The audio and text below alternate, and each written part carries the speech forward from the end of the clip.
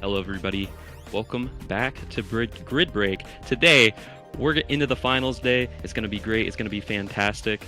We had all these teams come through over the past couple weeks, play some Under Night. It's been really great. It's been fantastic stuff. And we have our top 8 settled today. And let's talk about that top 8 today. And I'm joined by the real Tom Clancy, J2, and Tabby. Tabby, break it down for us. Yeah.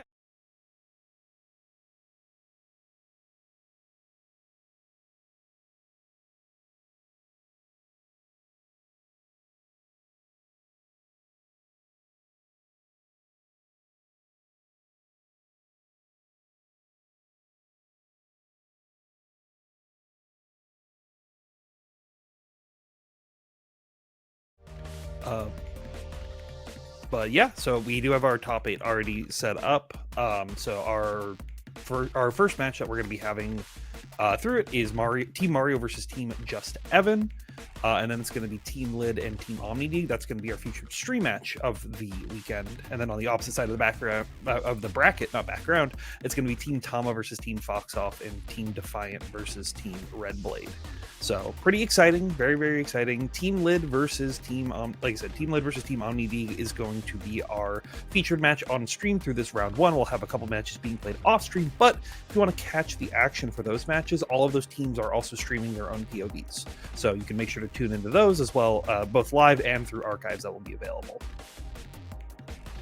Yeah, and it's been super sick seeing these teams kind of not only learn up as they were prepping for the round robins, but especially, we talked about it on last Sunday, right? Oh, okay, these teams have really focused in and honed their skills so quickly just in the 24 hours between round robin 1 and round robin 2. And, specifically talking about the teams we're going to be seeing on stream for our winners round 1.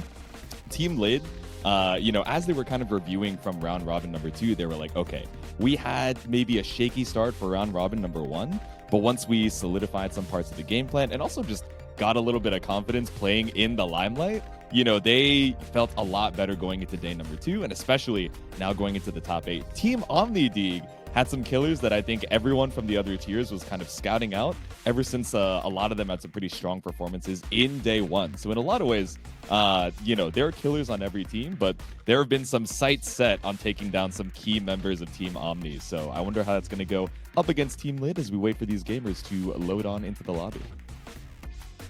Yeah, it should be interesting, especially with like some of the just looking at the matchups that we have across the board. So for our tier 4 matchup, it's going to be Proxy versus Scrappy Sensei, which is Gordo Mika, which is like traditionally a matchup that I've seen some Gord players like complain about from time to time.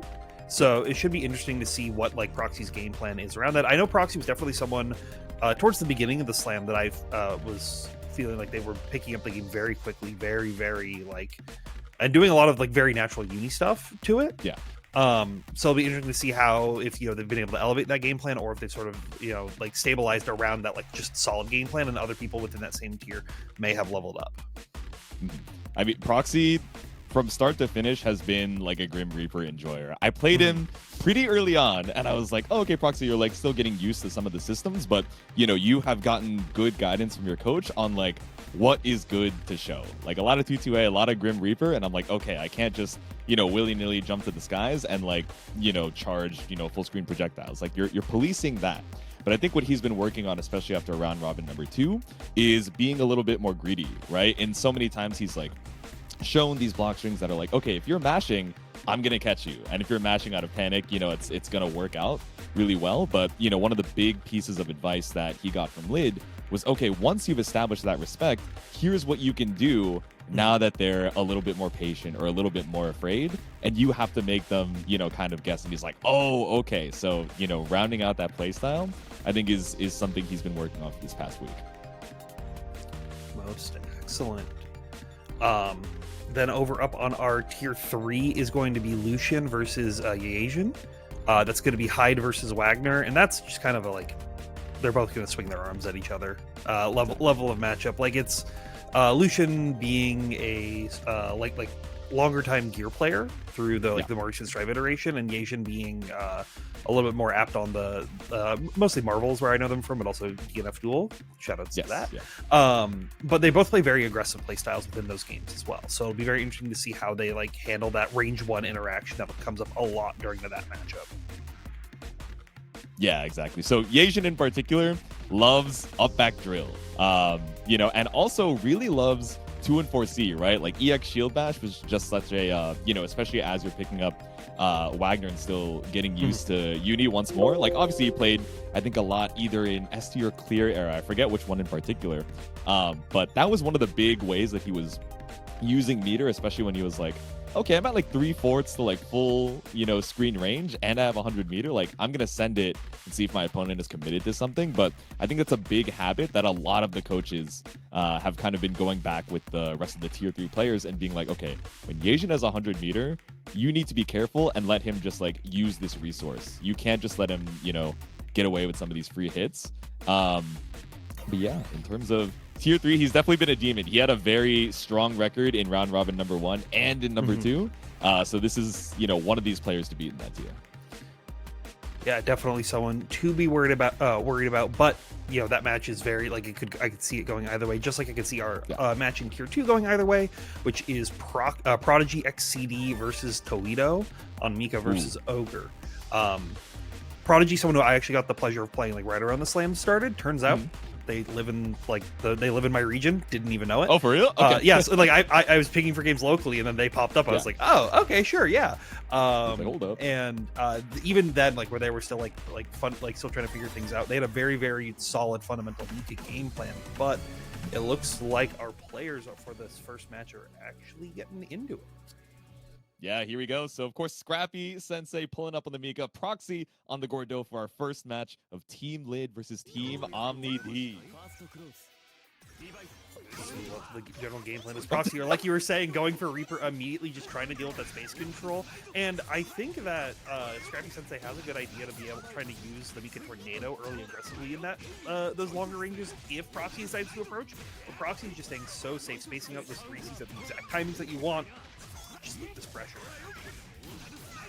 they got CS available for one more hit as well. A little red beat, but we weren't holding the tech, so EX the Sim Ender get. Oh, brother. Okay, get a little bit of meter back here. You're in perfect position to try and seal this out, but Scrappy just trying to down back an opportunity to escape when EX the Sim is knocking on the doors. It's not quite enough to kill just yet.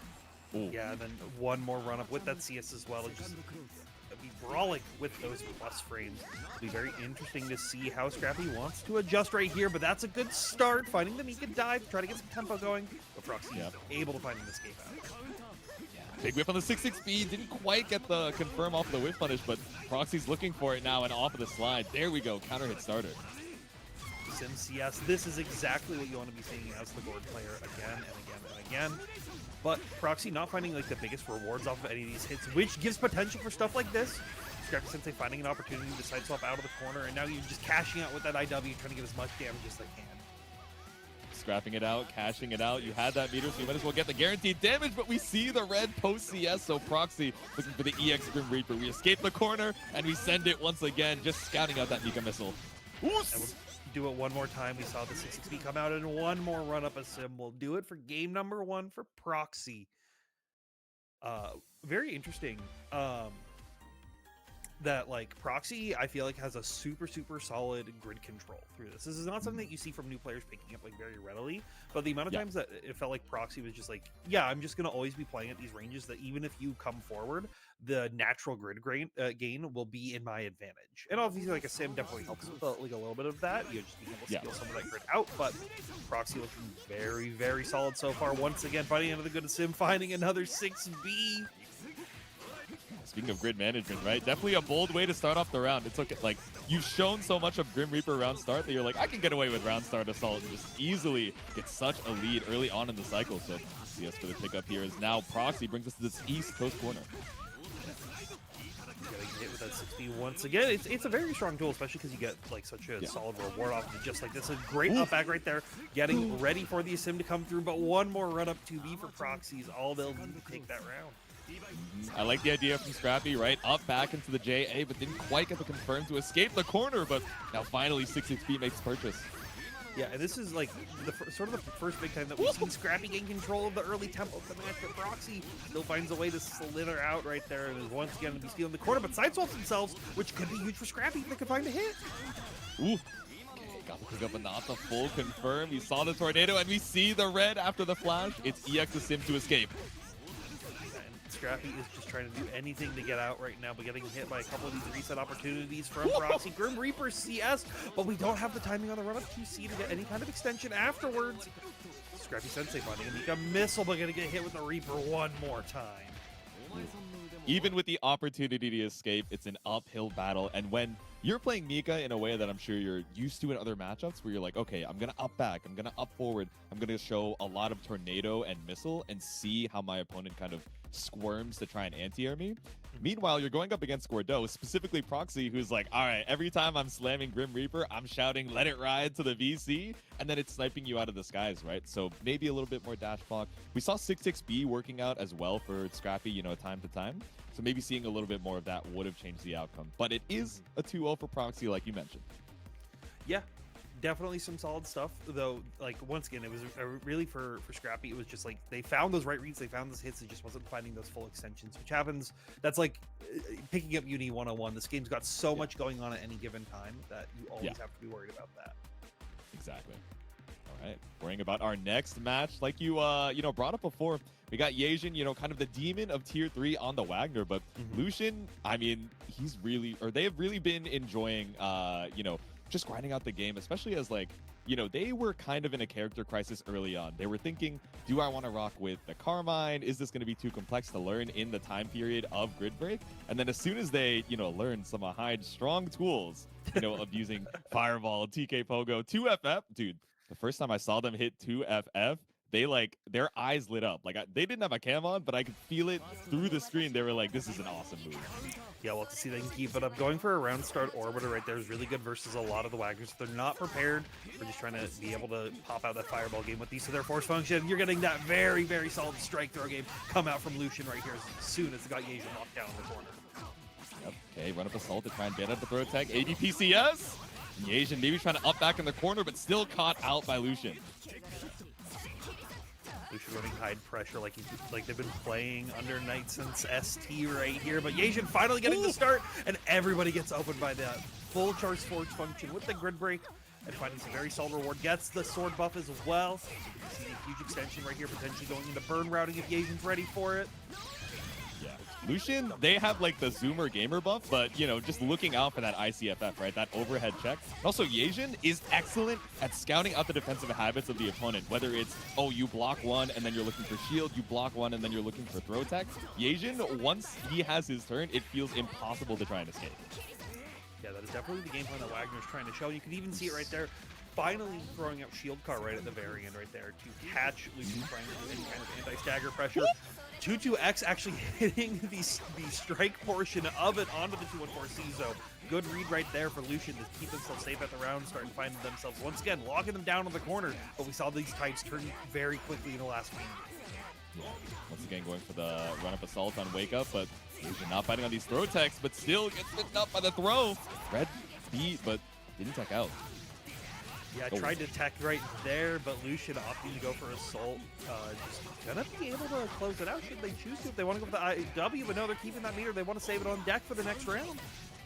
Oh, I was going to say with a health lead like that, I understand, but now with counter hit 5B, I mean, you can never count Wagner out, right? Gets her turn off of the sword buff, but still had CS for a lethal reversal. Yeah, so instead of going with $200, just $149. You know, it's a nice EX move on sale right there with the CS.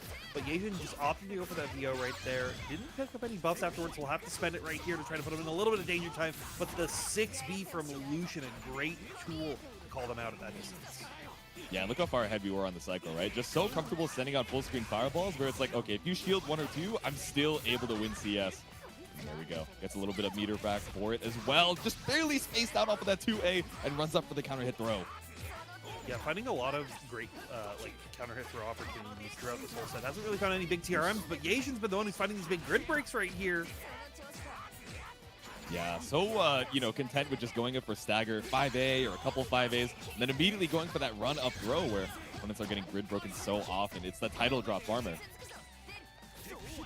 As well after those minus frames, just wanted to keep their turn, but Lucian backs off, knowing that they have the life lead. J2C hitting the back shots right there as the J2C trying to come out from Yasian, but that first game is gonna go towards Lucian.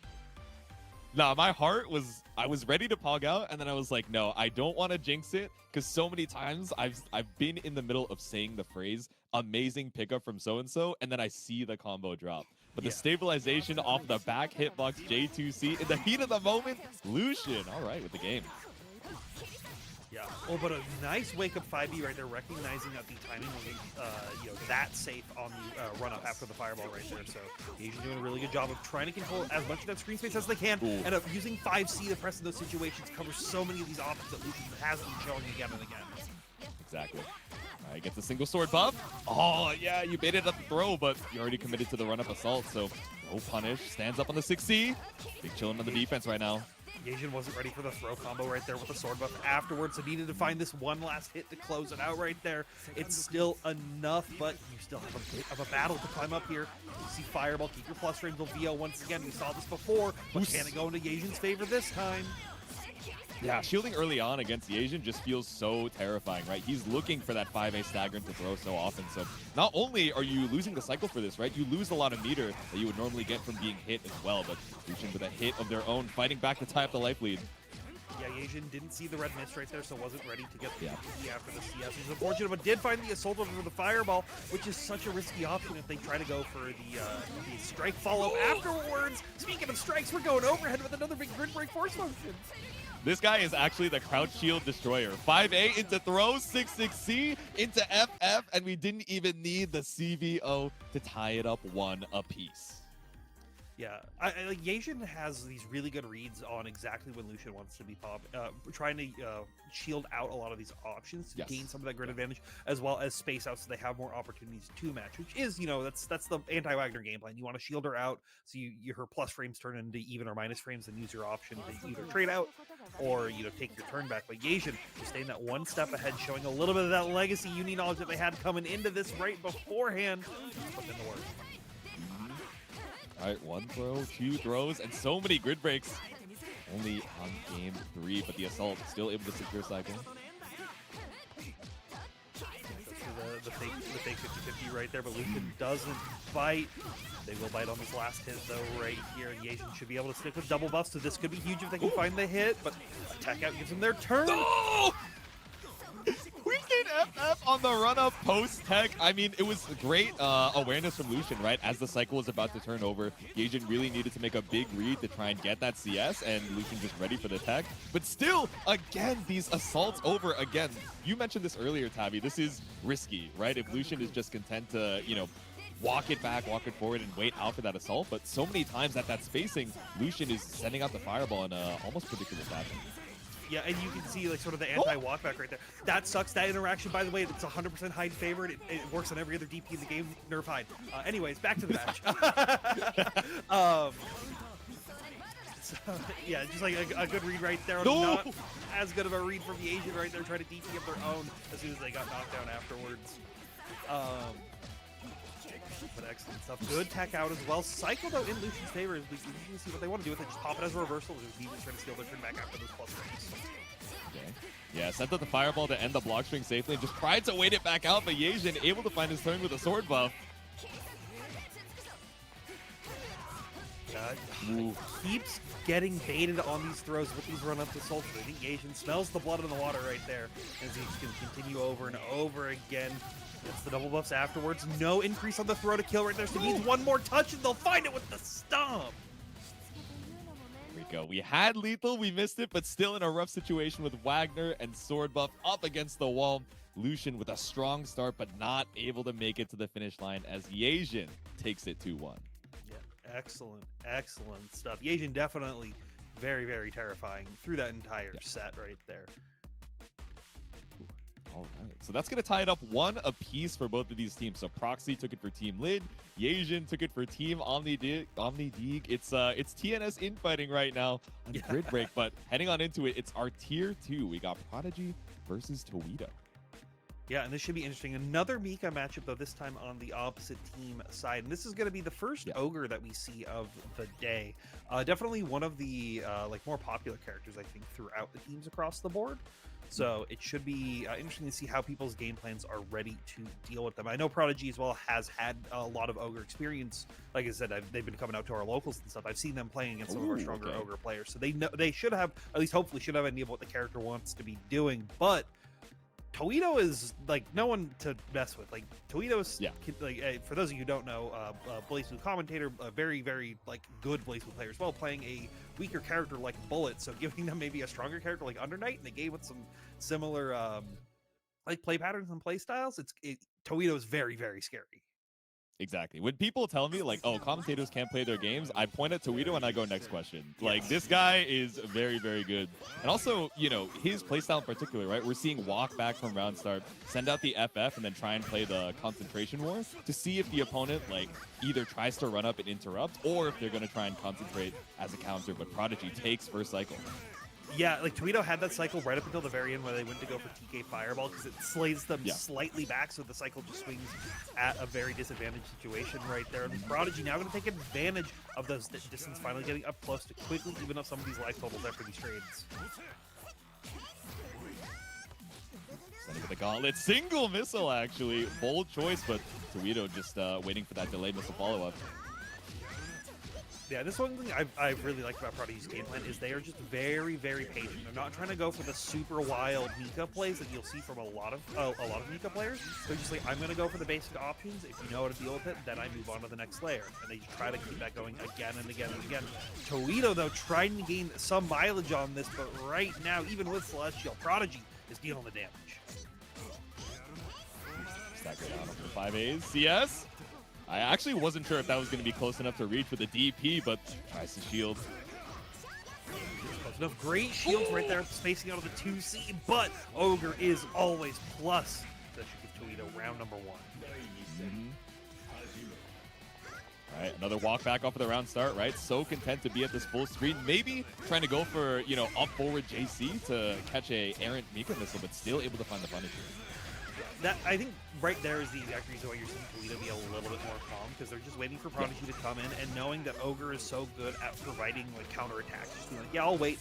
I'll see what you do. Do I need to lariat you full screen? Do I just need a shield? Your jump and attempts, and you're already seeing it be clinical right here. Exactly. His ability to like scout out defensive options or even just neutral patterns from his opponent is excellent. It makes full use of the VO here, as now we have you in one throw range.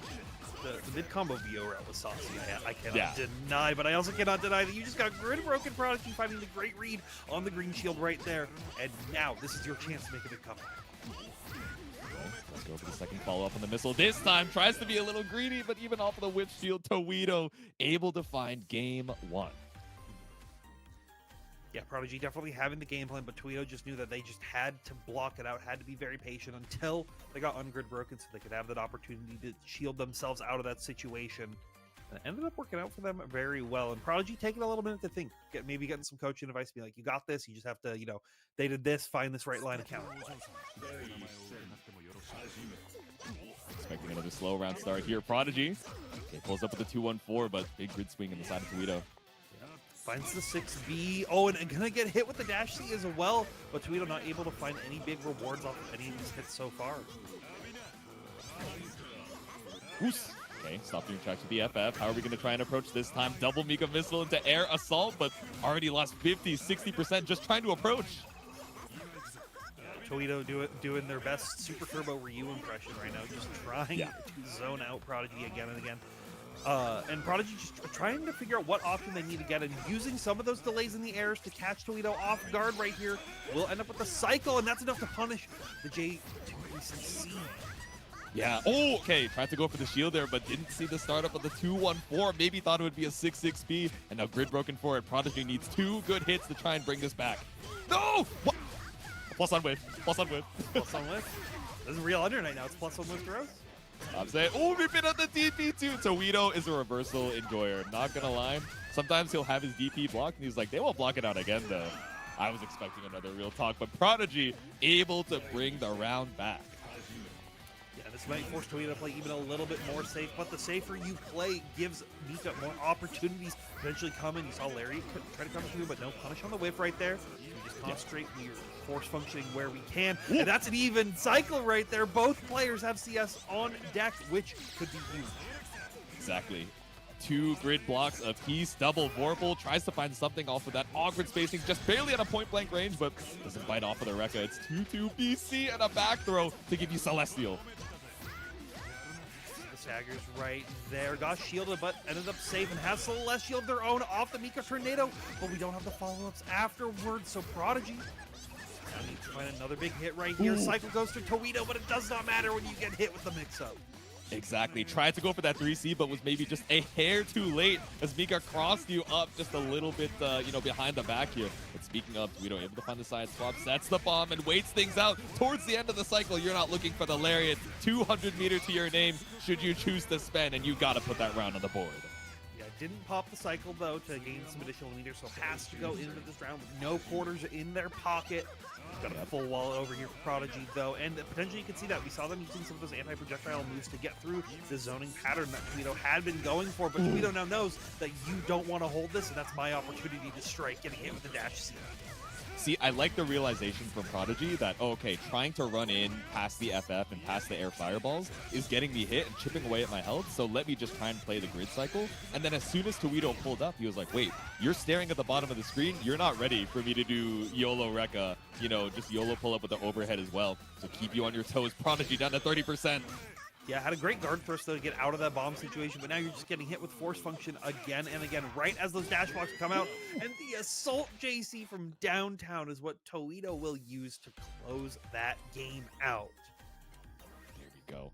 A 2-0 for Towedo, and I was about to call it clean, and it was clinical gameplay coming out from Towedo, but we saw Prodigy just gradually putting the answers together, but not fast enough to be able to overcome the life lead that, FF and TK Fireball were, putting in for Towedo. So the current score is 2-1 for Team Omni Deeg. If they win this next one, we do not have to go to a tiebreaker. And also, as we head into this Tier 1 match between Gravy Jones and Texas Hammer, if Gravy is able to take it, we go to a tiebreaker, and we can explain those rules in a little bit, but it'll be a random match between one of these tiers if we get that far.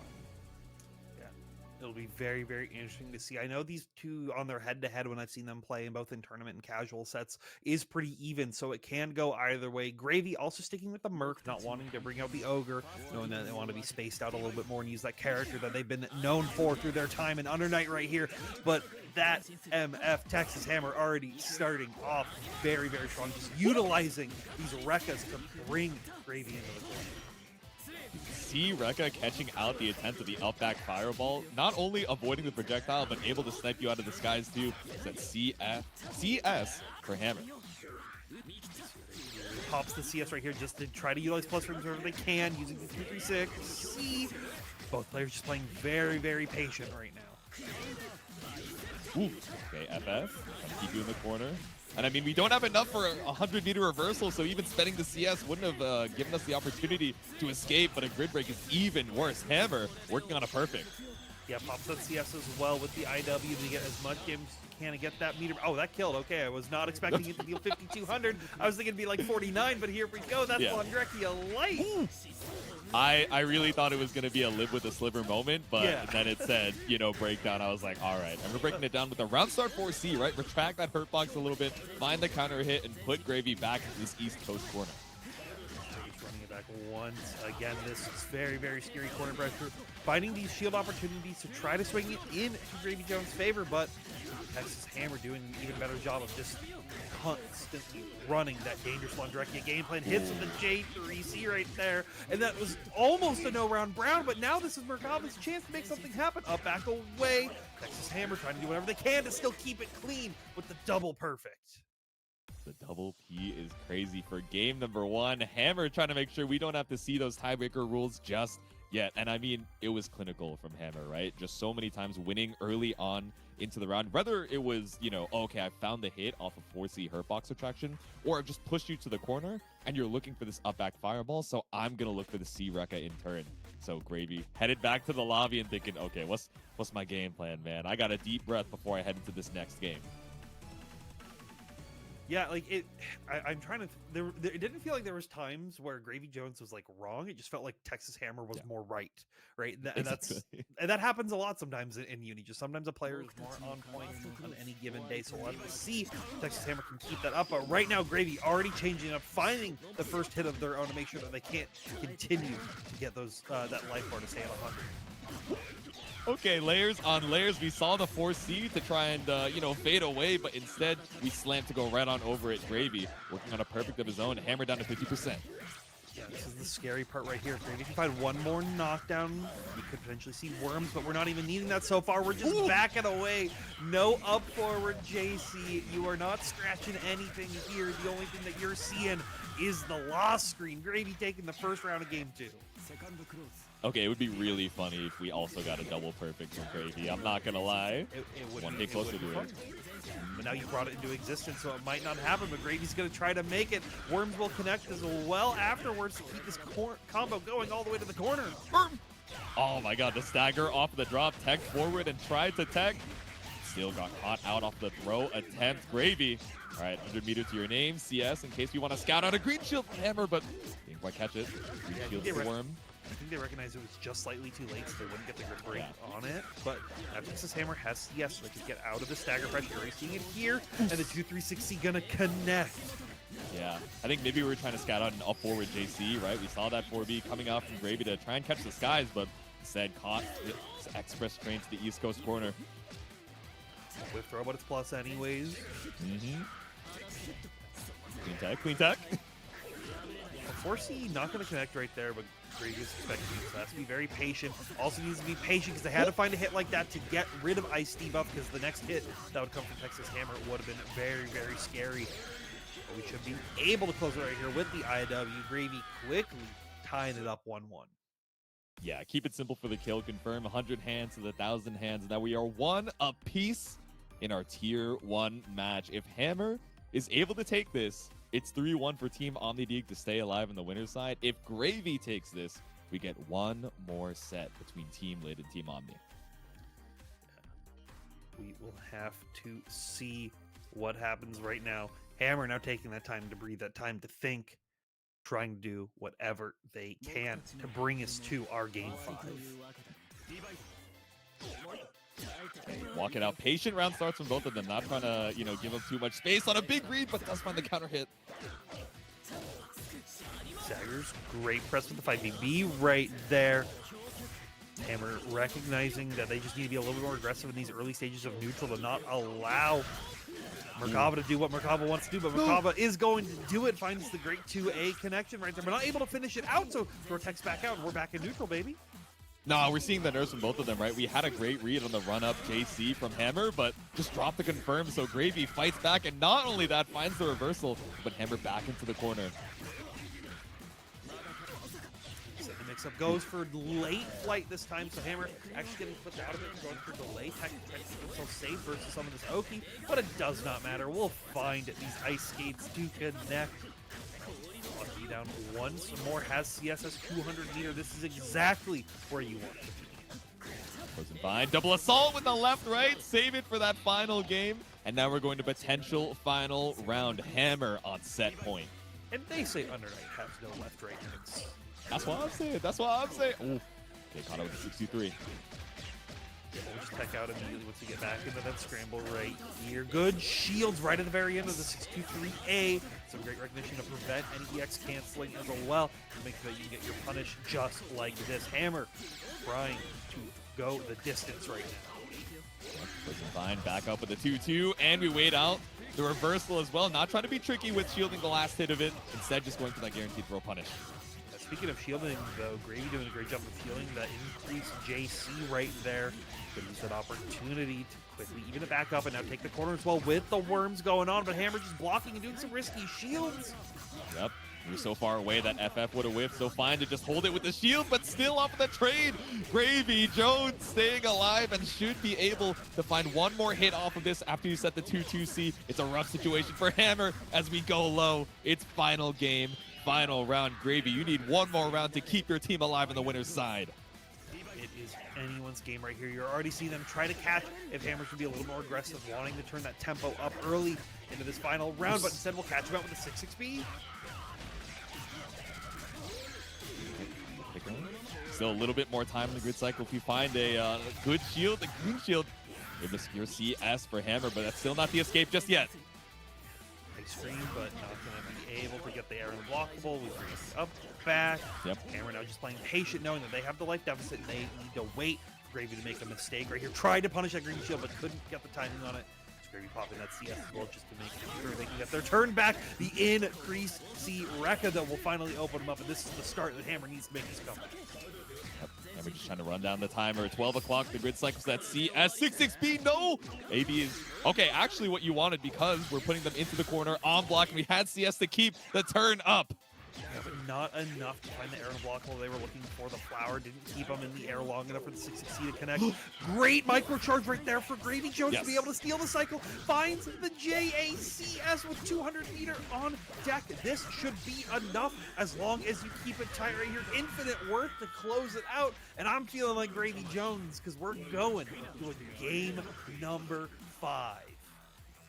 In my mind's eye, I can see him going, "Let's go," and then ripping the craziest burp of his life, rubbing his belly, as now Team Lid ties it up 2-2. So like you said, we get one final set to see who stays alive on the winner's side here. But to see which set is actually going to be played, we're going to bring Yost in to explain how we're going about these tiebreakers in the Grid Break top 8. So we have 3 tiebreakers happening right now. To quickly explain, Are you dead ass? Are you dead ass? To quickly explain, we have 3 tiebreakers right now. So we have Team Red Blade versus Team Defiant. Defiant took it 3-0. But for every other set, we are doing a tiebreaker. So right now, I'm running the tiebreaker. So I'm gonna share my screen here really quickly. I'm going to change my window, and I'm going to share my screen very quickly so everybody can see. So that everybody can see. Where is my? No, we trust you. It's fine. No, I believe you. Yeah. I believe you. Okay, Yeah. okay, I believe you. Okay, I Knock it believe off. you. Yeah. Keep it down over there. Yeah, Unless keep it it's down. the Keep it result down. I don't want, and then I'm going to say it's rigged. Exactly. And It's then I'll cheating. say it's Yeah. rigged. Yeah. And then I'll say it's rigged. So If it's what I want, it's awesome. If not, you're cheating and you rigged the bracket. So good luck. I'm buddy. cheating and I rigged it, and I'm cheating and I'm cheating. I miss the old grid break. You know? Straight from the go grid break. Straight from the go. Okay. Look around with so many grid breaks. That's what I'm saying. I've always been saying this. It's true. It's true. Wheel. So right now, I'm going to be doing Tama versus Foxov. This is going to be Tama versus Foxov on this wheel that I'm spinning right now. So you should now see my screen. Oh my god. Okay. Okay. Nice. Okay, I see it. So they banned tier 3 and tier 4. Correct. Yeah, so this is between Okay. the top two teams. So Tama Foxov. Yeah. Oh. So it's looking like tier 2 has to replay on Tama and Foxov, which should be Zippy and BSG has to play a first to 3. Bro, they got the Fun. Grand Blue players, tie-breaking unit. Uh, Come on, bro. Reroll, boo. I don't know. Maybe the wheels weren't weighted first to properly. 3. Maybe you just did That's something what on I'm the back end. So that's Okay. Izumi Ogre. So we're not going to see that on stream, but that is what's being played on some of these other streams. So if you guys want to have that on your second monitor as well, I'm sure that's going to be a tense match. Yeah, I think there's a lot. Yeah, there's a lot of uni streams happening right now. Basically, every player is streaming their view of this wonderful grid break that we're Okay. having. Now Yes. I need Evan, Mario, DM me your bands at Lid, at Omni, you as well. DMs. Yeah, so as a little explanation, like the coaches get to blind ban one of the tier matchups on the on the wheel. So for example, if Team Lid bans tier 4 and Team OmniDig bans, tier 1, then the remaining wheel would be tier 2 and tier 3. The coaches can ban the same tier. So if they both ban tier 4, obviously the wheel is going to look like, tiers 1, 2, and 3. But they send them in blind, so there's no, information traded between the coaches before they head into that wheel spin.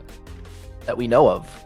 Now we know, I mean, they might be know. DMing on the side, to be honest. That's There's true. like a prisoner's dilemma going on. It's like, no, I want this Let to you go be to tier Tama. 2. You're like, okay. Why they don't collude with me, man? Yeah, Why currently did I I'm waiting respond to on my DM? Evan to DM me and also Omni to DM me. Whichever Okay. person DMs me first, that will be the next wheel that I spin. I'm Okay, shocked okay. that there's no Seth move named Prisoner's Dilemma.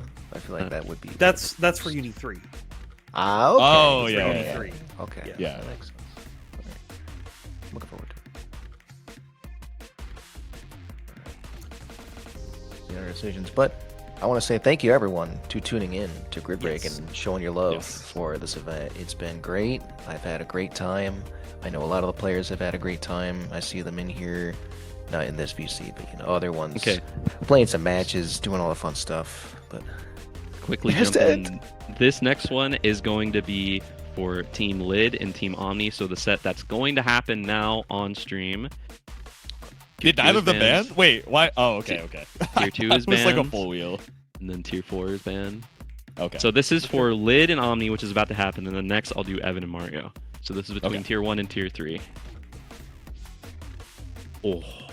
And then it's going to be the run back of Ooh. Gravy and Hammer in a first to no 3. way. Okay. And- And then bringing it Good back. thing they stayed in the lobby. Yeah. Yeah, everyone stayed in the lobby, and then tier 4. So,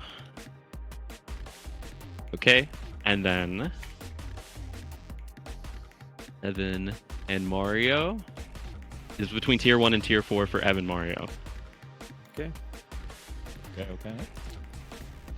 Oh, okay. The so, tier 4. so Barbar and RDE Okay. are running it back in a Oh, first okay. to 3. Barbar and go. RDE are running it back in a first to 3. This is They got hide Yuzu first to 3. What the hell? what the hell? What the hell? Just flip a coin at that point. Yeah.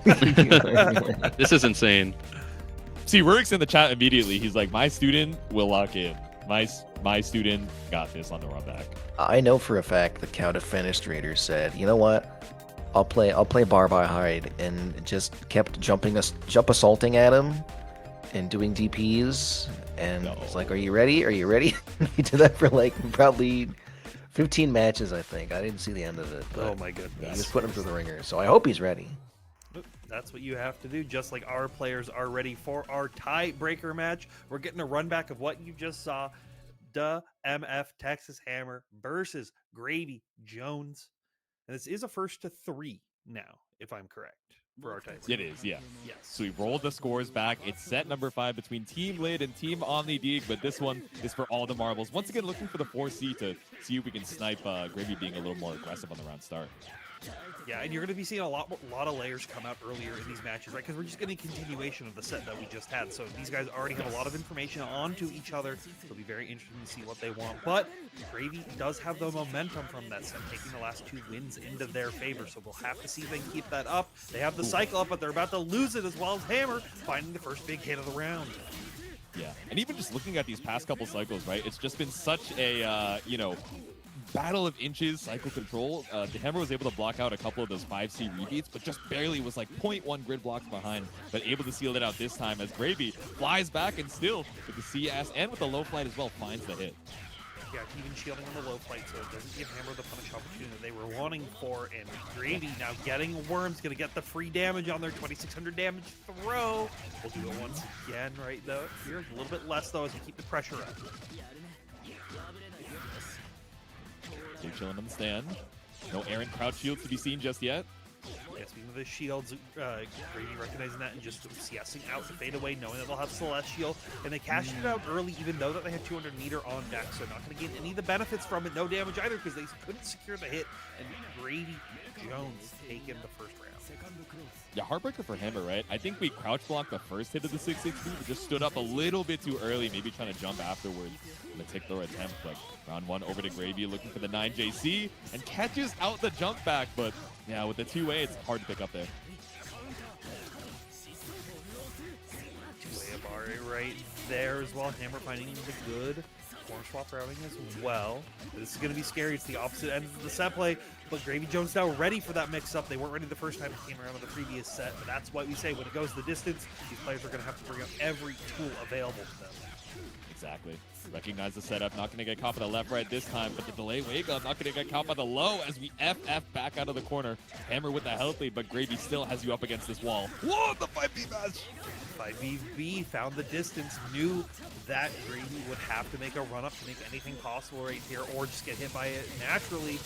And so we'll find the big hit, cash out with the IW as well, dealing so much damage on the last hit that I always forget. And Hammer time it up. These 5C rebeats, once again, just try and hold on to the cycle. Hammer content to just dash block and let Gravy donate grid off of these block 5Cs. Oh, but still able to concentrate because Hammer is thinking, okay, I don't want to get baited off this concentrate and run into a 5C. Yeah, and it's on the other end. They don't want to go for the concentrate and then just get immediately sniped out with the 214X. Yes. So has to be very careful playing around that. That's why they're just waiting for those opportunities to shield, to gain all those multi-hits, gets a grid break in Celestial. It's danger time for you. All right, at least running down the grid break timer. Still going to be cycle for Hammer, but at least they're able to mostly wait it out. Another throw, pretty good to take away that 50%. Saw the red flash, but still gets caught out here.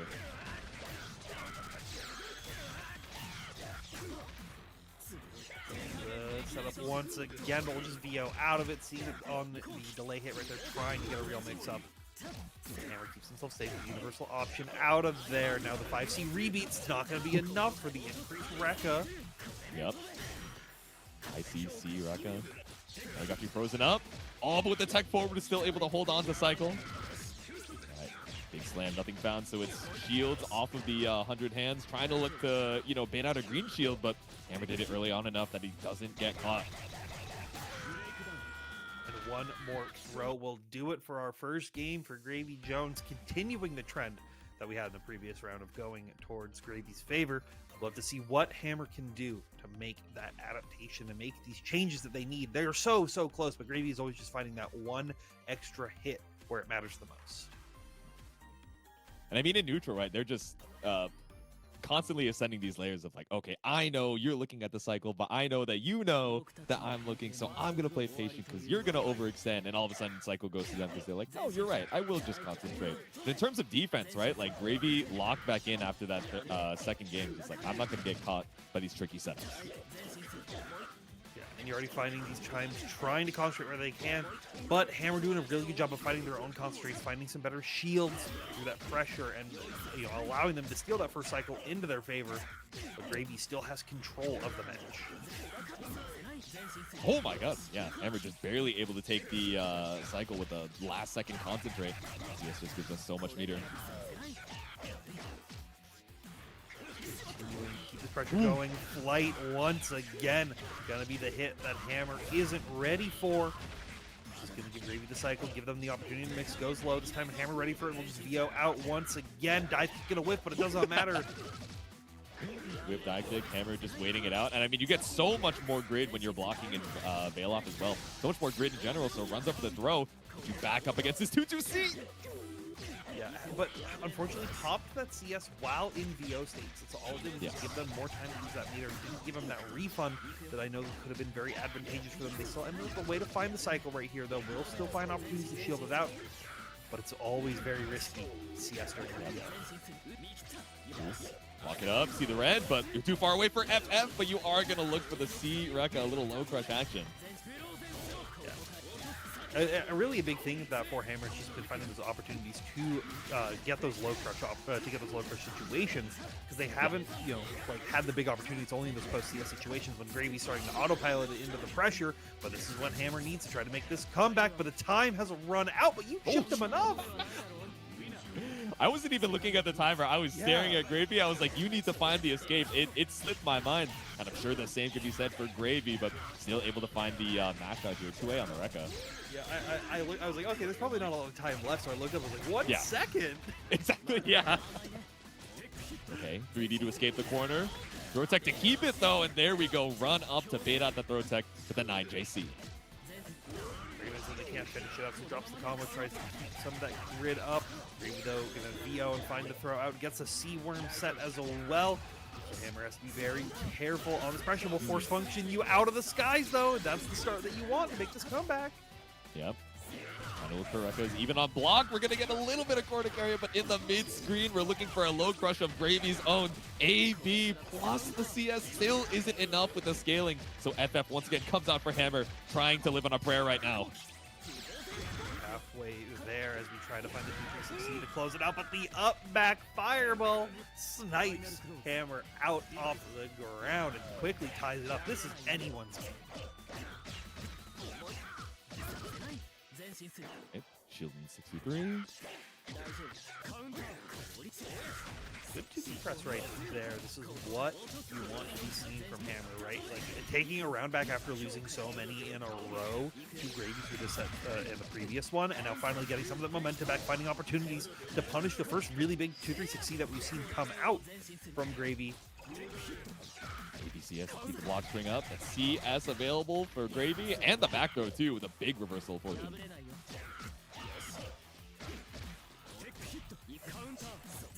Now finds another good Abare press right there. But the slow ass shield damage gonna be adding up. Even these random stray hits dealing so much, getting sniped with the flower as well. As long as Hammer doesn't do anything crazy, they'll tie it up and allow them to start getting a foot in this set. There we go. And I mean, Gravy, even without Celestial, even without Vorpal damage bonus, would have been on one touch, and we saw the freeze of that 2-2-C, and I was like, all right, man, I'll see you next game. Yeah, and that's sometimes what you gotta do. Sometimes you just be like, we'll make it easy, we'll make it simple, we'll run it to the next one. Love to see what these adaptations are that Gravy wants to do. Maybe they'll try to find more opportunities to like steal those micro concentrates again. Is something that we've been seeing less in the set because Hammer had been doing more preemptive shields, trying to make sure that they could keep the cycle into their favor. Couple rebeats. Now Gravy being a little bit more forward advancing. The 5C rebeats were just donating cycle to Hammer every time, but still not able to find the hit until that counter hit 2B off of the walkback. But a good preemptive tech right there coming out from Hammer, just immediately knowing that they want to go for the throw, get as much damage as possible, allows them to also keep the cycle right here. So once they're in this knockdown situation, but they keep getting hit overhead out of these flight situations. Yep. I got so much meter ready for Gravy. It's a 2-2-C moment. All right, how's CS going to help you try and escape on this one?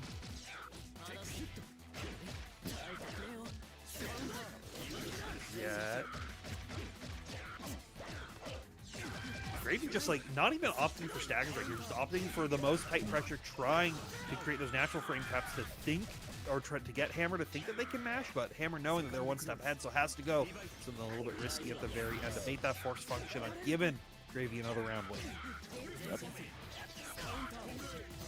Hammer's going to be passive from the full screen. We have the opportunity to set that worm. Oh no, and we tried to green shield the JC, but gets grid broken for it into a 2-2C, so you got to down back and hold this. And ice buff still being applied again and again, so any hit could have been scary, but Gravy's been perfectly, and every single time that has come up, found the opportunity to just immediately capitalize and hit him with the low. Oops. All right, knocking on the door once more. AB Ender. Good shields right there, keeps themselves safe afterwards, not going to be getting hit with any kind of mix-up, but is going to be getting hit with the throw. Right, stagger and just wait out the Iwex. The desperation attempt to escape from Hammer as Gravy puts a second game on the board. But that's not the end of the set just yet. These tiebreakers are first at 3, so we still got at least one more game in the bank. That felt like a I pressed ABCD to VO moment. Yeah. Like it's a the Iwex is kind of risky because a lot of times people will if they're gonna VO, you just hit ABCD because it also does a throw OS if they go for run up throw. So I think Hammer just autopiloted that, not recognizing that they were at the Iwex threshold, which is just, it's unfortunate. It happens to all of us, but it's going to be an advantage for Gravy right here to now know that they only need 2 more health bars to close out the set for their team to move them on one step further. Hammer on the back foot, but advancing, actually able to cross under the assault. Because Gravy's like, all right, I set the worm, I'm pulling up for the assault. Surely I'll make my way in, but Hammer actually has you up against his West Coast corner now.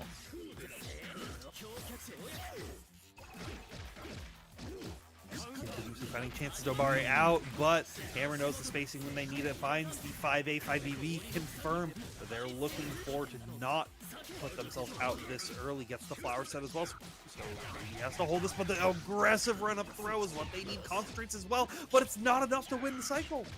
Yep, okay, whip dive kick. Oh, that's coming out from Hammer just yet, trying to look for the 4C at that spacing, but Gravy pulls up with the assault to keep the pressure on. It's BO to escape and secure the cycle too.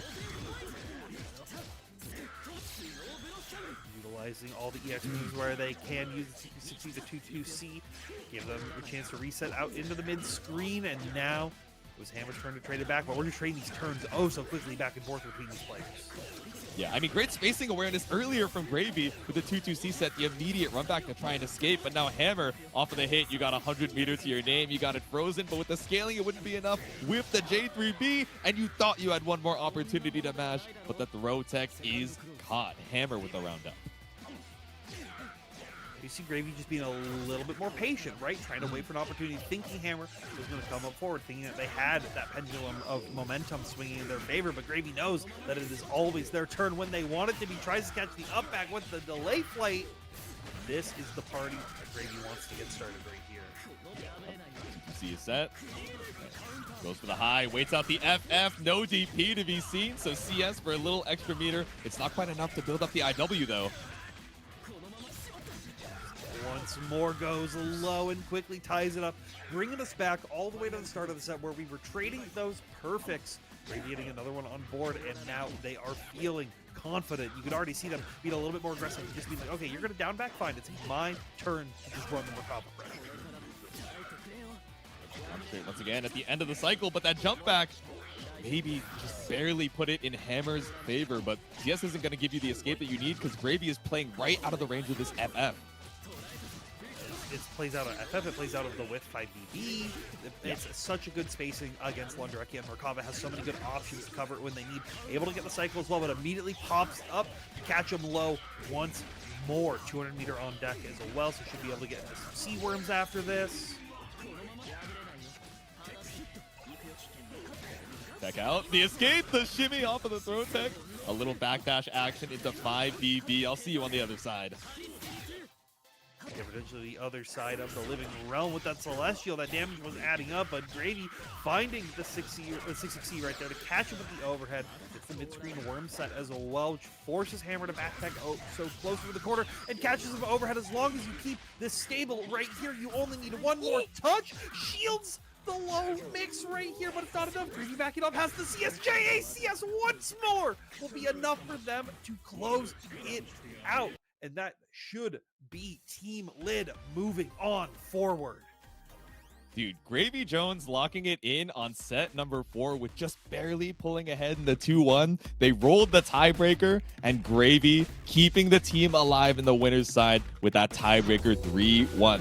Hammer playing out of his mind, but just barely in that last interaction. You got the CS, you knew you needed one more hit, and you got to pull up with the classic, the JACS, that quick overhead when everything is on the mind. You're trying to survive for your team. The team OmniDeeg is down but not out. They are headed down into the loser's side to try and fight for their life and maybe potentially get this run back if both of these teams are able to make it to finals. Yeah, but an excellent set of matches from both teams here on the early stages. It'll be very exciting to see how they move forward.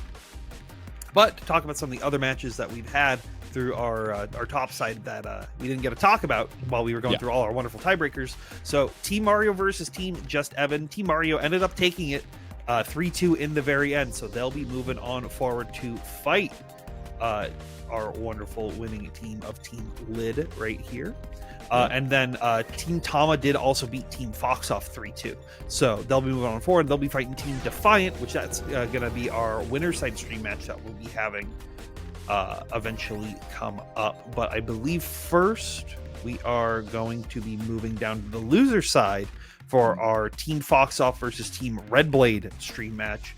Then Team Just Evan will be fighting Team OmniDeeg on the other side of losers.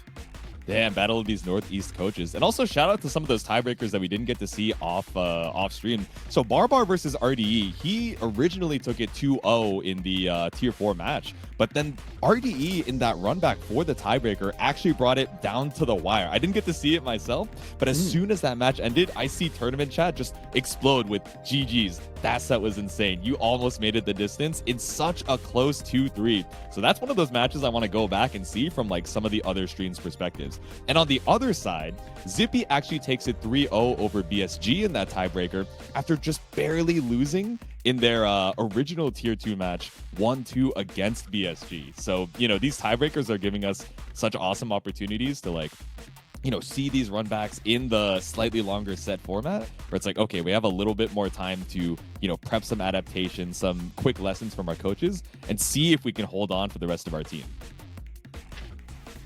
Yeah, it's been bloody. I'll be the first to say it's been insane, especially in these off-stream matches.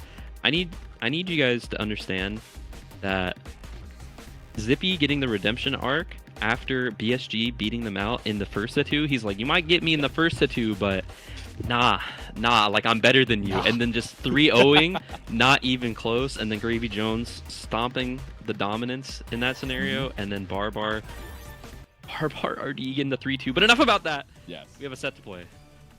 Yeah, we do. I'm looking forward to this one, personally speaking, because these two players have been grinding.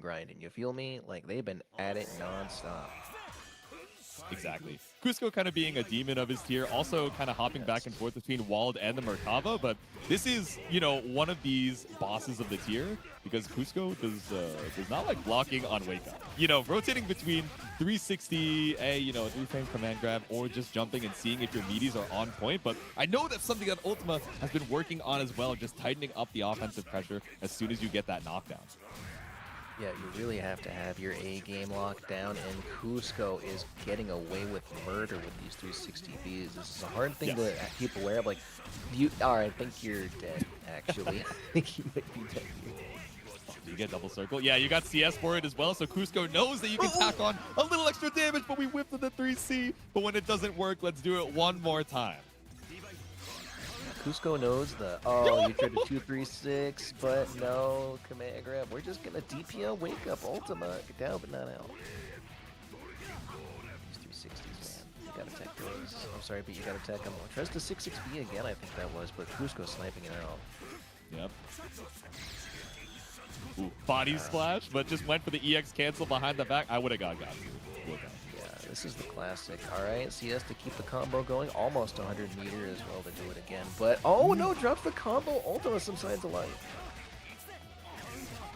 Cusco just swing behind the back, but there we go. We find the meaty. Cusco trying to mash on Wake Up once more, but 3D actually finds the escape. So now with this 720, we secure game 1.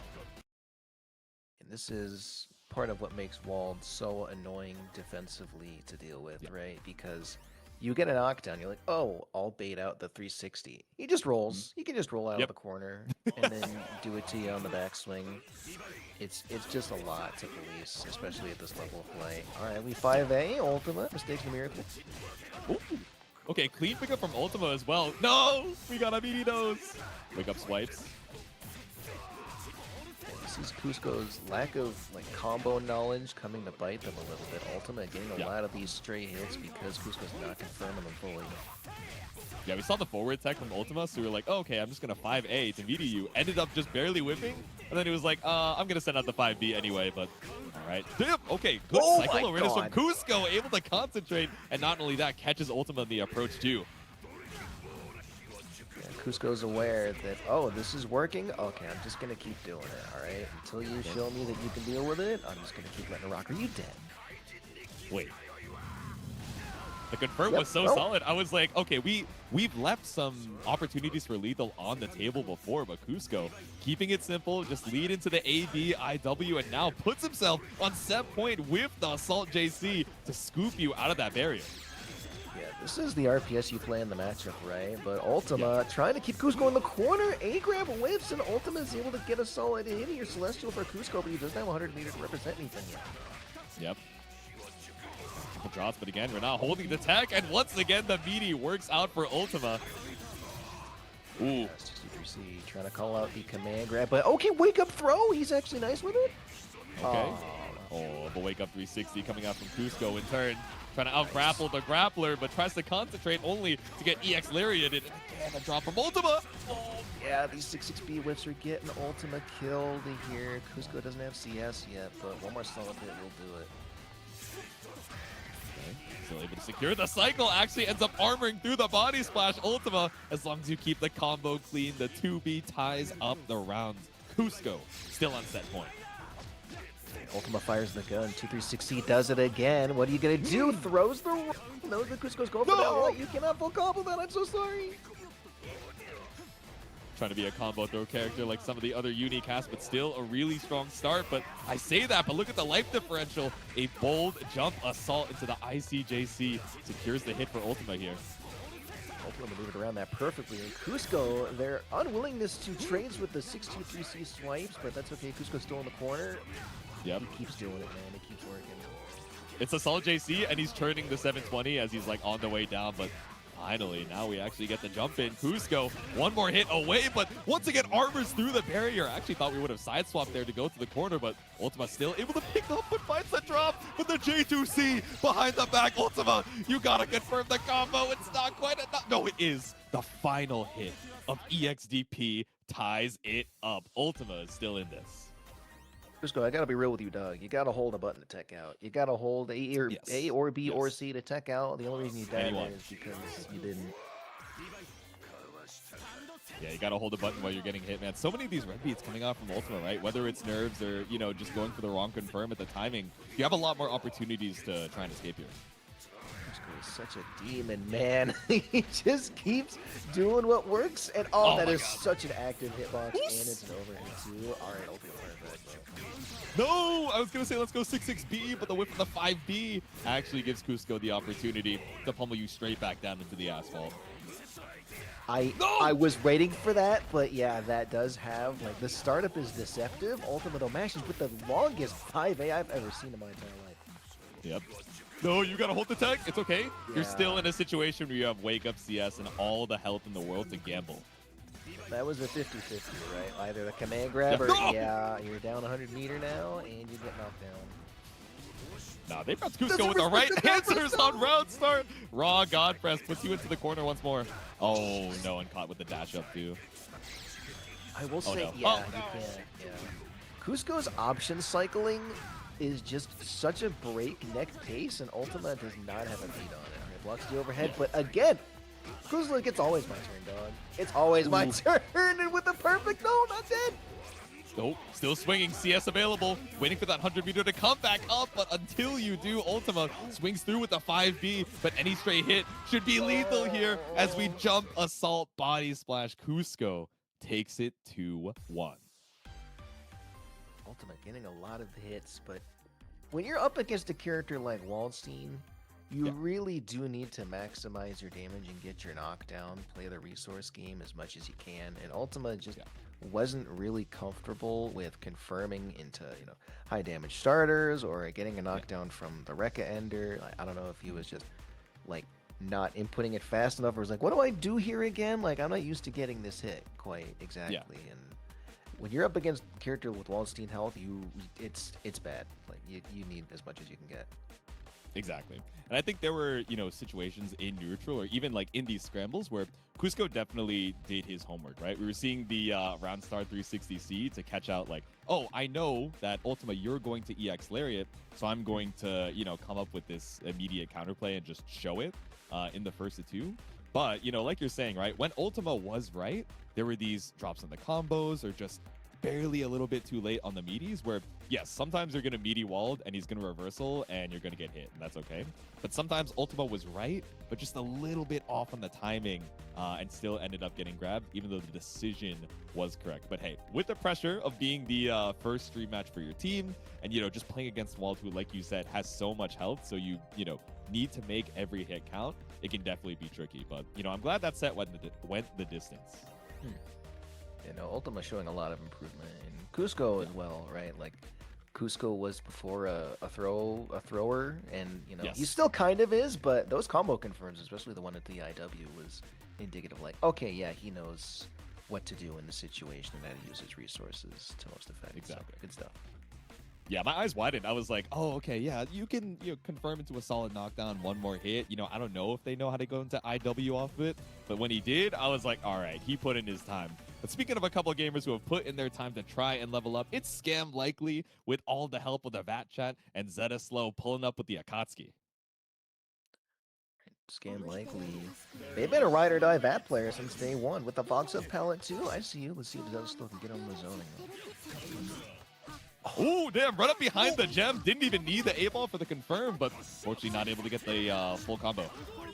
Just right. I love the shields actually reacting to the increase ICJ6C. Yeah. A nice lead in the cycle. Oh, baits out the parry too. Yeah, Scam is kind of moving right now, actually. Like last week in the end of round robin 2, we were seeing the zoning get so much better, but the defense looks great from Scam right now. Confidence of Scam. Oh, gets sniped out by the J6C. Zetaslow not fully confirming into the combo and just gets 2C for their troubles full steam. Exactly. Backdash 2C. Now you have such a big health advantage, and Scam, once again, going into that zone they're so comfortable with. And I was scared of the Jump Assault JC in their last set last week. This is what got them killed. And now being in range, this point blank for Zeta, you have the opportunity to fight back. But a couple crucial backdashes keeps you that reach. Yeah, that reach. I was wondering when it was gonna happen. I'm like, you shouldn't. You didn't need the backdash. You could just charge exactly. Kick, but Scam. ABC always be charging, but now we pull up off of the icy fireball to clear that gem. Just dash block right behind it. You have all the pressure in the world, and J6C finds the hit for Zeta. Burning some meter has a sizable lead in the cycle. Plenty of time before the next one. 6-6C full combo in the corner. Scam, are you gonna flash kick?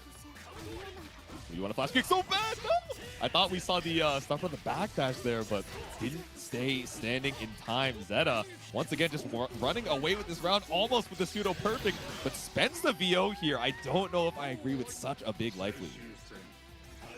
Yeah, if you want to spend anything, like, flash kick is probably the best choice there, because even if you're wrong, you still save the 100, but Zetaslow just keeps bombing on down with these J6C increases, and Scam keeps getting hit. Exactly. Just contesting the skies. It's like, oh, okay, yes, that JC is an incredible button, but so is Akatsuki J6C, so I'll meet you where you're at. But caught out here with the frame trap. Oh my, yeah, you cannot do that on block. Zetaslow, probably a misinput, but regardless, Scam Likely gonna take that red combo all the way to the bank, win the cycle, and some point of positioning. 2 no, you got mashed out on! Yep, with the JB behind the back. Scam didn't realize, maybe trying to run up for a B drill, but no, we tried to look for the C flash kick. Unfortunately, the fact that it's so horizontal ended up working out of your favor. As now the C fireball, we're just trying to stall above it with the gems. Oh my goodness, that was such a scary shield, but Green Yeah. Shield not reacting to the overhead in time. Zealous keeps hammering away with these, and they keep on hitting. Zeta has turned up the pace right now with the backdash B Tatsu, where before, round number 1, Scam's defense was looking so solid, but Zeta just turning up that pace made it so much more difficult to keep that defense up in practice. I want to see Scam flash kick more. As odd as it sounds, when the C1 got baited, any gap in the Sakatsuki's pressure, just flash kick. Exactly. To show it. Show the reversal a little bit more, but finds the trade combo and the confirm as well. Okay, Scam. Oh no. Oh Never mind. no, there were 2+, so they just got thrown for their troubles, and Zetaslow again gets a nice solid hit on Scam, puts him in this east side corner. Yep. Air throw ender. Again, if the 6B keeps working, we're going to do it again. 6-6B, 6-6B. A little high knee action here. We run down the timer. Like the patience from Zetaslow trying to bait out a flash kick. Double jump's already spent, but there's definitely a sizable health lead. Scam trying to make some distance, but you gotta get in. So we saw like 5 dash blocks going on there. I was scared we were going to send the 6C and get, anti-air baited, but Scam just trying to even up his life lead now. I'd like to see Zeta just try to go for the suckle here. Now Scam gets a 50-50 attempt if they want it and can make this life lead back. Okay, big whip of the laser. But we charge up the blast kick. No! Again, spending the EX puts you a little bit too far forward. Zeta on set point. It's alright, that cycle gave them almost all the meter back. You know, it could be worse. Oh, it's worse. Oh, it's so much worse now, actually. It's gotten worse immediately. Oh, good God. Okay, right throw ender back into the corner once more, but finally, okay, they heard you through the stream. There was a little delay, but finally showing the B flash kick this time. I like the delay, too, because you know Zeta's been, like, slightly delaying it, but these jump-ins are so good. Okay, look for the 6-6C. Just barely out of range for the fadeaway JB and finds the anti-air 6C. Oh, but even off the drop, it's Tatsu. 6C to kill the Jawbreaker. Zeta slow seals it out with a 2-0. I need to go back to the commentator cam. My jaw is on the floor, man. He might be to go it, actually. How did he know? How did he know? Off of the drop and getting caught by the C Tatsu, like I imagine that was just like to be the combo ender, and then it ended up resetting in a way that was like, oh, you know what? I'll take it. I'll take it. But, you know, throughout that set, right, even past the drop, the quote-unquote reset, it was like, okay, Zeta just like kept the pace in a way that made it so difficult to hold on defense. All right, up next, though, we've got ESG versus a newcomer had to replace Hubert. They had something come up. Yeah. Gabagool, who is an Azrael player in Blaze Blue on the Sarugi. Yeah, we replaced the Canadian Grand Blue player with a Canadian Grand Blue player. But this time, yeah, instead of the Gordeau, it is going to be the Sarugi. So we're shielding up a little bit here to try and block through some of these fireballs. But, you know, BSG's been on a tear. Got sent down into the loser side after that tiebreaker with Zippy. But Gaba, oh, the big whiff. Tried to do just the, oh yeah, all 6-6B extension here is fine, but that does not always work. Bomb applied. BSG trying to get a little cheeky. Nice block from Gabagool, but the throw tech gets baited. Yep. Spaced out. And BSG off of the combo as well, able to secure cycle. The bomb has been planted. It's okay. It's all right. Better than eating a full combo off the bomb. You take a throw, not the worst. Oh, Ooh. no. I think you're dead here. Oh, EX grab. No! Bomb still applied. Needs to be careful. Okay, nice. Throws before the bomb timer goes off.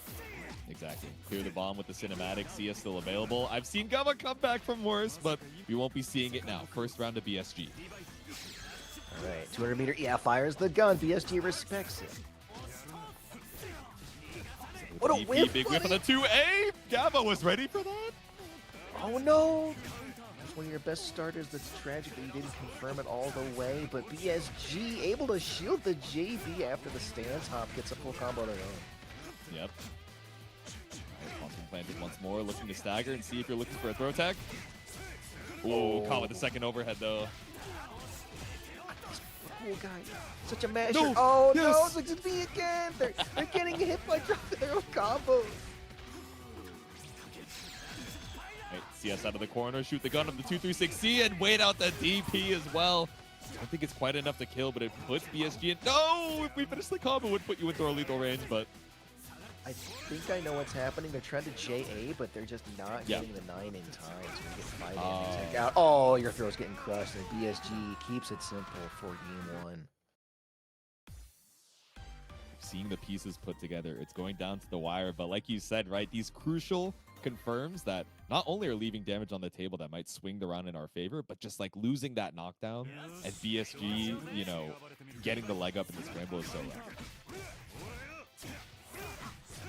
BSG getting an early start to the round here. Bomb set. Just sends a DP. Gabagool. That's the first DP we've seen from him. Yep. Oos. Gub tries to run up for the throw, but it's backdash action, but still gets caught out here with the low. Yeah, this is rough playing neutral when the Ogre has CS, right? Because you can just lariat CS, take a turn, and you are taking so much damage, actually. Yep. Ooh! Big drop in the 5B, though. I thought I saw him stand up, but still gets caught out here with the Rekka follow-up. BSG on set point. Gabagool maybe looking a little desperate here. Just sends you 2-3-60. Now they have no meter whatsoever, and BSG gets another hit with full resources.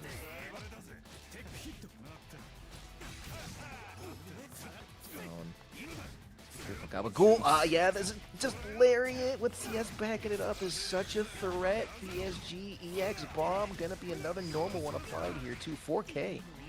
Yep. AB run down the timer of the bomb, but still gets caught out of the DP. Not the worst thing in the world, but still just ticking away at the HP as BSG does not confirm the clean combo to kill. But the patience for Gabagool doesn't find another throw tag attempt, but just gets hit low.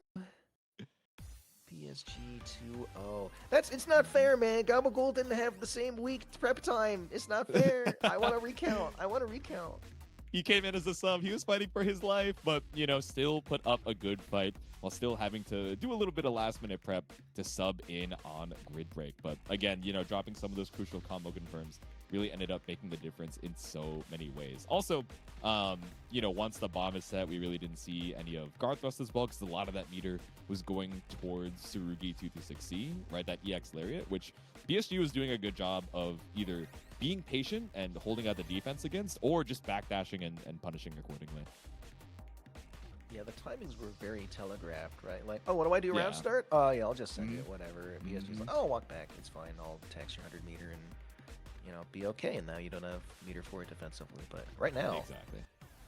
Friend versus Moth. I almost said nil because they still have their names changed. I don't know. Why do they do this? I don't understand. Like, no, we got silly names, but Nil is also in this tournament. That's why it gets me every time. I'm like, why is Nil playing Landrekia? But like you said, it's set number 4 for Tier 1. Moth coming in from Team Red Blade, trying to seal it out before the tiebreaker, and Friend trying to bring us to spin that wheel. Now, I know that Moth has just done Lawn 4CC and 4C Rekka block training, but it doesn't matter if he gets smashed down on from Friend here. Exactly. Dude, it was like a 4-minute video that they sent in general of just like blocking out the high and low off the 4C on reaction. But, you know, it's not the only tool that Landrekia has got in the toolkit. CS, but will drop off the 5BB. And that video was like 2 times speed, too. So I know, they did so it was like 8 or 12 Oh! minutes. Yeah, exactly. Get the corner stolen. Friend. Free state applied. Little micro charge, but not kind of drops the combo. Yeah, double JC trying to see if Moth is looking for a delayed throw attack, but still gets thrown. Yeah, stuck in the corner. See, you didn't practice against 5B Rekka. That's where you Exactly, yeah. You weren't looking for the icicle stimulus. Now off of these normals, you're not ready for it. Maybe you gave your opponent a little bit too much info on your own defense, but it's still good practice. Now 6-6B gets DP'd out.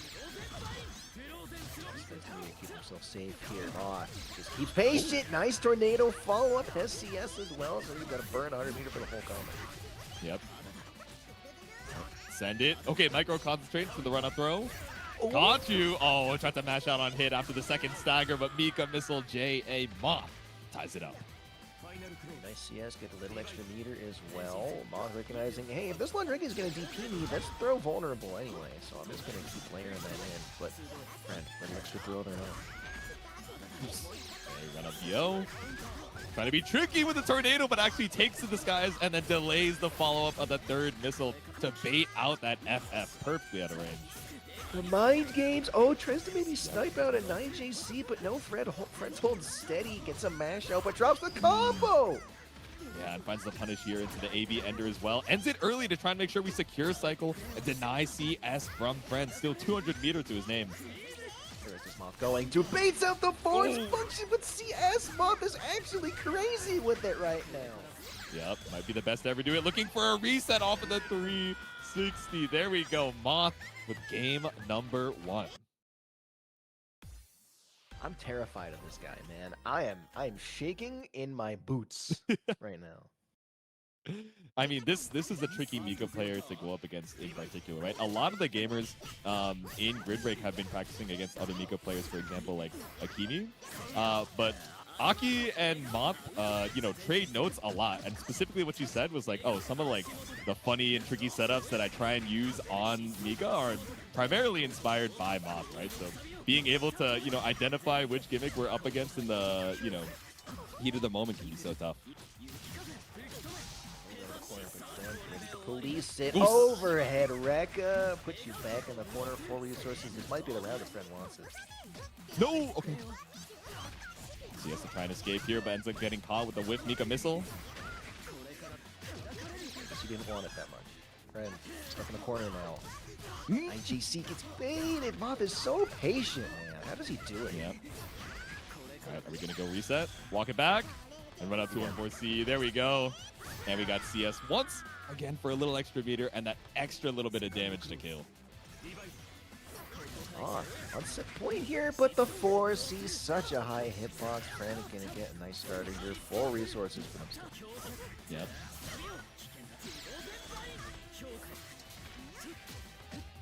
Poison up, set off the 2-2, but doesn't get caught by the left right. I'm off ready for it. Gets the cycle as well. Could have spent 100 meter, but not quite sure that 5A is fast with temper. Oos! Okay, JC behind the back and able to find the side flop forward as well. Just run down the timer for the cycle. Oh, here he goes. Yeah, I was waiting for it. As soon as that last EX Mika missile hits, you know some chicanery is afoot. Exactly. Ooh, and JACS, the set ender that we've seen time and time again, but off the EX penalty, even the CS isn't enough to build up 200 meters, so trying to be tricky with a cross-up Mika missile. Moth takes it too. Oh. When you see Smart Ender done in that position, I'm like, whatever's going to happen, I'm going to lose my mind. I just know it. And Moth takes it 2-0 over Friend. Yeah, that would hit me too. Which does mean, so Moth seals it out 3-1 for Team Red Blade, so there is no tiebreaker to be played on this losers round 1. That is the end of the run for Team Foxoff, but, still amazing sets to get to see from start to finish. So, big shout out to them for playing throughout the entirety of Grid Break. And it was an absolute joy seeing Foxoff, coach his team and see them, level up so much over the past 1 or 2 weeks. You know what? I'll say it. BSG is next up. BSG's next up. Legitimately, I think if BSG has, a modicum of more time, I think if BSG had another week, he's beating tier 1s. Legitimately. Yeah. I think BSG is next up. 1,000%. Too bad Foxoff's team lost. Now all he has to do is go back to his cute dog and his loving wife. What a loser. Point and laugh. Well, good stuff to all the players, though. Yeah, BSG especially is just insane with it. I do want to say I'm so sorry. Scam Likely on the VAT. Last week especially, their zoning was like, man, I'm getting hit by all this. I don't want to deal with this guy at all. But good times. Good stuff to all the players.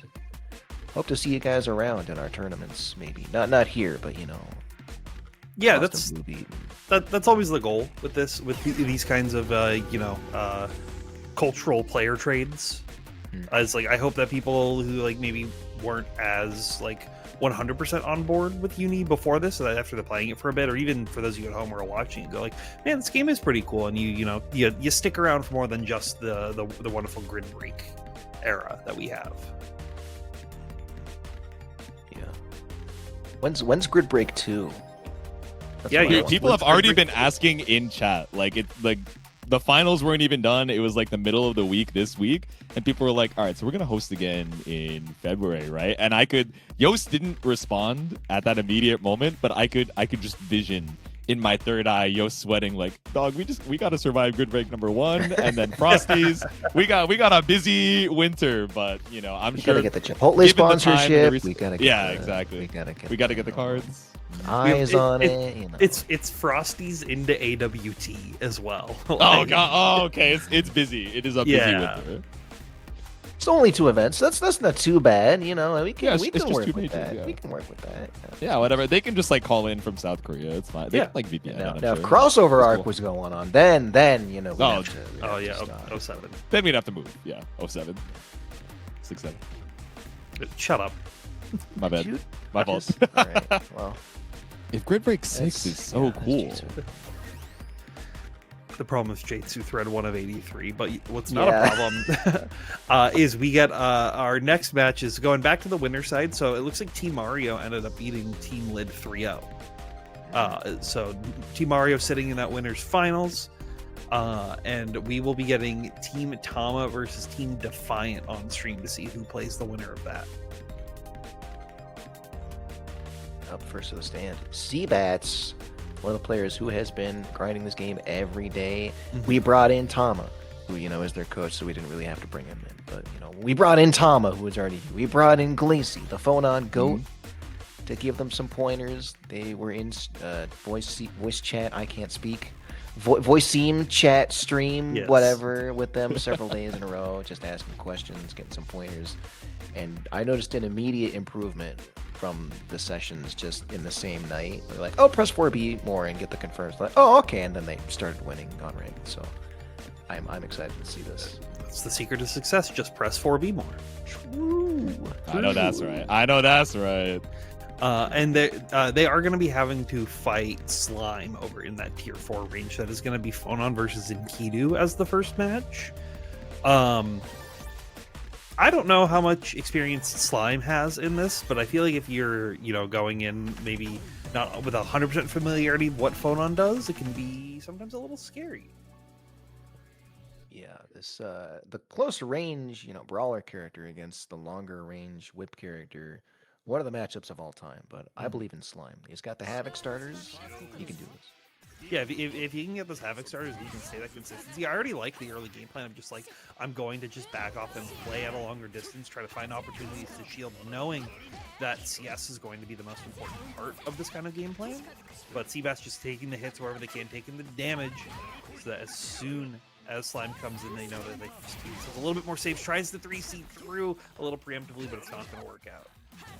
Seabats just no hesitation of running in after that hit in neutral, trying to get the pressure started. Slime, though, gonna win the cycle and call out the no-cancel 6-6B. Gonna get a solid hit here. Force function CS as well, trying to catch them for not blocking low, but we'll just 6-6C back in of their own. Immediately concentrate as well, wants to just make sure that they can lock up the cycle. It's really good recognition, and this is the scary part for Seabats, right? Phonon has to take a couple more gambles on defense, so Slime can really make a lot work, and surprised VO hit there. Yeah, I am shocked Vito hit there, but I think it was the hurt box that the phone on Yeah. normal, but gets counter hit by half a kilometer, but they might be able to kill without it. No. Yeah, can't do the delay 2-2B when they have that CS. Pops EX Geyser, and now Seabats just goes back to the zoning patterns that have been working for them. And Slime definitely was willing to trade some health, but you can't do that too much at this stage of the game. Slime knows that, they don't have to approach Seabats now. Forced to aggress, 20 seconds left on the clock. Slime has CS. Yeah, so that means next cycle will be the last one, and if Slime can keep this up, but it looks like it may pop towards Seabats, which could be what they would need to close it out, but there's only 8 seconds left, and we hit the up back JC knowing that they have to do something risky to try to close that round out. Could be worse for Seabats though, not spending any meter, not being too hasty, and because of that, they're going to get a full stick of butter still in this second round. Yeah. Great 4C right there, right at that perfect spacing to hit any of those extended hurt boxes coming out from Phonon. Knocks him down to the corner, doesn't get the 2C connection that they want, but it doesn't matter, we reset him. Yeah, Slime, if nothing else, very good pressure already, even though they're in tier 4, but the overhead lands clean for Slime, full meter for them, drops the combo though.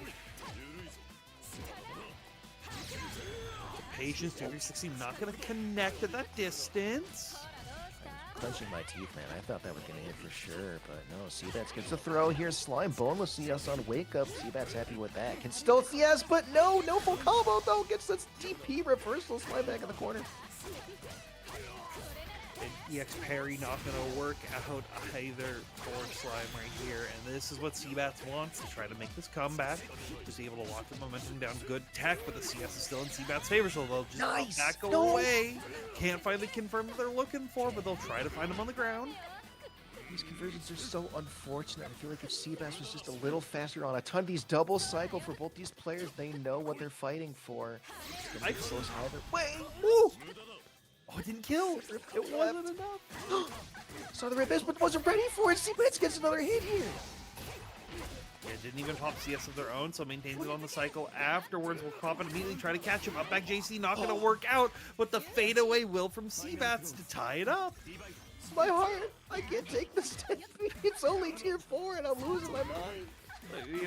This is how you know it's real uni, right? We're going to time, we're going to distance. These players are trying to take everything to the fullest extent, but I think they both realize, okay, maybe we're going all too long. Let's turn up the try to find more opportunities to create bigger damage hits just like this. It's a scary throw point. And Slime not mashing on it. Uses the armor, clips Seabats, but no full combo. Tries to get in with the JP, and the plus range allows him to keep another hit going.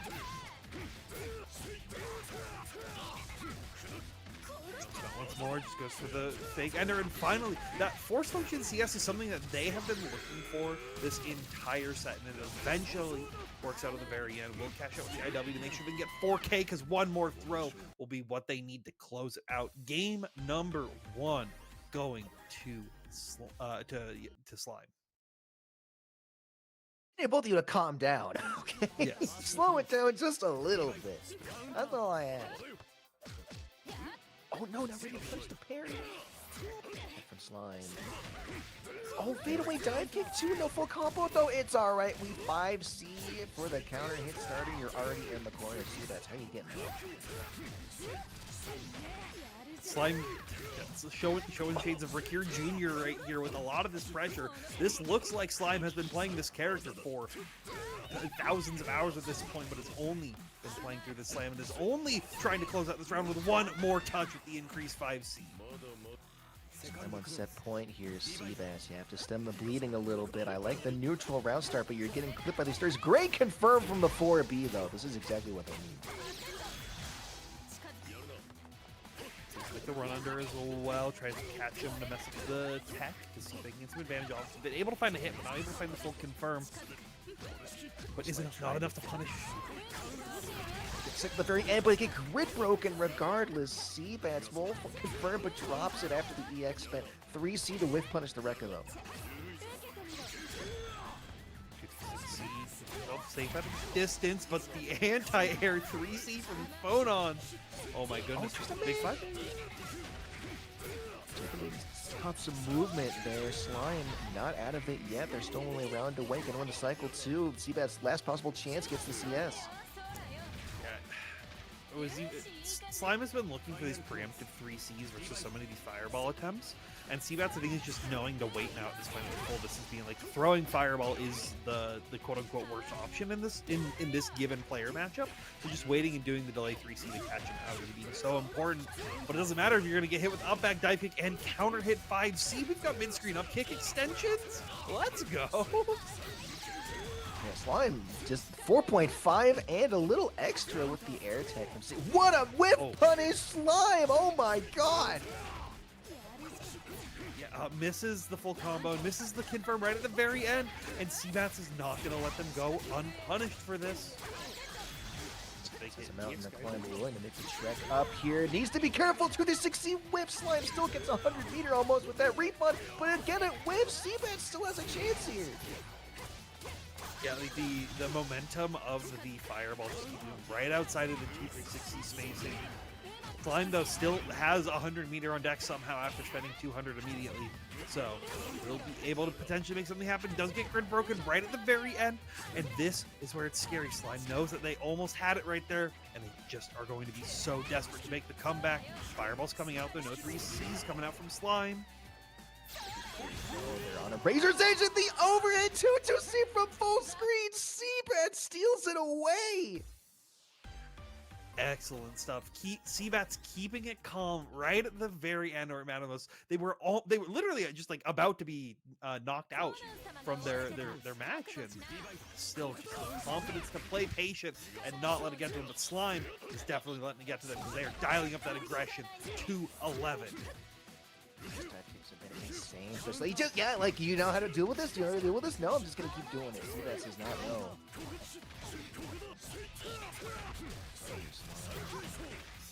They have a dominant round one, but Seabat somehow able to bring it back. Not here though. Throw tech gets baited, and Slime probably gonna take this round. Yeah, and not even needing to spend any of the meter to do it. So gets to go in with a full chunk of change right here. And now just the patience once again being like, okay, Seabat saying, you gotta do stuff, and I'm just going to try to punish you accordingly. Dive kick was safe enough. We'll still be able to get that 2B to connect, and now Slime's got you locked down in the corner yet again. Slime is definitely not happy with how that last round went. Spending everything. Just wants to keep Seabat locked down, but let's Seabat smash out. And dive kick, once again, the tool of the match that Slime has been using to the most success. Wants to concentrate right at the very end and make sure that they can lock themselves to cycle, but not able to punish the smart steer right there. 2B tries to force him down, but will instead of the dive kick, to just lock you down with another run-up throw. Oh, that is still hit! No, doesn't confirm! 5A though, Slime! Makes it so that last game was but a fluke and will 2-1 Seabats. The dive kicks, man, how just keeps doing them. Yeah, I mean, Seabats wasn't like consistently showing anti-air shield on the dive kicks as they were coming down, so Slime definitely got that read. Maybe you've had that voice in the back of the head from Defiant. I can just hear Defiant yelling, "You'll keep doing it, just keep doing it." But yeah, excellent stuff from both players. Like a really great set from our tier 4. Definitely one to look back on as they go forward. But Slime will be the one taking it, moving forward, putting a point on the board for Team Defiant. Next, though, we got Michael Dink, another Boston Blue Beat representative against Inferno Chim on the Ogre here. I wonder how much Ogre experience Dink has had outside of bracket. I know he's roommates with Toledo, so I imagine they played a little bit beyond the bracket. But yeah, and Dink is definitely someone who's seen a lot of this, right? You know, just through their all the work that they do for the scene, both on and offline.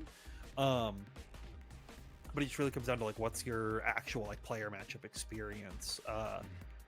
Especially because Dink, I know, explicitly was saying they were waiting until the slam started to even start playing the game. mm-hmm. Like because it started like 2 weeks ago at this point, and they waited basically until like December 1st to be like, okay, now I'm going to start playing. Yeah, they've had some experience before. I know they played very casually when the game first dropped, but yeah, definitely putting in the hours. Their confirms are better than mine already, which, you know, isn't too difficult, but still, I'm looking at every time this guy streams in Discord, I'm like, damn, you're doing this corner combo and it's like getting good damage and you're not even spending a meter yet? Like, hold on a minute. So It's a proven fact the most powerful members in the FGC just move to behind the scenes roles, and you don't even know. You don't even know until you get to see situations like this where we get to put them on a stage. Dink and Inferno Chim up. A little bit of a rank disparity, I think, between the two players, but I don't think Dink has been playing as much ranked as some of the others. Locking in here. This matchup is very RPS heavy, right? Because Ogre, like it's very much a mirror to each other, right? You've got barrier to deal with the bomb in neutral. You don't really care about the fireballs or the force function in neutral. If you're serious, you just put the shield up and it's okay. But you have the 6-6 series to deal with, so very long lows, very active lows and overhead from the 6-6C if you're Sarugi. So being too predictable with that is a recipe for disaster. Yeah, and it hits pretty quick on the startup. So if they're preemptively doing it to try to snipe out you going into stance, I definitely see it being difficult as a tool to get out of it. But Dink right now trying to find the J2C early to catch out Inferno Chim, but Inferno Chim doing the right thing, just playing very patiently. Like, I'm going to wait for you to make a mistake, and I'm going to capitalize on it. Gets the shield. He's baiting him in. He's like, I'm gonna hop eventually, but all right, maybe not. The shield was too powerful. Yeah, he put the shield up, and the frames just went. But they So- dragged his ass behind the curtain back again. He was like, no, back to production, buddy. You're You got a pushing bracket to little run. bit You too got a hard." camera rig to put on. Get your ass back. Exactly. Hey, we need we you got- on we- main stage right now. We need you on main stage. We've got to start striking down. It's true. It's Sunday night, buddy. You can't start drinking Yeah. just yet. Hold up. You can't play casuals just yet. But minor technical difficulties will be getting our players back in and ready to go from the get-go. Saw some of the matchup dynamics in that little slice that we did get to watch, though, where, yeah, force function is definitely a threat, but Mike was just kind of waiting, and, that was the frames also, but, like, you don't want to act too soon because you're just a stand shield away from getting full punished from the hop, and you don't want to wait Yeah. too long because the 6-6B is going to snipe you out of it. So hopefully we get our players back in and ready to go very quickly. But I do want to say once again, just a big shout outs to everybody who's come through the stream, who's either or watching any of the other streams that are happening that are checking out our players for GRD Break this finals day. It's super awesome to see. It's nice to see Uni get a big push from people that's not just directly tied to like one of our big offline majors. So always really cool to see. And like we were saying before, I hope people continue to stick around and keep playing the game. Yeah, it's dope. Just like seeing not only the GRD Break participants themselves, like obviously actively training and being like, oh, I want to put on a good performance for my team, but also folks who are watching GRD Break and seeing a lot of these folks pick it up either for the first time or for, the first time in a long time since like, previous installments. I mean, like, damn, this game actually looks pretty fun. So, heading on back into our previous set. Yeah. Hopefully our players shouldn't have any technical difficulties this time, but we will see. This is going to be a test game, by the way. Okay, so this Gonna be a is test a game. quick test game. Just making sure the connection's all good, that there's no desyncs, nothing like that, no router kicking. Yeah, you save that for the actual match. Yeah. Just go, oh yeah, good on my end, and then you start just aggressively just pummeling your internet. Exactly. Yeah. Let's see. Okay. Torrents.com. What's the biggest file I have? Oh god, I need it in the terabytes. If it still says GB, then it's like it's not big enough. I gotta download the whole compendium. Yeah. I've downloaded Silk Road, I'd like 50 to order some weed to smoke. Yeah, downloaded exactly. 50 Yeah. petabytes of weed from the Silk Road. 50 petabytes. We gotta download some more RAM. It's a little expensive these days, so I think we gotta go to Yeah, download. downloading Man, is I don't know. That's why we're downloading it, 'cause it's cheaper than Exactly, buying RAM yeah, nowadays. yeah. Okay, so it looks like the gamers are all good, so they're heading on into it. Connection is chilling. We're back to game number 1. Yeah. Everything seems to be a-okay. We'll be getting in, but that is like you were saying earlier, Tom. We already saw a little bit of these matchup dynamics, right? Of what Dink is like, just willing to hold the shield and be like, "I'm gonna wait for you to do something," because like as soon as you get to approach, I get to choose the option I think is gonna counter. And you're already seeing it like very early on, right? They're just being like, "I'm gonna set it up," and immediately as soon as I back off, we're 6-16. Mike, and the first solid hit from the 6-6B, meaty 2A, nothing doing. We're just gonna get a throw reset, but empty assault, gonna get thrown back. Yeah, had a big green shield right there, but Chim not ready for it. Will be ready to find like a JAJC, but not able to get the full extension off. Frames. Mike holds the plus frames, doesn't even shield the 6-6B. He's not ready for the combo though. Inferno Chim just takes it all the way to the bank. Bomb 5 on the point. Act like the plus anyways. Guard Press gets out of there, doesn't want to have to hold the bomb anymore. And 6-6B once again. Inferno Chim looking like they're not 100% ready to be dealing with it. So it'll be very interesting to see how Dink wants to layer that on through the rest of the match, or if they'll just keep slamming it because it has been working so far.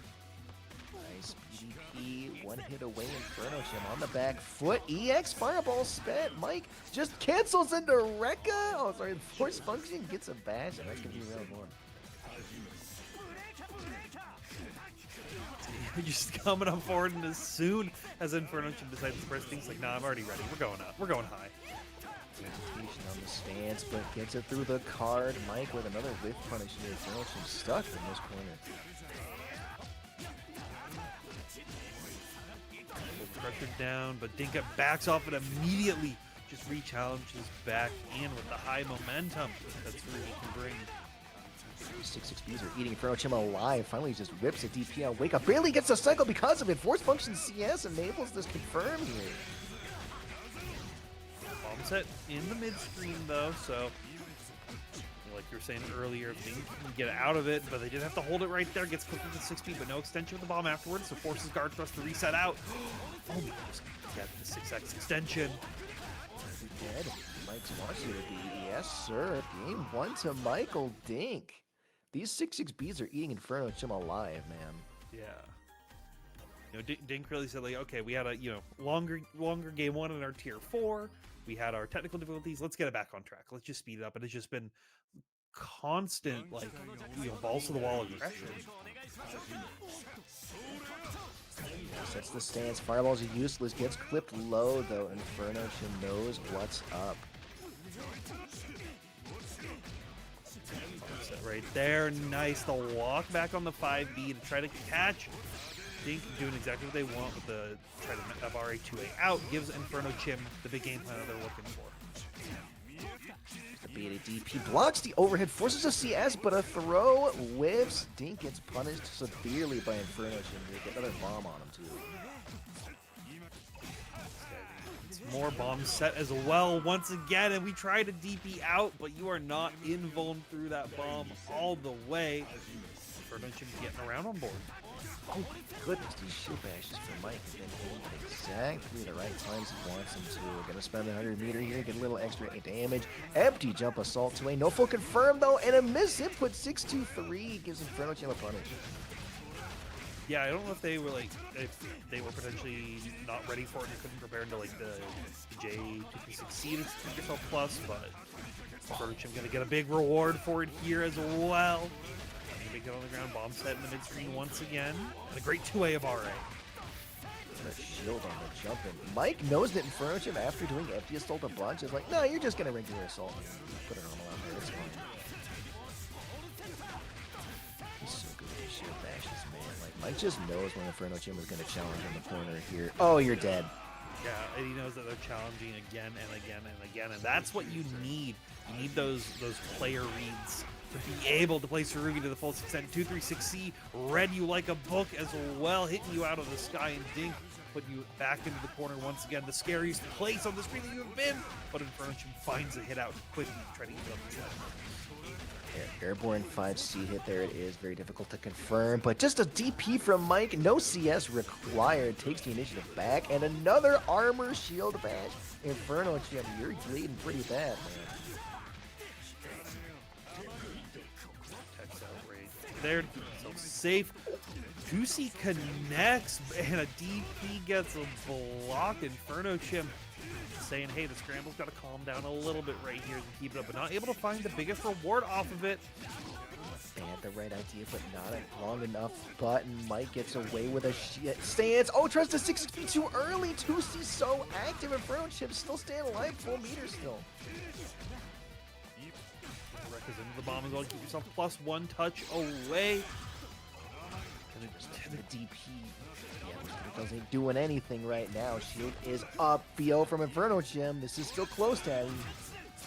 yeah, we just shield him out once more and immediately recognize no matter what, we can still find the run up low right there. Inferno Gym quickly tying it up. Might get a little too predictable with their stance follow-ups. They tried to do the slide there, actually, but Inferno Gym knows, hey, two of these things lose to just run up low, so I'm going to run up low. He hasn't really been doing the hop, so Furniture gets game 2. And even if they like try to like back that or like back that away or do anything else, those 2Cs have been getting clipping Dink again and again, and approach him and starting to get more reward and more pickup off of those. So definitely, I think he's been preemptively ready for it. Was ready to find the punish, but unfortunately was a little too early. So the trade happens, and Dink gets to keep the corner. I cannot believe that happened, and neither did Dink. Just not ready for the confirm. Eats a DP, mistimed the safe jump slightly. Inferno Chin with another throw tag with punish with the EX fireball here. Immediately ready for the 2-1-4 follow-up. Keep you locked down close towards the corner. Cycle getting a bigger, saw the green shield, but was not ready to find a big punish on it. 6C though. Fuzzies are nice, and you're going to get locked down in the corner once again. I love these spacing traps that Inferno Chin is just layering into their pressure. Eats another throw. Mike, one more guess. And that is not fast enough to block the overhead. Inferno Chin wants a point. Yeah, that's 6B, only super scary if a bomb's attached to them or if they have CS on deck. And when you have both, it's very, very dangerous. Inferno Chin now staying safe and finding more opportunities to find punishes against Dink. Handily winning the cycle here as well. DP or no from Mike. Applied CS to keep the pressure either way. Getting out, Mike. Oh, not like that. Again, as well, fake overhead being brought back to the table, and even ready to safe jump, but this kills the scaling if you're not prepared for it. But Inferno Chin is taking the set, putting another point on the board for Team Defiant.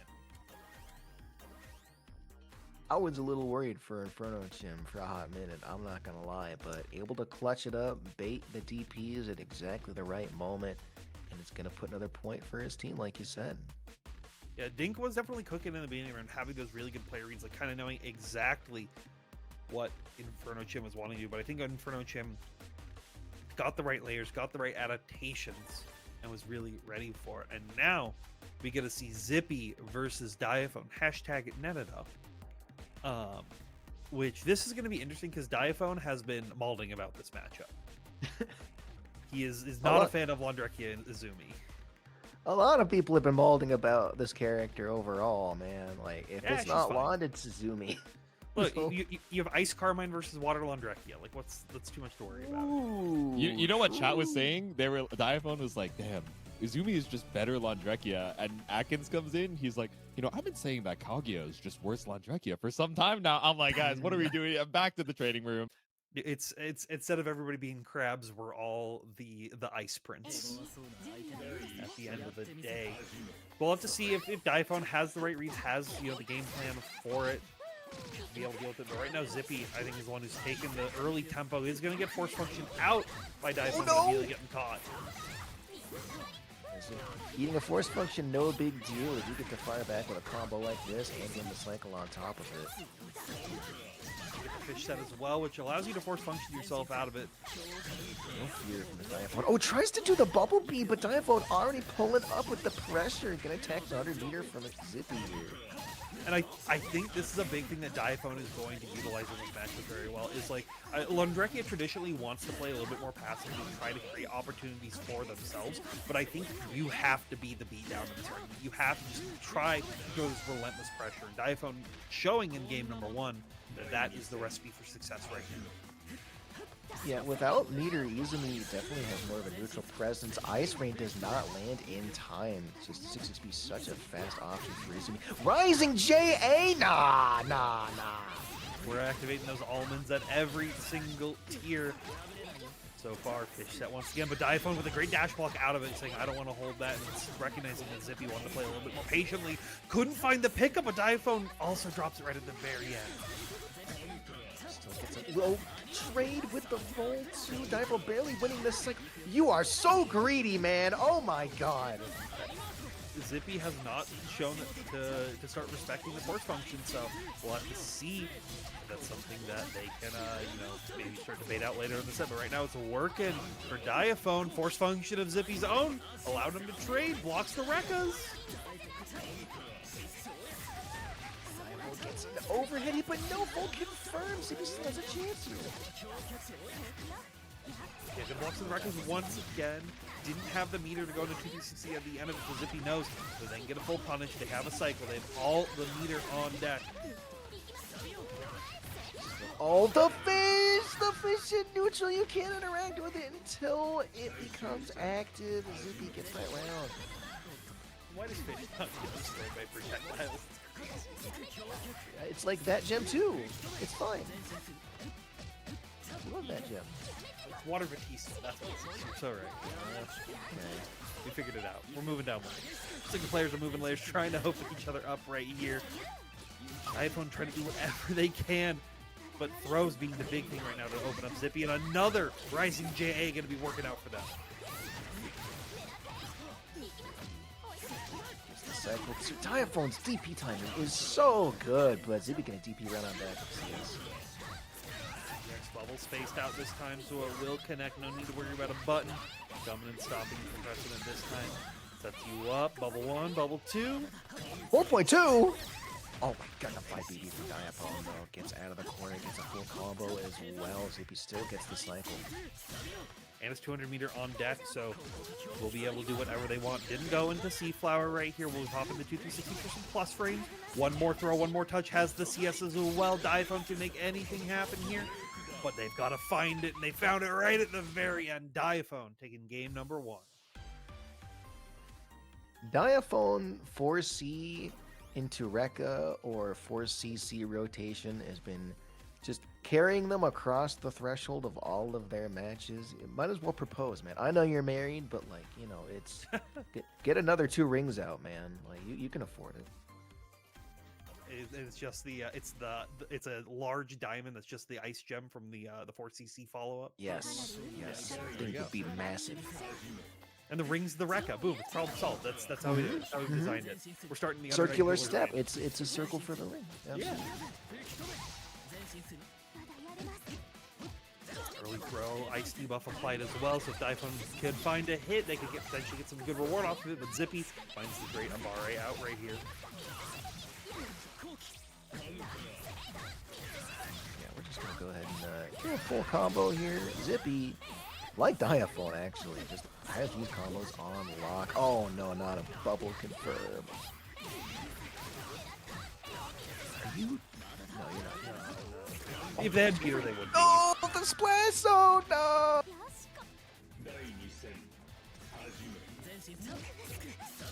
Diaphone turning it back up a little more. I think they tried to play a little bit more passive in that last game, and I think they realized, like, oh, that's just, you know, the downside of the Lundraki Azumi matchup. I have to be the one controlling the tempo of the game. Force function gonna work out for Zippy, allows them the reversal of a Diaphone. Strikes in kind immediately. 5 BB, man, such a good button. Free state applied. Diaphone gets a little extra with the Blossom as well. Throw for a little extra damage on the throw, too. Tries it again. 4C Rekka, but a 5A press from Zippy right here. But so good. That whiff punish, the like slightly missed space to A. What? You did not just 8 on wake up with the JC. They held north, hit the JC, wasn't ready to find the confirm though, and Zippy gonna take that scramble and go into their favor. It's bubble time. DP not gonna work out finally. Zippy staying at the spacing that gets blown, or that blows up. Lundraki of course something right here, and should be able to close this out and quickly tie it up. Zippy taking a licking, but keep on ticking with that fish and that bubble and it's stupid normals and cringe overheads, and I'm not biased. There's no bias here. It's only real facts here on the grid.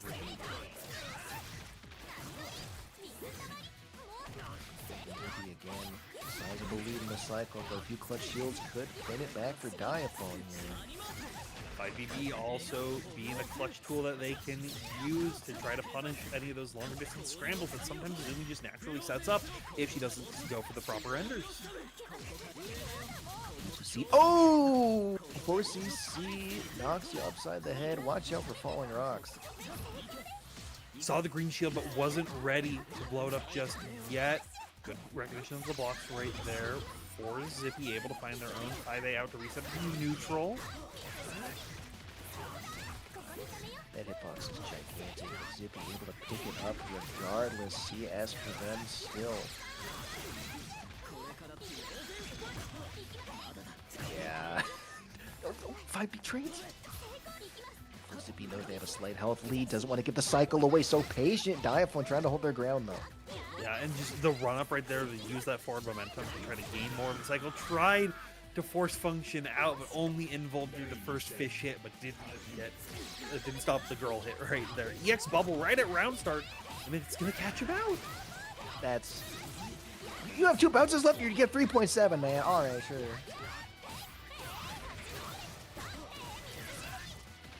This is not looking good for Diamond. You see Zippy's like just. This is Grand Blue player. That's a like, Grand Blue shooting if I've ever seen one right there. Oh my goodness. Putting him in the Grand Blue zone, but not even giving it back.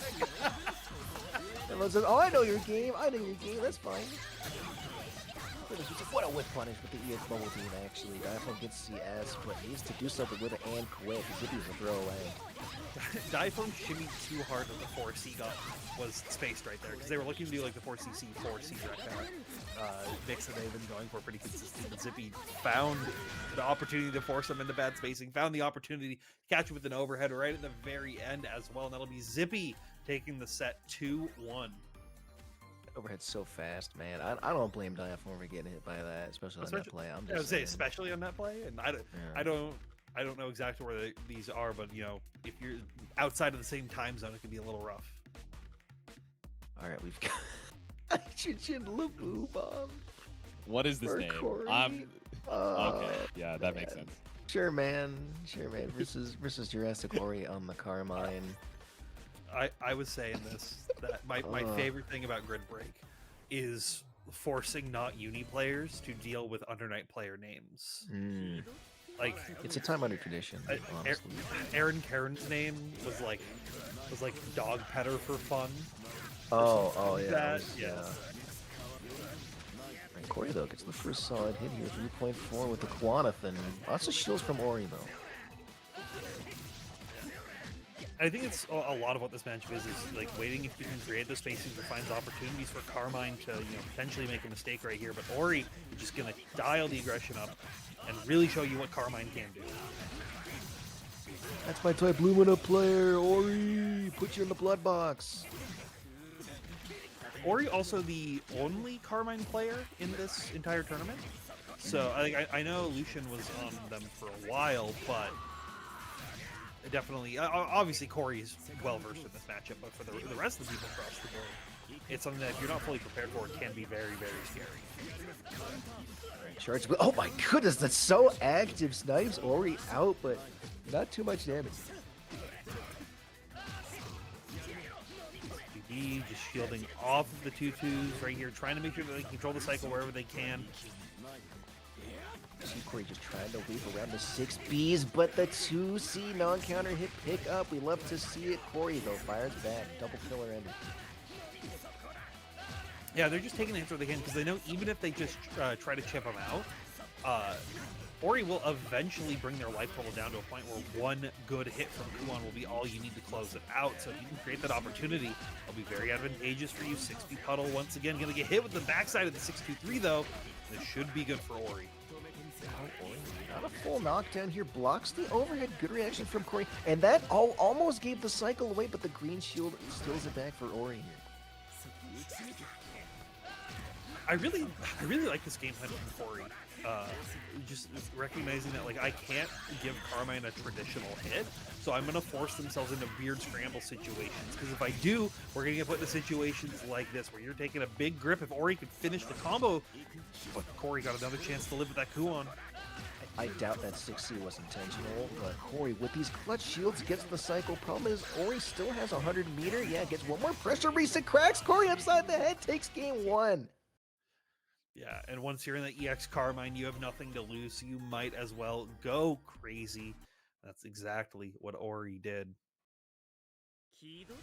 it's not going to be confusing saying Corey and Ori for this entire set. No, not at all. No, not at all. Not at all. Oh, sand kick through your troubles. Ori though, 2.0. That's still picked up. That dash acceleration from Carmen. He is crazy. Still has a puddle on you. Be careful.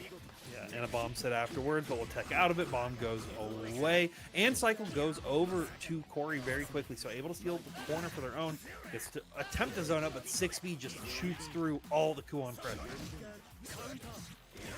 Oh, tries to do something, but no, gets sniped out by Corey. Wins the cycle because of it. You're set.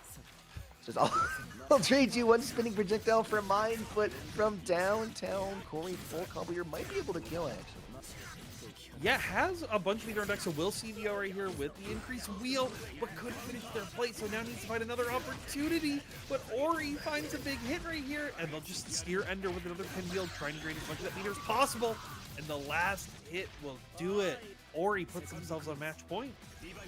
So tragic, man. Try to do the optimal combo, gets mashed down on with 5 BB on the pressure reset, and now you're 1 round away from losing the whole thing. Ori, so ready for these pickups, too. Ori definitely getting their momentum as the set goes even further on. Even more stable. 2-2C finally coming out. 1-2. We get to see some good old Carmine mix. What'll happen right here? Gets hit with the increased 6C on the ground. It's unblockable unless you're ready for it. Ori will be closing it out, which does tie it 2-2. So we got a little bit of a tiebreaker. Truer words were never said. I gotta step up to the plate again or something like that. Uh-oh. Ruh-roh. How many tiebreakers have we had so far? Because we had 3 in round 1, and then oh my god, and yeah, 1 now, and then the other one playing out right now is Team Lid versus Team Red Blade. Yeah. Yeah. That's Let me. I mean that just goes to show sort of the skill between a lot of these players, right? That they're able to make these full length sets go the distance and really just push it over the edge. Yeah. If you play a dirty set play character like these, tier 1 and tier 2 players are, then anything can happen, I hate to break it to you. Most of this tournament is dirty set play characters. No, Yeah, I look that's inside. why, It's all set play. We need a set play embargo next time. I want only honest strike throwers in the next iteration of this. Are you including Ogre in this honest strike thrower conversation? Oh, hell no, I'm not. hell The bomb is set play. The bomb is set play. No, What do you mean? I know. Some people would argue otherwise, though. So we gotta make sure that we set the ground rules. No, he's banned. He's like the Is first Landrekia a one. set play character? Some people, in inverted commas, Landrekia is a set play character. Yeah, he got Blossom. Okay, so for the first of 3, it's gonna be tier 2 and tier 3. So let's roll the dice. Okay, let's see it. I'm kind of, inside. I want that tier 2 run back. I think that would be, it would be very interesting. I want to see how the layers go through for the Diaphone Zippy matchup. But I got some bad news. It's gonna be the tier 3 matchup. hey, that's Okay. also Ooh. great. That was still a very close match between those two players. So anything is possible. All right. Yeah, get this Inferno Chim guy back in here. Unless he's scared. You scared? No, he's not scared. All right, he's back. I'm sorry. I apologize. I'm sorry. You get 2 of the most honest strike throw characters in the game back at it again. No, Ogre's on the other side. Am I missing? The That honesty looks like question? Ogre. That looks Yeah, like the- Ogre.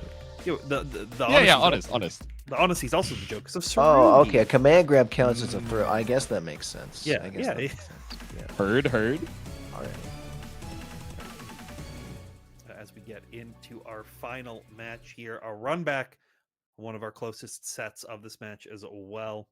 This will be very interesting to see what happens, what changes, as well as these players have both had a little bit of a break to just sort of sit back and watch. So maybe the momentum not riding as high, but Dink still keeping the aggression and Inferno Chim ready to start pressing. What a match, man. Oh my goodness. So confident. Inferno Chim. A little bit of a lead in the cycle as well. Dink gonna have to take some risks to get it. Yeah, and trying to take a risk with the increased JQC right there, but Inferno Chim just stays patient, keeps the cycle locked. Oh no.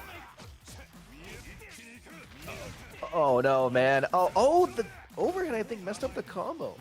Yeah, because the bomb had the messed up the scaling right there, and so going for 6B right there just like completely obliterates all the tech time that you had. And Vernochim still finds the opportunity to take it out, but it's a little bit more of a scramble and try to delay tech out, and Dink gonna take full advantage of this.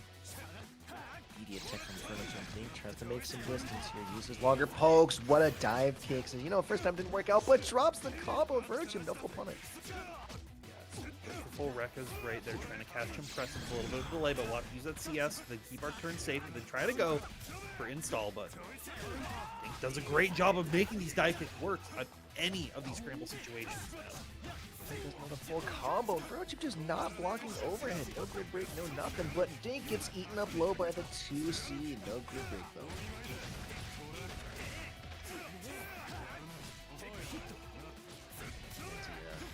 Applied though. Overhead again. Not the most damage though. It's alright. Like 2k max. Okay, I'm 2K sorry. max? He spent meter. 2K He max. spent meter. He spent meter. Chill on me. Chill on me. He spent. Full throw. Oh, that's huge. Mike can easily run this back. Yeah, as long as they keep this combo tight, but we've seen them drop it before, and they won't drop it this time, though, so it quickly ties it back up. And Vernochim definitely got a little, you know, like talking towards the very end, being like, yeah, you're just going to match on here, I'll just continue, but now has to spend meter there, else it's a punish. Vernochim, 3.3 the bomb set. Oh, that's so active on the low, Tabby. Active indeed. We see Dink now playing patient, has the bomb on them once again, gets caught with the 92 active frames on that low right here. One more bomb set.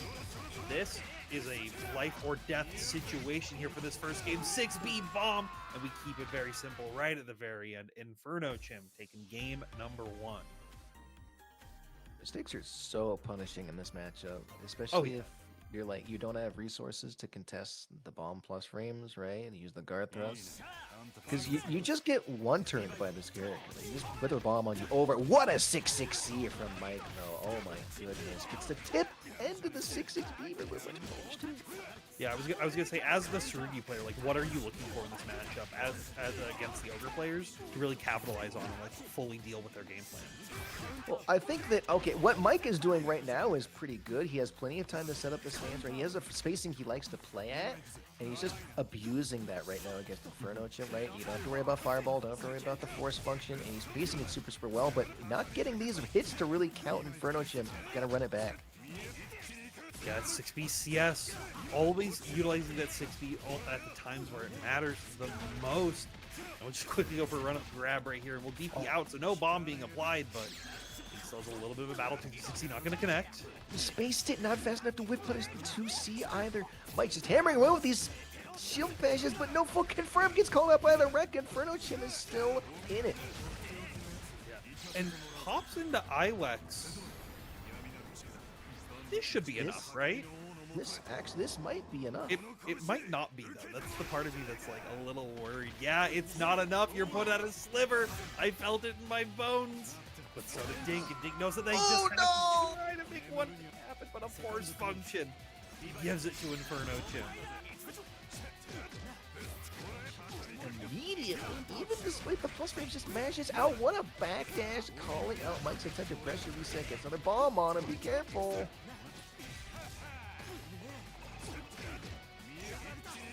Scary. Okay. Another overhead lands. Mike, one round away. Center roll. That on a DP. No, it's a safe jump. Careful. Blocks the bomb. Very smart. Contests and then blocks. They still cycle with that as well, so now able to find a gap, gets a throw of their own, and once again, dive kick working out for Dink. Oh, my combo, this is huge. All right, Mike. No, you can't do that. That's too far away and too many bounces besides. Mike, stance up. Just to be very careful. Oh, it just... This is such a scramble. Mike drops the combo. Bash up by Vernochim. He's back in the corner. Yes, 200 meter shield. Bash EX is going to land. Mike, you have to confirm this. But you didn't find the kill right here. We'll chip you out to very low, so just one shield bash trade will allow you to tie it up. Oh my goodness. With the slight delay, but Inferno Jim very respectful. Yeah, has to cancel this stance as a punish. Otherwise, Inferno Jim throws it out. What a shield on the jump in, though. Mike, it's a two-way mash out.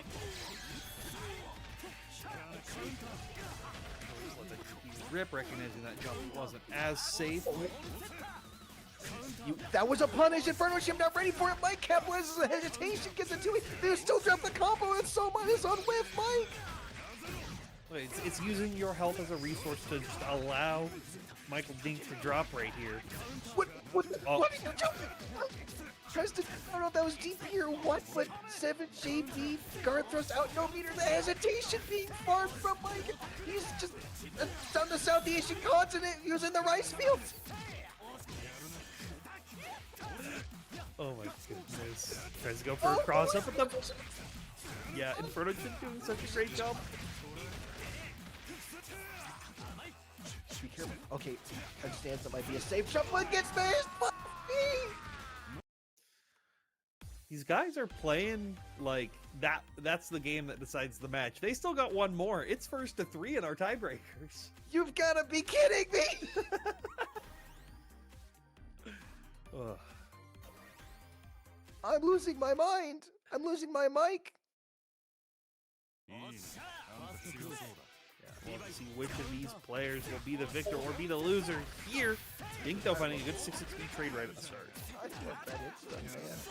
Oh, Inferno Jim in the corner. Like, okay, he understands that Inferno Jim likes to do that, calling it out now, but not fast enough on the win.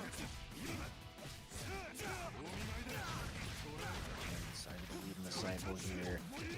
Blocks all the low hits, very nice. Mike blocks the overhead too. Good response defensively. Shield slide goes in. This isn't the most damage, but this is still big momentum for Mike here.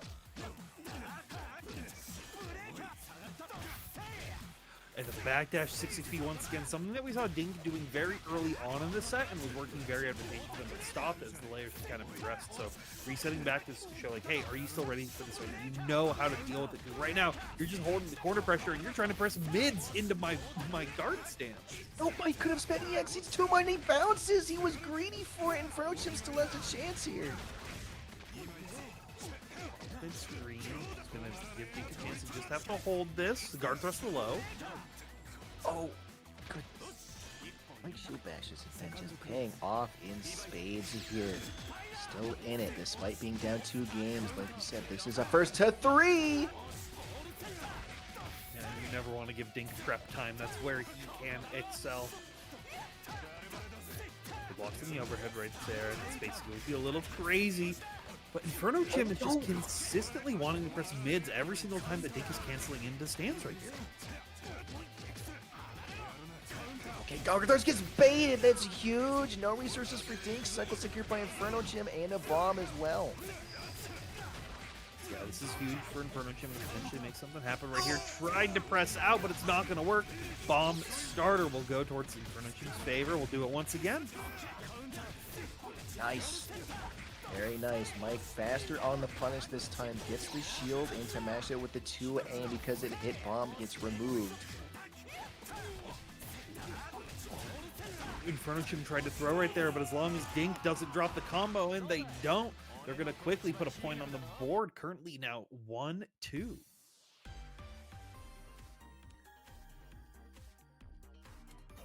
Down, but not out.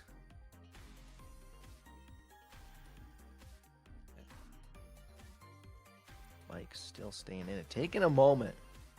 He knows he's still on the razor's edge here. Let's do a quick little return to room right here. Get a chance to breathe. You know, it was a very chaotic 3 games right there, right? So definitely give yourself a little bit of chance to breathe. Also, as Inferno Jim, give your opponent the chance to ice themselves out. Right? Let them calm down. Take the time as you're given, and now we'll get back into it.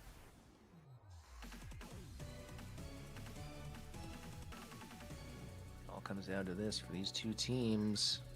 This is the tiebreaker set. Joby saying overheads, use them. The Ogre player's using a lot of overheads. That Inferno Jim got the memo. I don't know about Mike.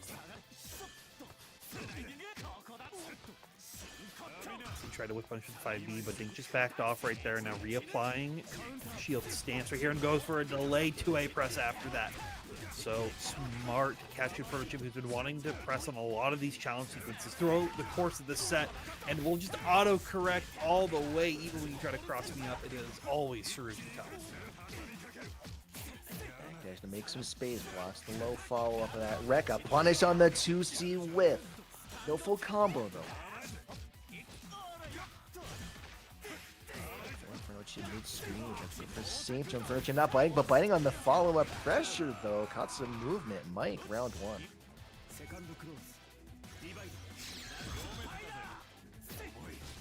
He's back in immediately. Good recognition on the 2-1-4 though, so we'll check it out.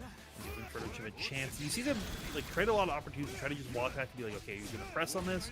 Do I get to try to whip punish? But as soon as they don't, they immediately dive back in, and now get to hold the bomb pressure once again.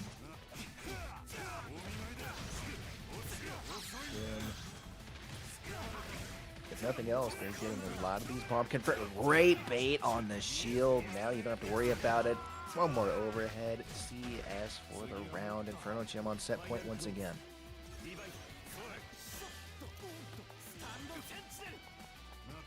Now just the patience once again. Both players just waiting for each other to make a move to try to punish it and capitalize on it. But Dink walk Inferno Chim almost all the way to the corner. Shield, yeah, because you're in the corner, you do have to be a little careful about what button you press. Blocks the assault, doesn't block the overhead, though. Inferno Chim still keeps Mike pinned in this corner.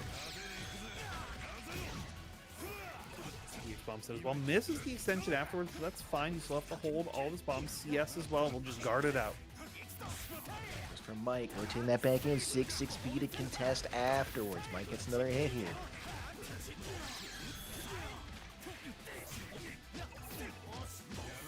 So patient. Mike is using a lot of resources as far as grid skill. Doesn't block the gold throw, but no full combo from Mike. Just not ready for it to hit. That was a throw punishment for Inferno Chim that ring. Mike gets away with it and the throw of their own. Throw from the dive kick. Yeah, Dink now, I think, recognizing the bit of knowledge gaps that are in Inferno Chim's game plan against Sarugi and trying to take full advantage of them. CSDP going to allow them to now tie it 2-2.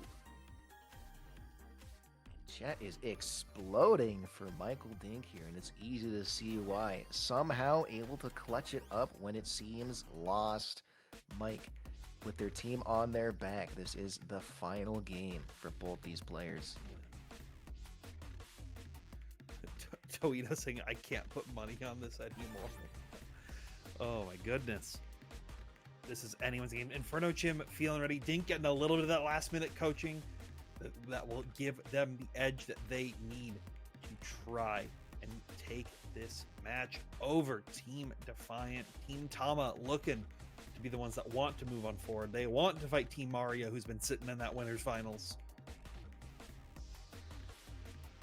If I had one thing to say to Mike, it would be that he is giving away a lot of advantage in the cycle because he is using force function and backdashing after force function so often. So he has to fight from a deficit to open up Inferno Chim, not only to make them crack on defense, but to win the cycle as well.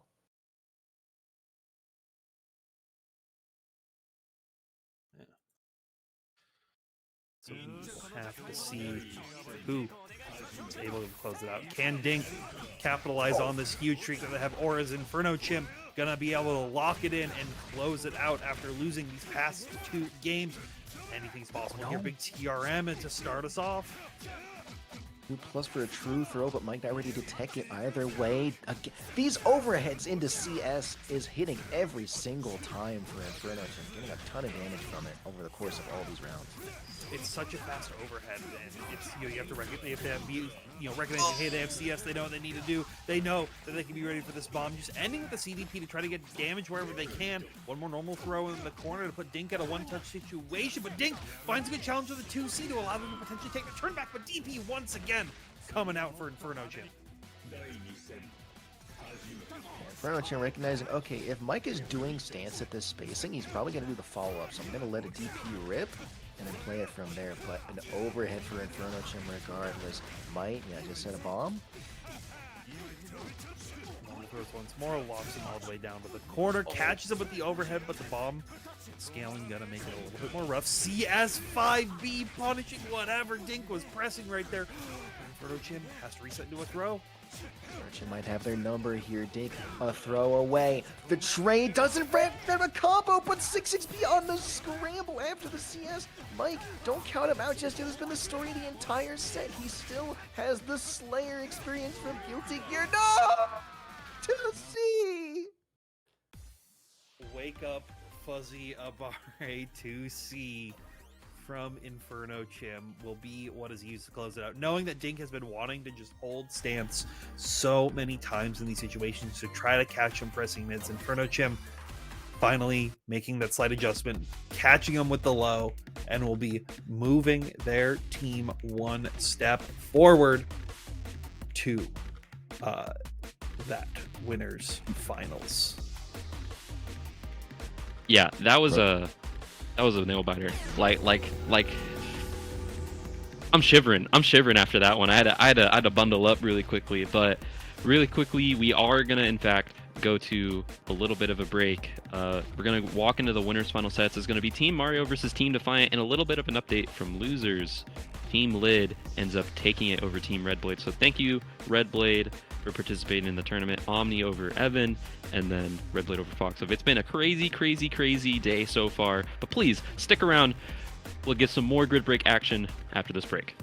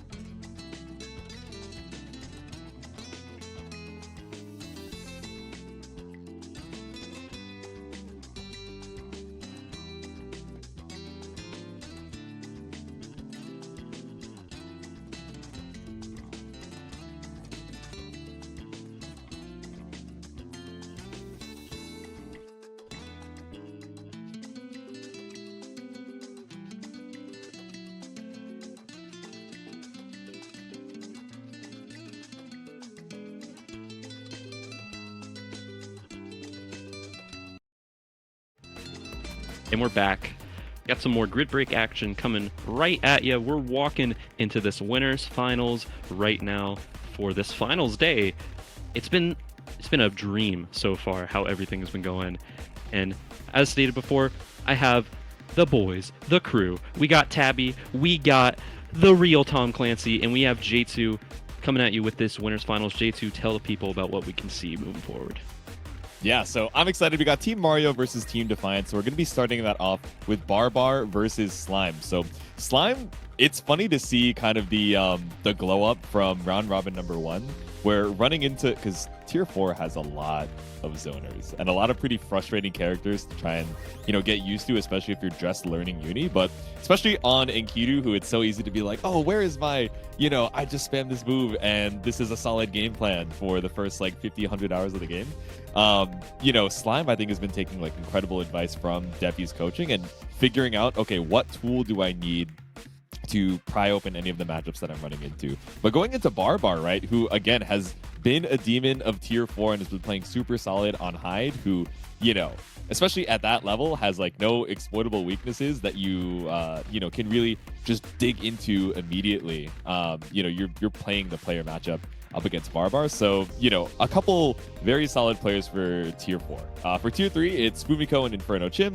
So that's what is that? That's Phonon versus Ogre, which we saw a little bit earlier. We haven't seen Fumi on stream today just yet, but I think she's, really been tearing it up with the Phonon, especially with a little bit of the help of Glacy coming in, teaching both her and Seabats over the past week leading up into finals. But Tabby, who do we have for those Tier 2s and Tier 1s? Yeah, so in our Tier 2s for Team Defiant, we have, I almost said we have Landrekia, but we have Diaphone, who's playing up there, and he's going to be fighting, because every event needs him. We got Kraken Atkins on the Kaguya for that Team Mario, so that should be very exciting to see, because Kaguya is not a character that, even through just Uni in general, is, that popular, but there's always a couple people, especially someone like Lid, who took her to a lot of success at some of these larger tournaments, like EVO. Yeah. And people like Nox, who have really shown hey, this character is very good, but you just have to put in a lot of work to really get to that point. But Atkins, I know, has been playing her since basically about Uni 2 came out, so it's definitely someone who's always been at least playing her on the side a little bit. But meanwhile, up in our Tier 1, of course, we have Corey on that Kuan, and then we have Nil on a Wagner. Nil, someone I think newer to Uni 2 is my understanding, but definitely has been cooking and really, really grinding to put themselves into that Tier 1 spot.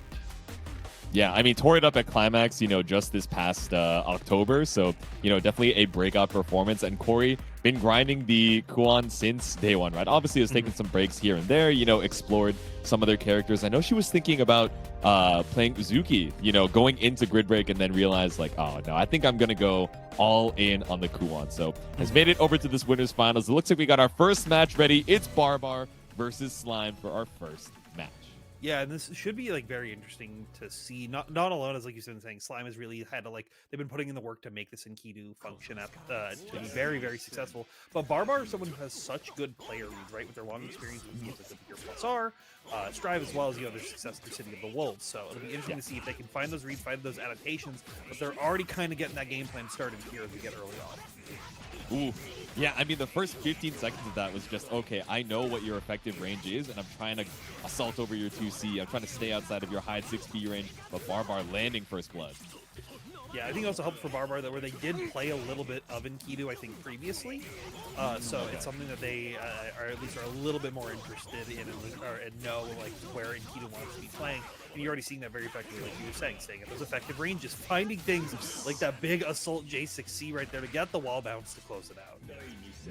And wall bounce them back out of the corner, but I love the patience, right? Just wait for the 5B to pick up and clean it up with a perfect Slime. Chipping away at the HP with the dive kick, but gets counter hit thrown. Yeah, and that dive kick has been the tool for Slime through this entire tournament so far. It's really, I think, the thing that has been separating them from other people is being able to use that dive kick and utilize it very, very well. Good counter hit throws from both players really, really quickly. Touch with the meaty 5A. Slime with a clean confirm. No, Benzo dropping the Rekka. I cursed it. It's the first time it's happened today, and we're already in winners finals, though. So we'll take that ratio, but does not stand up on the increased FF. So Barbar runs up to bait a throw again with that assault. Pops into the C-Rekka once that guaranteed knockdown. Gonna give themselves all the time in the world to find a big run-up throw right here. But are we spending the CVO to close it out? Do we have those routes? Let's find out together. CVO IW, and we don't even need to follow it up anymore afterwards. Barbar taking game number 1. First with the perfect, but already, right? You know, we've been talking about it. Slime seems like we have a little bit of wind in the sails for that round number 2. So let's see if we're going to be able to convert that into a round going into the next game. Yeah, one thing I really want to see from Slime at this point is utilizing 6FF in this matchup. It's something that I feel like is very important for Enkidu. Well, it sometimes feels like, oh, it's your slot button, you just gotta press it, and if your opponent's ready for it, they get punished it. But it really helps you deal with a lot of the fireball stuff and a lot of the delays that Hyde can really bring to the table. So it'll be interesting to see if they can get it. 4C though, not gonna anti-airs. Barbar was on the other side of it with that air pogo. We just saw the hitbox like extend to the other side, and we were like, oh, Barbar's at the top of the screen, dog. That's not gonna work out. Tries to go for a throw tech and a reversal of fortune, but instead Barbar puts another perfect on the board. He makes a comeback, try to find something like a dash 5B to catch him out. A good throw to get him started, but Enkidu throws him to the other side of the screen, so you really have to be aggressive on those run-up challenges. Ooh. Oh, actually ends up landing into the orbiter and tries to shield to, you know, steal the cycle right at the end, but there we go, a little 6FF action.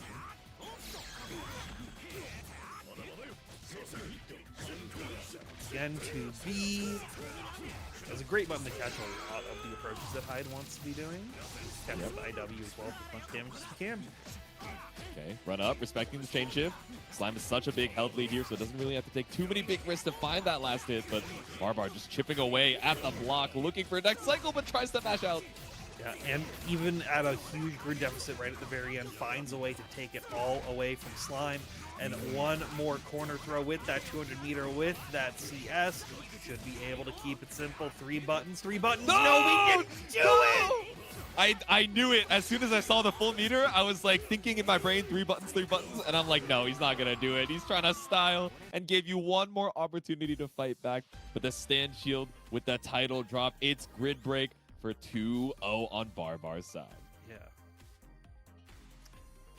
You know, excellent stuff from Barbar right there. Definitely, I think, like, it's kind of the matchup of, like, Hyde and Keto, where Hyde just gets to control a lot of the pacing, and Slime just couldn't find that footing that he was able, or they were able to really, really find in their previous match that we have on stream. But still, excellent stuff. Potentially may see the run back later if we get to another tiebreaker today, but we'll be having our Tier 3 match next. So we get to see Inferno Chim back on that Ogre. Yes. We also get to see Fumi on Phonon, which is special for me, as I've been losing to Fumi for like 7 years in this game. Like people, I don't know how many people know that like Fumi's like been playing Uni, been playing since ST. Yeah. Definitely is not like full-time. I think has played more in the past and sometimes than, especially like right now, but is not someone that you can really like doubt in any of these games.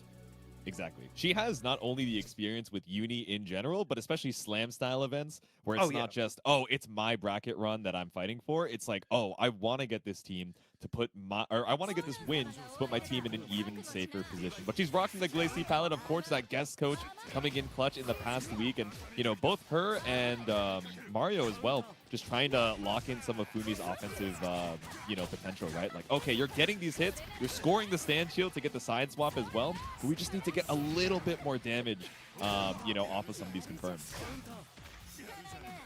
Big trades that are happening between the both of them and Fumi right now. Just trying to find opportunities on utilizing all these increased options available. Try to create some gaps, create some plus range, but Inferno Chim was not biting, so we instead have to go for a more traditional mix. EX Fireball, though, will be the start of it. Inferno Chim needs to get this game going.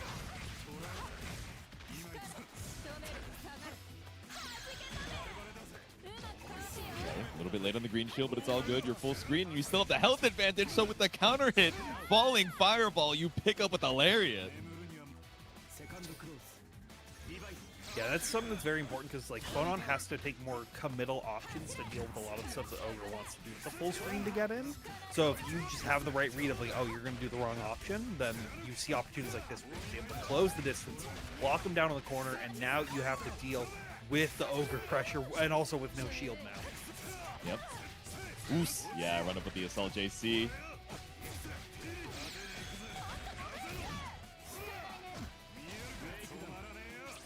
One last last scramble overhead to close it out right there. Inferno Chim going to be taking game number 1.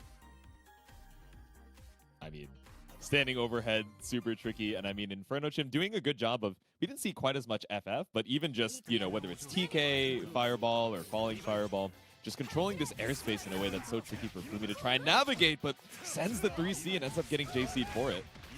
It's a little hard to do force function in this matchup because the opponent can just react to it and do 3C. So you sometimes just get penalized for trying to do that. And that's where I think you've really seen Inferno Chim want to adopt these more patient options, things like Fireball. They create opportunities like this where they can jump in, go low with the billion active frames, and be able to secure themselves another round in their favor. Ooh, front start lariat, but there we go. Shields it and finds the 2A on the other side.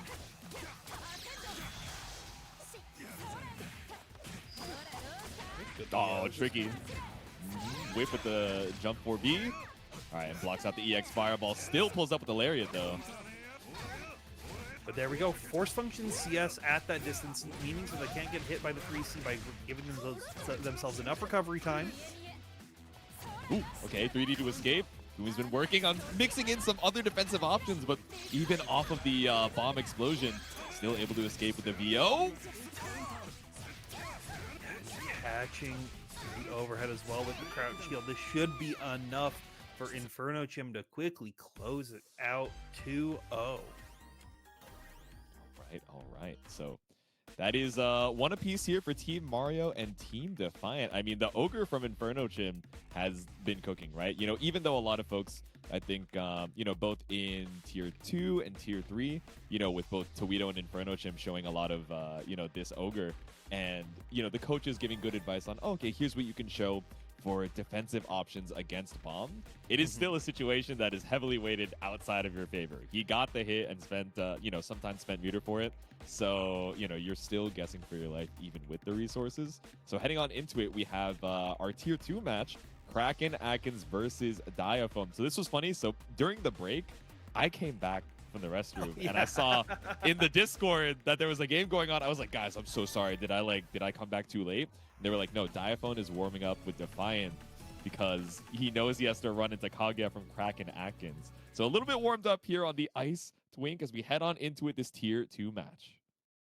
Yeah, it should be an exciting as well, featuring Dr. Tag Slot PhD on that Kaguya. Yeah, because Kraken Atkins is like, as we were saying before, someone who plays the game pretty regularly, right? Yes. And I don't know exactly how much experience Diaphone has in the Kaguya's outside of the couple games that he got to play right before this all started. I mean, this is such a pesky character where, you know, up close, you know, she has ways to, you know, try and stagger. And once she has the knockdown, of course, we're looking for, you know, grenade setups. But specifically in full screen neutral, right, where you're like, what is my answer to her floating at the top left or top right of the screen?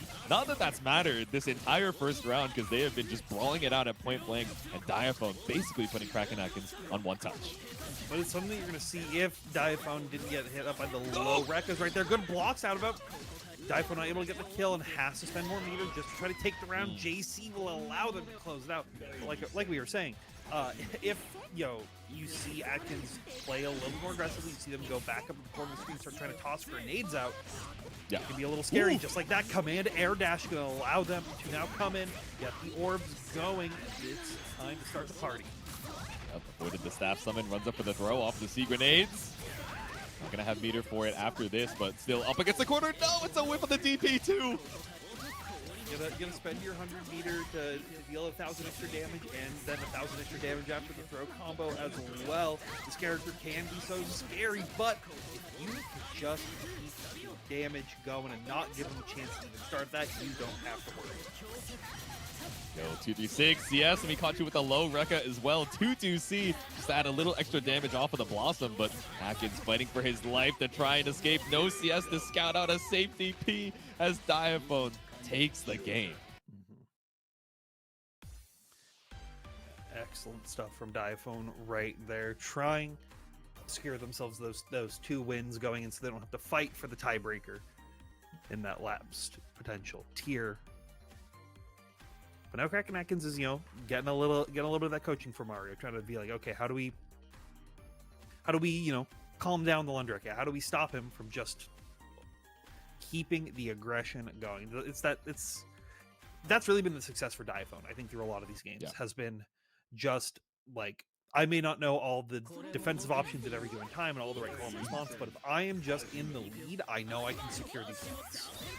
Exactly. When he's able to get his turn, he's making the most of it, right? Being tricky with rotating the options we're looking for out of Rekka, seeing if they're being a little bit too patient, you know, obviously going for opportunities to take your turn back and just bait things out, but oh no, we tried to up back. We got the hit, but wasn't able to confirm it into an escape from the corner. So now off of the Blossom CS, we still go for 9JA back into the corner for Kaguya. Meter to try to stabilize that routing as well, and Diaphone just immediately comes back in, tries to get it going. Will spend it on EXDP for Kraken Atkins. Cool. Okay, 9JC, but didn't get the full confirm, but either way, you have such a big health lead and a 2-1-4A to start things off and put you on set points. Rain gets blocked out.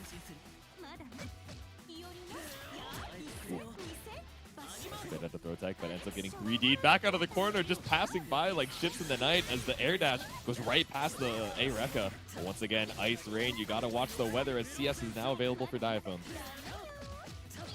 Good blocks of double overhead, not getting opened up just yet.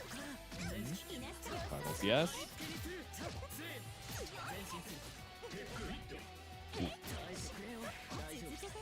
Not caught up just yet with the gold throw. Able to escape and actually baits out the FF, but again, just doesn't get a full confirm, but it's plus frames off the 236C, so Diaphone thought it was his time to mash.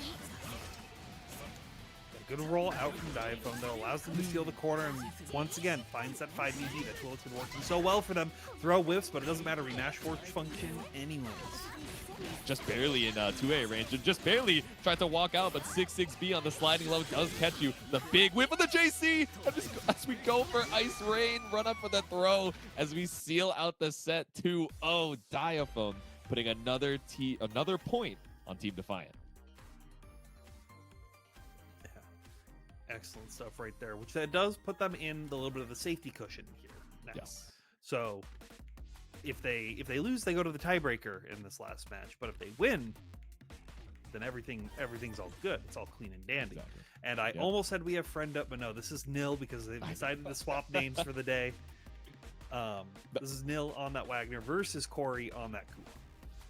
You know what's happy? The worst part is they've been doing this like since before Grid Break, if I'm not mistaken. They went into round robin #1. I was like, why is Friend playing Landrekia? And the chat was like, no. They like cosplay each other. Like they just do that. I'm like, please, you're killing me. Choose a player that's not in Grid Break. Oh my goodness.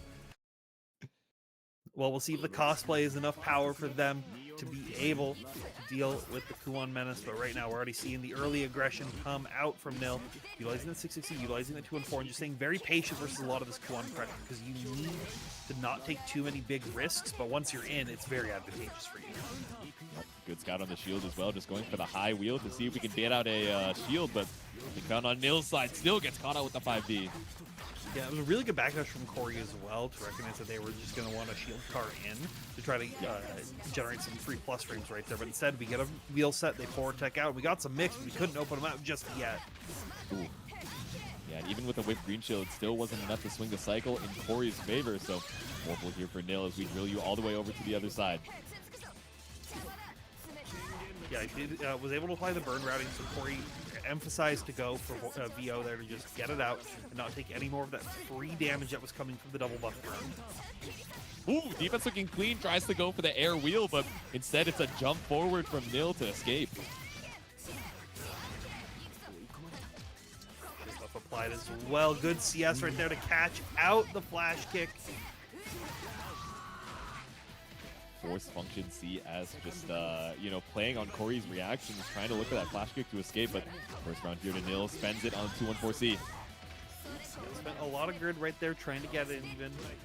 Corey shielding out the 214C and forcing guard goes though, which evens it back out, but as soon as we find one hit, the cycle will go to their favor once again. Unfortunately, combo not going to connect out. Now Nil able to forward tech out. Stray 6-6B out of the corner at least allowed us to escape, but we have a big lead to try and overcome in the terms of the grid cycle, which might have been why we tried looking for that stand shield, but instead whiff dive kick into empty low finds the grid break here for Nil.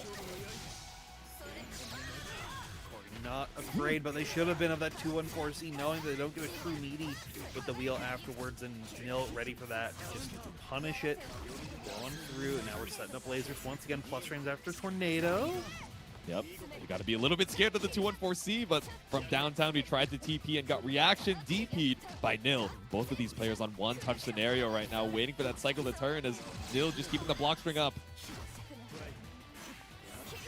Nil still does have a 100-meter on deck, so if they couldn't find a hit like this, they may have been able to find something else. But Nil takes game number 1. Great reaction, just stuffs the assault with the 6B for game number 1 as we head on into the next one. Once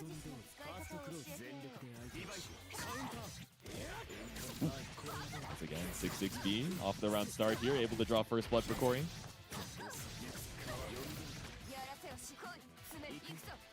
Walk it up, trying to look to bait out a wake up DP or a reversal option, just staying out of range, but ends up getting caught once again. Ooh, wait it out.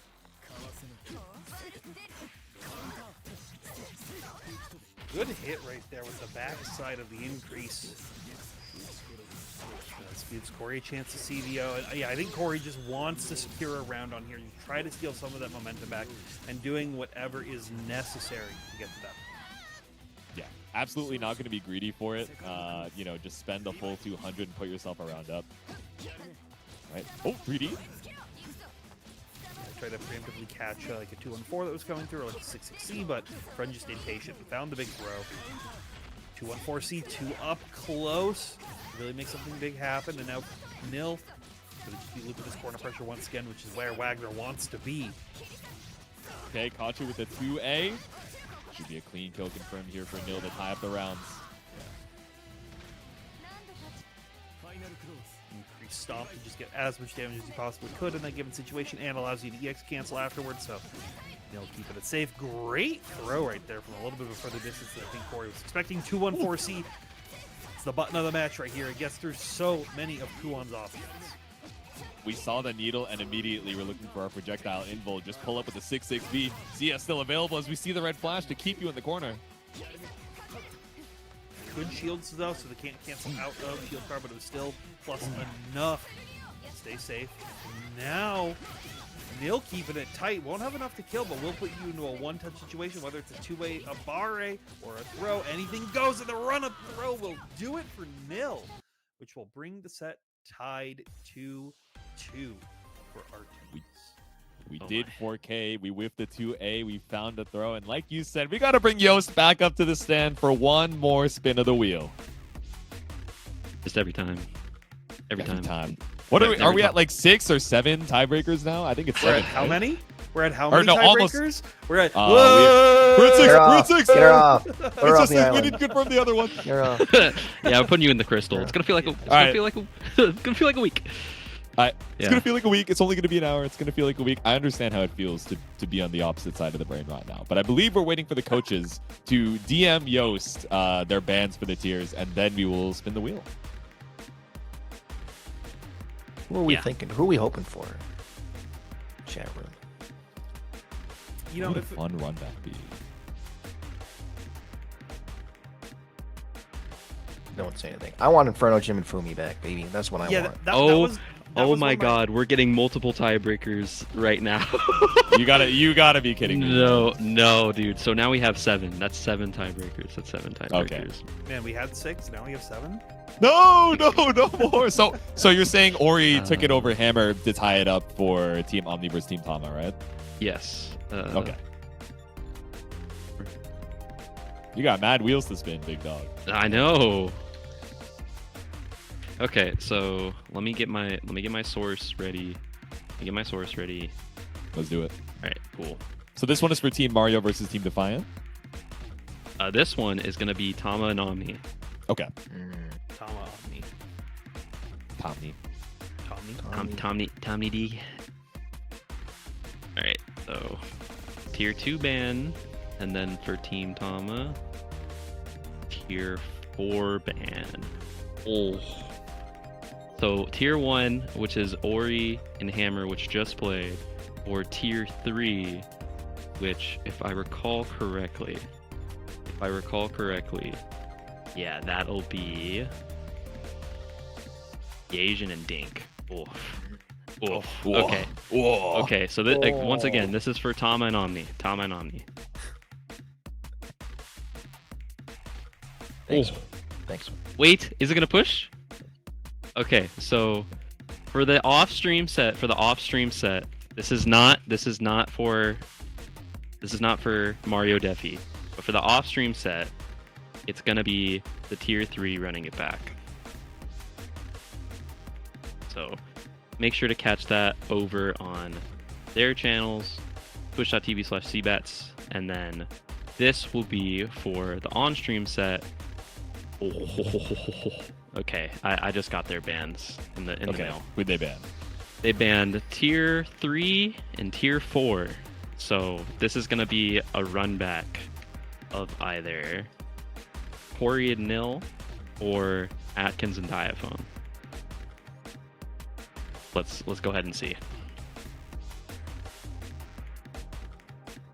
Oh, and it's looking like it's gonna be a Corey Nil. Okay. That's So for both tiebreakers, it was the tier 1s that made it in. No. No? Oh, I missed. What was? So the one off stream Yeah. is Yajin and Dink. Oh, okay. I misheard. Oh, okay. I misheard. Dude, wait, I gotta watch that one after this because Asian Dink has been like the bloodbath from both round robin 1 and 2. Like I think Asian, from what I remember, took it pretty handily on round robin number 1. Dink brought it back in round robin number 2, and actually like Asian was like, damn, I thought I was like unbeatable in this matchup. So for them to, not only of course run it again for finals, but get to be the tie-breaking point for their teams, like I know this one is definitely gonna be one to watch. Mm-hmm.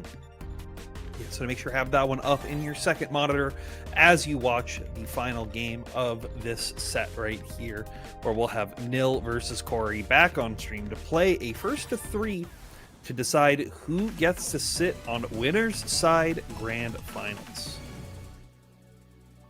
And now back into it. And of course it is that first to 3, so we get even more time for some adaptations and maybe to slow things down. Try and find a little bit of opportunity to find those holes in the armor. You'll have to see. Good. I like this change up from Corey being a little bit more aggressive, because I think they tried to play a little bit more passively into Nil and just was like, yeah, you're getting blown up on reaction by a lot of the good tools that Wagner has versus Kuon. But right now, the only thing you're getting blown up for is trying to go for a flash kick right there, and Nil was one step ahead. Keep in the corner to set the 2-2C. We're burning. And we got the sword buff as well. Throw. Your cycle. Yeah. Got the Ruby music playing in the background because I burn. And Nil able to find the last hit to close out that round. Okay, fade away with the ICJC, but we're twirling through with 6-6B. Trying to, once again, bait out some of these shields from Nil, but instead the challenge from 6B brings Corey right back down to earth. 6B is such a button. It does everything. It's good. That's very a tax-paying button. No, that's a tax fraud button right there. It's not You're paying right, any of yeah. these taxes. Exactly. But paying the guard thrust tax to try and escape the corner, but spent it right back for Nil, just pulling up with the 2-1-4C. Corey, though, recognizing the false fuzzy right there coming out from Wagner, able to block it out, and now gets to hold the corner of their own and potentially find an opportunity to open them up. But Nil has stayed very good, but you can't block forever. Corey finally getting a big hit right here. ADP pickup, set up the wheel, and just fade away. Text forward to try and put yourself back into the range where, you can threaten some of these Wagner wake-up options, but there we go. C flash kick to escape on the, dive. Yeah, tried to stand shield thinking the dive kick would connect, but it's not going to work out, and Nil takes another round. But, like we said, this is first to 3, so you have a long ways to go. A lot of time for adaptation right here. Yeah, we're already seeing it get down to the wire quite a bit, closer than that previous first to 2, and even more time to, put some rounds on the board here. So 2B ends up catching out Nil at a, awkward spacing here on round start. Also finding the guard point on the 2-1-4 right there with the shield buff. So able to capitalize on this hit against Corey, and once again, lock him down the corner. This is where you want to be as Wagner, especially when you already have double buff applied, so you can go for some incredible damage right here with a burn route and keep the combo going, but unfortunately you missed the 5B link right at the very end. Yep. Okay, tried to check you with the FF, but nothing found. Corey not switching on the defense just yet, but after the CS, Nil finds the hit. Yeah, recognizing that Corey would want to press afterwards, so utilize that 5A to the fullest effect. Which once again, I think it's a big thing. It's just like not giving Corey any chance to breathe, and that has been the recipe for success for all of their games so far versus them. We'll be able to keep it up. There we go, double buffs available. And again, trying to check you with the FF, but no crouch shields to be seen here. One more throw. Oh, and caught up with a run up 2A. It should be a quick second game on the side of Nil. Yeah.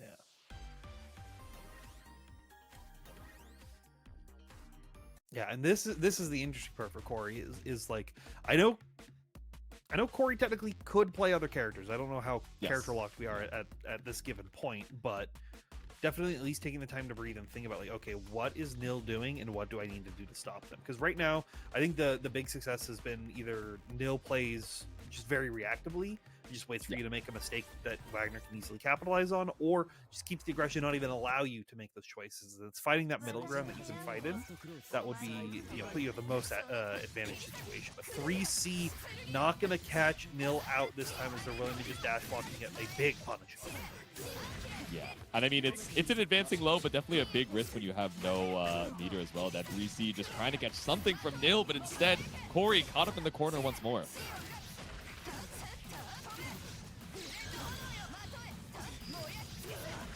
Just goes from the steer ender into the double buffs as well, but Corey just blocking everything out. Good recognition and just guard quest, so not going to get more burn damage, but the 2-1-4C coming in on reaction saying, hey, you can't throw any projectiles as long as I have 100 meter. As Nil, 1 health bar away from taking this set. Exactly. Are we going to slow it down off of the round start? Okay, backdash. Maybe try and preemptively catch out some of the assaults that have been going over these needles, but when you're looking at the skies, you got to watch out for 6-6C. Oh my god, I actually ended up catching with the 2-1-4C as well. Shield bash once again gets us in and secure cycle. More put you in a very scary situation, and health bars chipping down. You're basically in a one-strike situation, and you pressed at the wrong time. 100 meters, CS on deck, but it's not needed. We keep it simple. And that is going to be Nil, moving their team on forward to the winner's side of Grand Finals. Yeah, playing absolutely clinically. And, even though Corey was swapping up, okay, maybe I want to be aggressive on the approach. Maybe I want to show some teleport. Okay, teleport's not working and they're just playing patient. Let me back up to the full screen and see if Needle and throwing out Pillar is going to help me a little bit.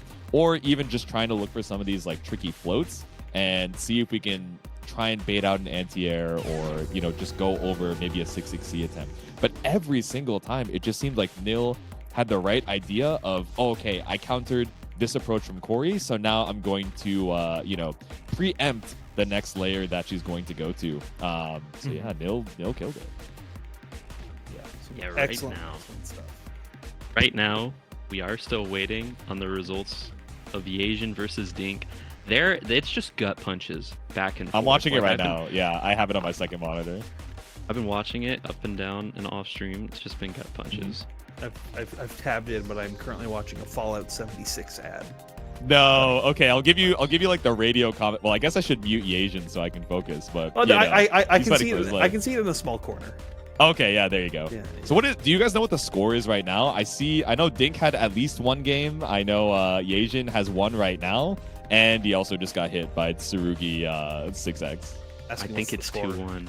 I think it's 2-1. Okay. Okay. Yasian plays with VC on.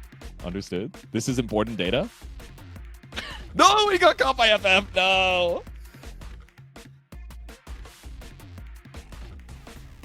Over the double Huge DP FF route fan. wasn't enough. Yeah.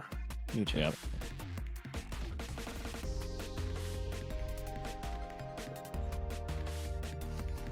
Okay, Dink with the scoop. He's trying to bring this 2-2. Yeah. And if you guys want to catch the action, I'm going to put the link in the chat as well.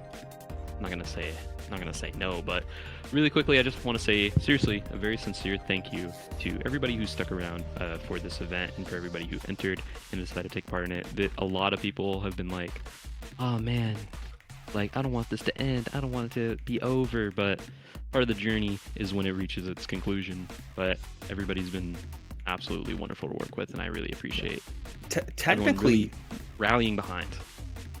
technically, it never has to end. You can just keep playing the game, and then the grid break lives True. forever. Mhm. I know that's right.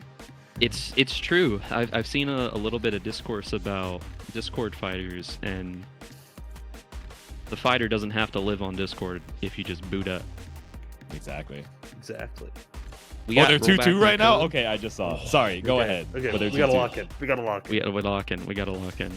But yeah, we're just waiting on this last set to finish up. But yeah, it's been great so far. But please buy Uni, play Uni. It's on sale right now on PC, Steam winter sale. Lock in. It'll be like $20. It'll run you $20. You don't have $20? It is. Play Yeah, Uni. it's $25 right now, and it's $42 if you want the season pass that includes all three and the potential fourth DLC character that we may or may not be getting. That Kimone is like, I want to do something, but we don't know what it is. Yeah. So there's a lot of Uni still left to happen. So please, if this is your first time seeing the game today, or throughout what Grid Break has been, and it even relatively interests you, please play the game. Just come through. We have so many resources, both in game and out of the game, that are willing to help you learn and get to whatever level you want to be at. Listen, like us playing on Parsec didn't stop Marvel from not living. Like, Exactly. long live Marvel and long live the night. Like, we can make anything happen. Like, and we got rollback netcode, man. Like, we're ahead. Just tap in, play some Uni. Ain't that right, Tom Clancy? I mean, yeah, it's all right. This game's okay, I guess. Yeah, I mean, whatever. Yeah, The- that's cool. sink like 5-6 years into, I guess. Yeah. If you want, but it's up to you. No pressure or anything. But yeah, please boot up. We have tournaments every week. Besides this, every Wednesday, and I know Training Mode Network has some stuff as well. So whatever Yeah. skill level you're at, there's something for you. Yeah, as well as like the biggest thing I always say is also like reach out to your local region, because of Uni being a delay based game for such a long time, there's so many very strong local communities that have started their local Danisons, which are great like introductory points for if you want something that's similar to a ranked experience but a little bit more curated within your local community. I think there's one for every region in the US and Canada and most of Canada. I think so. The important parts, anyway. Yeah, I mean, Damn. if you're a Great Plains visitor, I will personally allow you to in the Pacific Northwest one. You guys are mostly fine. Okay. So yeah, I think that's the one region that doesn't have like something dedicated. But I know all the Arizona guys started playing in the Pacific Northwest one. So the more the merrier. Dude, Yejin is at like 1 HP. Oh He my got the God. back throw? No, but Ding Oh, wins it with the DP. yeah. Okay. I was locked in on this side stream, dog. I can't even call it this. Wait. Why does it say 2 wins, 1 loss? Am I stupid? They probably went back to the room at some point. Oh, okay, They only okay. chance consecutive, I think. I was going to say. Something like that. Okay, it's 2-2 now. Okay. Oh, okay. Well, Wait, unless Tama is So no, Tama now- would never lie to me. maybe we're being sabotaged. Yeah, it's true. Write down what score you think it is in Twitch chat so we can get engagement. Yeah, let's do a poll of what like Let's do do score a you poll. think it What do you think? What do you think the Okay, score it's is? 2-2. This is final game now. This is Oh, final Press, game. my press 1 in goodness, chat if you man, think you're it's ruining 2-2. Press 2 in chat if you think it's 3-2. Yeah, 2-2 and, Yejin be sure to Dink? give some Okay, subs okay. as well, so we'll consider your answer. I highly. think that one game was him winning the set before. Oh, okay. Well, beyond that, Shades-Su, who do you think is going to take the tournament from what we've seen so far? I don't know, just going back to the start.gg, I mean, like, Team Mario I feel like they've been so dominant, like, even in the beginning of some of these round robins, but, despite the fact that they're sticking around in the winner's side, we're starting to see, areas where they can bleed. So it looks like people have studied up on the Phonon, people have studied up a little bit on the Kaguya, but going into Barbar's Hide, it just seems so solid, and like we mentioned, has that experience in Plusar, in Strive, City of the Wolves, that has transferred so well into piloting Hide, and Nil has been killing it on the Wagner as well. So being able to upset those two players in particular, I think is going to be the uphill battle for a lot of folks that are trying to come in from the loser side. Abby, what about I don't you? know. What do you I'm kind of locked in. I'm kind of locked in. Oh my god. Yeah, I was Debate on the locked on teams the were match. crazy. So I mean, like with right now, it's obviously looking like Team Mario is the favorite, just with sort of how their record has been across the board, right? Being one of the only few teams that has had, actually both Defi and Mario are the only teams that had a 3-0 in the round one, and then has been like 3-2s elsewhere. I think that if like gun to my head, I had to pick right now, I think there's a world where, just making sure I get the team right, I think there's a world that Team Lid can make the comeback. Okay. I think it's a team of very strong players that maybe just had some unfortunate player matchups and some try to figure out how to get the flow of things, but on the runbacks could definitely go the distance. I think it's a cast of characters that is very, very strong. And so it'd be very interesting to see. So I'd either say them or I think Team Mario. Okay, we have our results from the other match.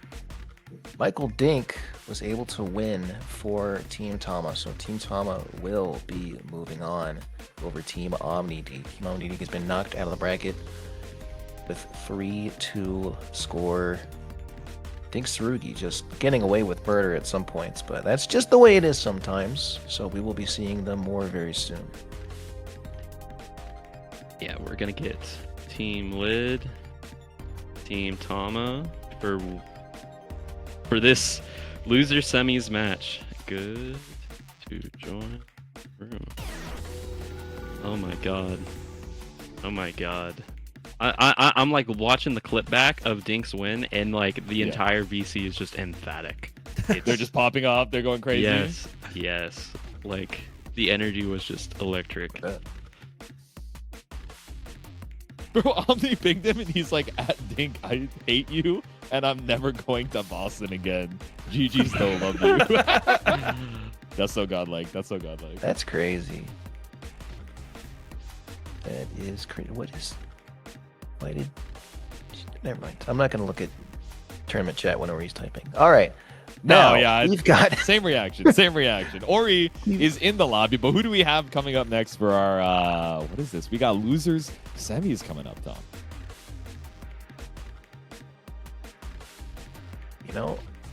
I think, given what we've seen so far, like you said, Tabby, Team Lid, good spread of players. But I don't know. I think Tama, combination of Ori and Dink, is always going to force a tiebreaker scenario, I think, and then it just comes down to the wheel spin, right, for either Ori or one of the other players to hold it down.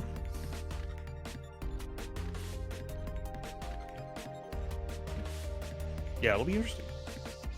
We will have to see as our players get into the lobby. Yeah, so that first tier 4 match is, coming in from Team Tama, it's Seabats with the Phonon. And coming in from Team Lid, it's Proxy with the Gordeau. So Phonon Gordeau is not a matchup I've gotten to see a ton of, right? But specifically Proxy is hitting the Let It Ride with Grim Reaper as much as he can. And I'm wondering if Seabats is, ready for a game plan of, okay, I'm going to back out to full screen, maybe throw out some 3Cs and 4Bs just to try and play that zoning game, or if he's like, I'm just going to take the fight to you, whatever, let's get it done.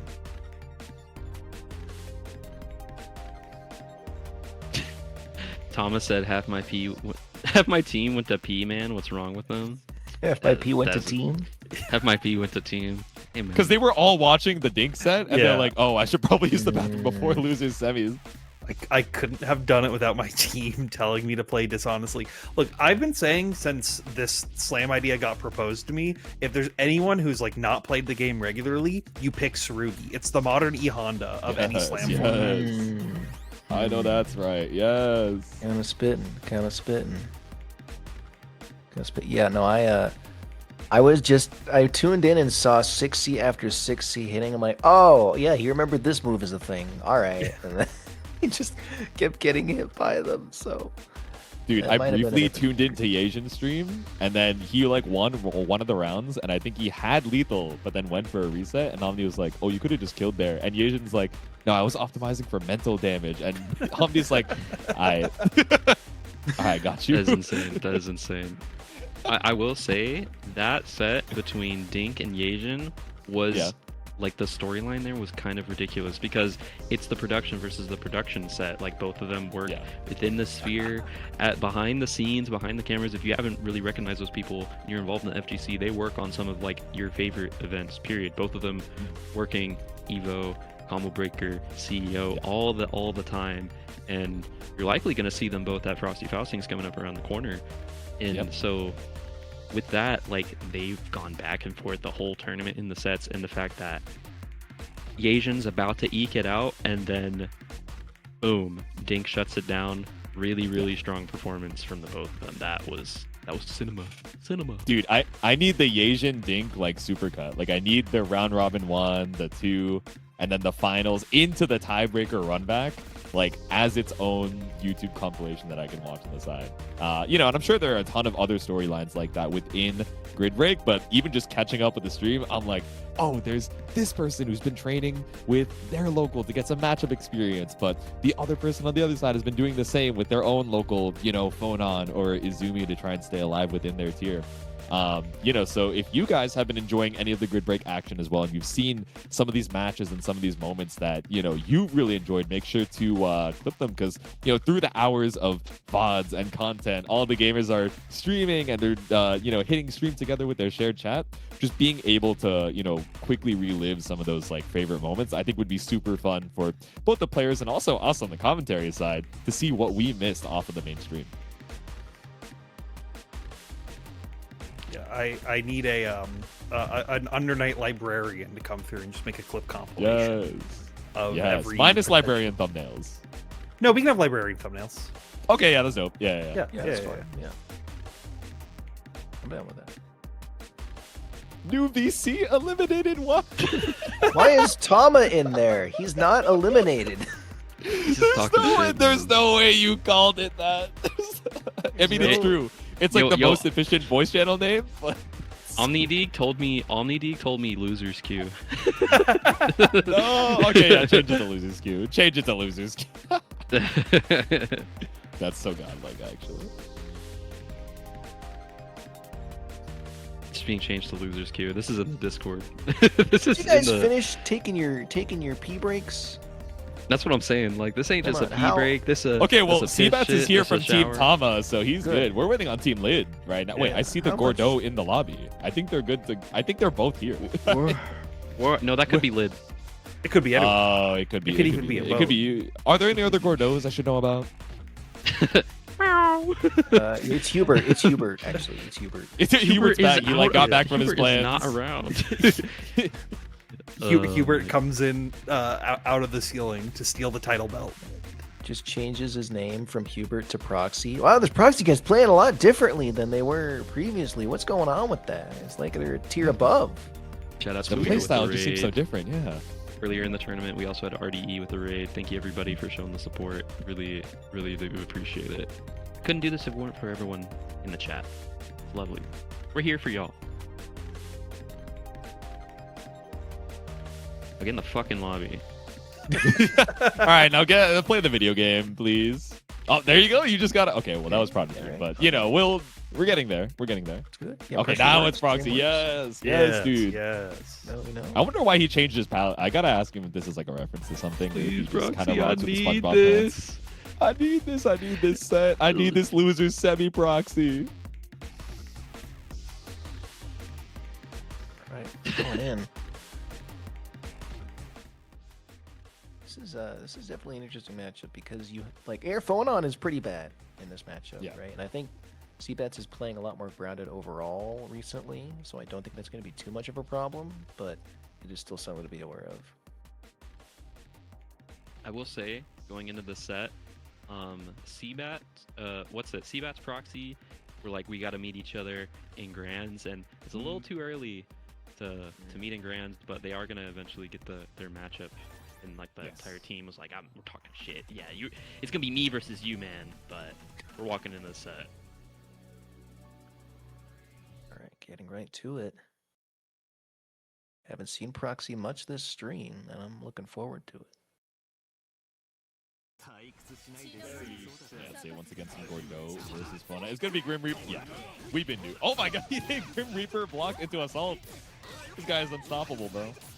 Yeah, Seabats was a little late on the contest there. Oh, tries to up back out of the corner. Yeah, he can't be Air Phone on this matchup, but drops the combo. Seabats able to get a nice hit here. Double jump back. Making me look Okay. The 2B, the 2Bs, nice with it, Jitsu. Hold on. I can't believe it. Proxy is very much like a, okay, if it didn't work once, like, I'll do it again. Oh, the 2B whipped because you air stalled with Fireball. I'm going to do it again. And then we wait out the EXDP as well and find a counter hit start. I know Seabats has been taught this before, but this game is like safe drop central. You can't press Yeah. a lot of stuff. I know it's hard Exactly. because it worked earlier, but Seabats though getting the first hit. Okay, run up 6-6B. No throw baited just yet, so we run it for a throw of our own. Fade away. We see what Seabats likes. Yep. Shield timing just a little bit too late on some of these from Proxy, so ended up getting the cycle. And yeah, baited you with the concentrate as Proxy tries to run into an ICJB. Very nice. Oh, that stand shield meaty was a bit scary, and Proxy capitalizes on the hesitation there. Drops the combo though. No! Oh, we saw the startup on the 5A, but yeah, it's not going to work out here. A little boot. Full resources overhead is already a round up. Big momentum for them here. Gonna get the life totals. I can like hear Lid in the back of his ear, like, check him. Check him right now. Hit 6B, hit 2B right now. No, yes! A little drop, but it's okay. We got Grim Reaper to stabilize off of the jump as Proxy takes game number 1.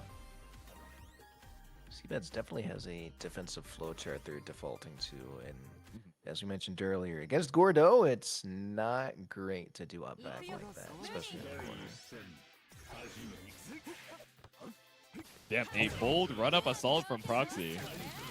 Entirely Oh unafraid my- of any of the buttons from Seavas, but there we go. It's a little FF action here to snipe you out of the sky.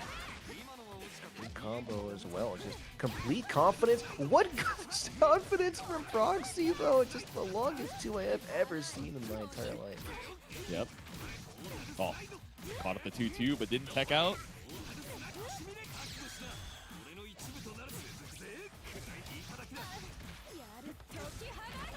Double sim, JA, but gets caught by the VO. Oh, don't they had the hit? They just weren't confident to confirm. Okay, once on the timer on the VO, runs up 4B, but no confirm. Keeps it simple.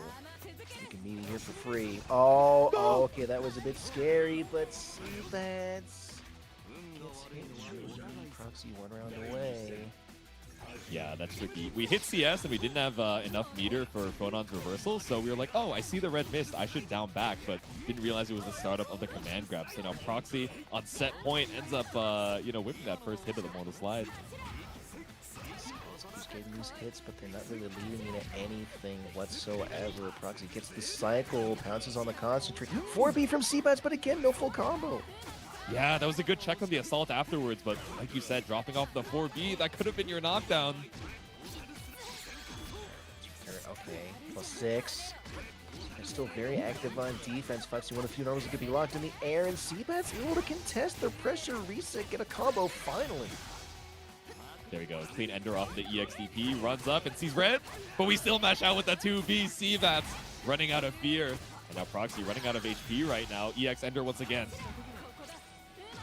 Seabats just eliminating the metered option from Proxy, just maintaining their space, and no, you have to come to me. Okay, I'll come to you and break your grid, and just follows up for a round.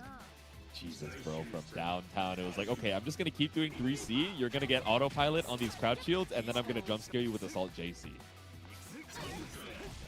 Oh, tries to force function, but slides into your DMs. 3C from Proxy here. Yeah, I mean, so many times with that spacing off of the run-up, we've been doing that, you know, just barely out of range assault. So, you know, understandable that Seabass is looking for that anti-air, but no, didn't dial any reversal in time off the red miss. I think that was supposed to be 2-2C. I saw the 2C startup, but just didn't get it in time, yeah. Okay, fade away off of the fireball, but looking for a stand. Yeah, you don't need to do that unless it's the super flash to the EX fireball, but Seabats catches you once again, trying to take to the skies with the air approach, and EXDP puts one on the board for both of these games. Proxy's getting rage baited. I'm sorry, Seabats is rage baiting so hard right now. Like, he's assaulting at predictable timings. He's getting sniped up by these 3Cs when he tries to concentrate. Seabats has got the rhythm down. Yeah. Where before, you know, it kind of seemed like the opposite, where Proxy would like whiff a button and Seabats was like, oh, I stalled and I was able to avoid the first button. It's my time to strike now. And then would get caught by, you know, 2B, whiff, 2B. You know, but clearly has found where their effective range is. Like, okay, I want to be full screen. I want to be outside of range of the Grim Reaper. And I want to see what your reaction is when I throw out 3C, when I throw out up back fireball.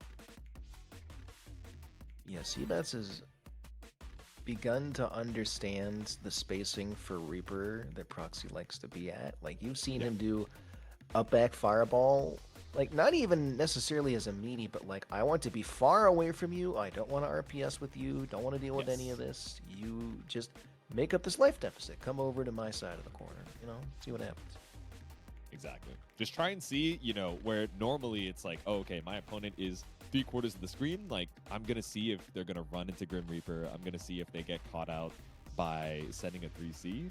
When you're at that full screen and you're like, okay, when is my stopping point? When do I break off of my dash to try and bait out the way that Seabats is like controlling this ground and airspace? So I think that's what Proxy's really asking Lid right now. Okay, am I the aggressor? And if so, what is my plan to get in on Phono?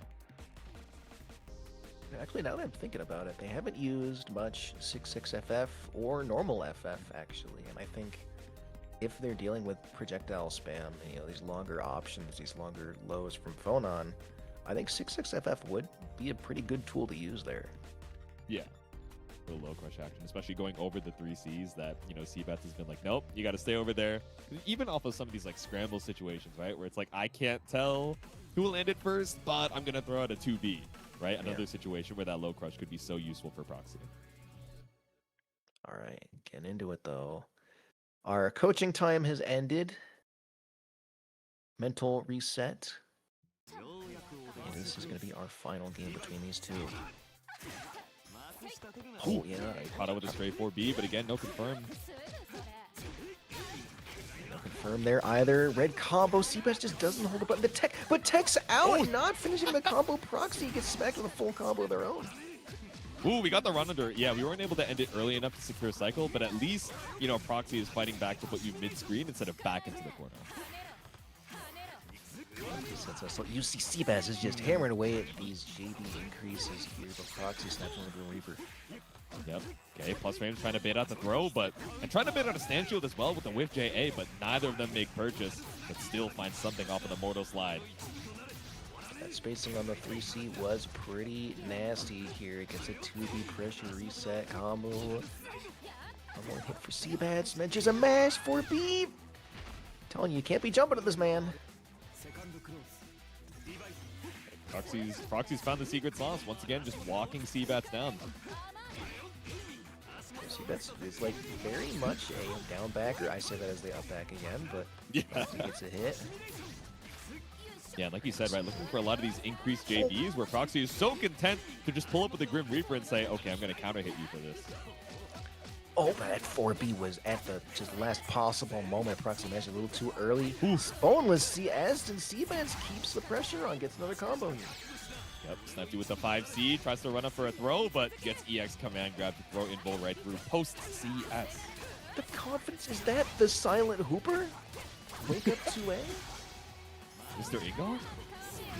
shades of Fireball as we back out to the full screen once again, and check you looking for the crown shield. Yeah, Seabats has been keeping that in the back pocket. You gotta, stand up against it, especially if you're committed to, autopiloting that crouch shield against the 3C. It can be so tricky. Proxy, one leg confirm away, and one JC at least if we confirm the combo, but Seabats picks it back up off the scramble to bring us the final game, final round.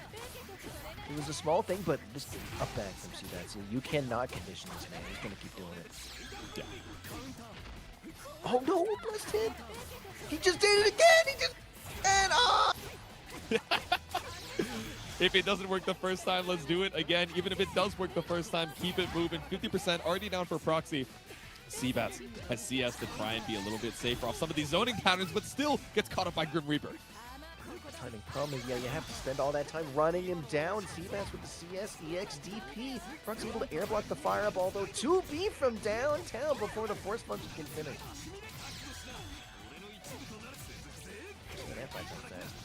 That's what I'm saying, man. A little tongue twister. Ooh, I was wondering if we'd be able to block the veil off, but maybe committed to the landing 5A already. EX Grim Reaper to put you in one touch, but Seabats nashes out with a 2B. I think you should be able to kill. No, the Rekka's not enough, and you don't have EX. One more touch. Red Mist seen, but no meter available for the reversal. Oh my god! Seabats!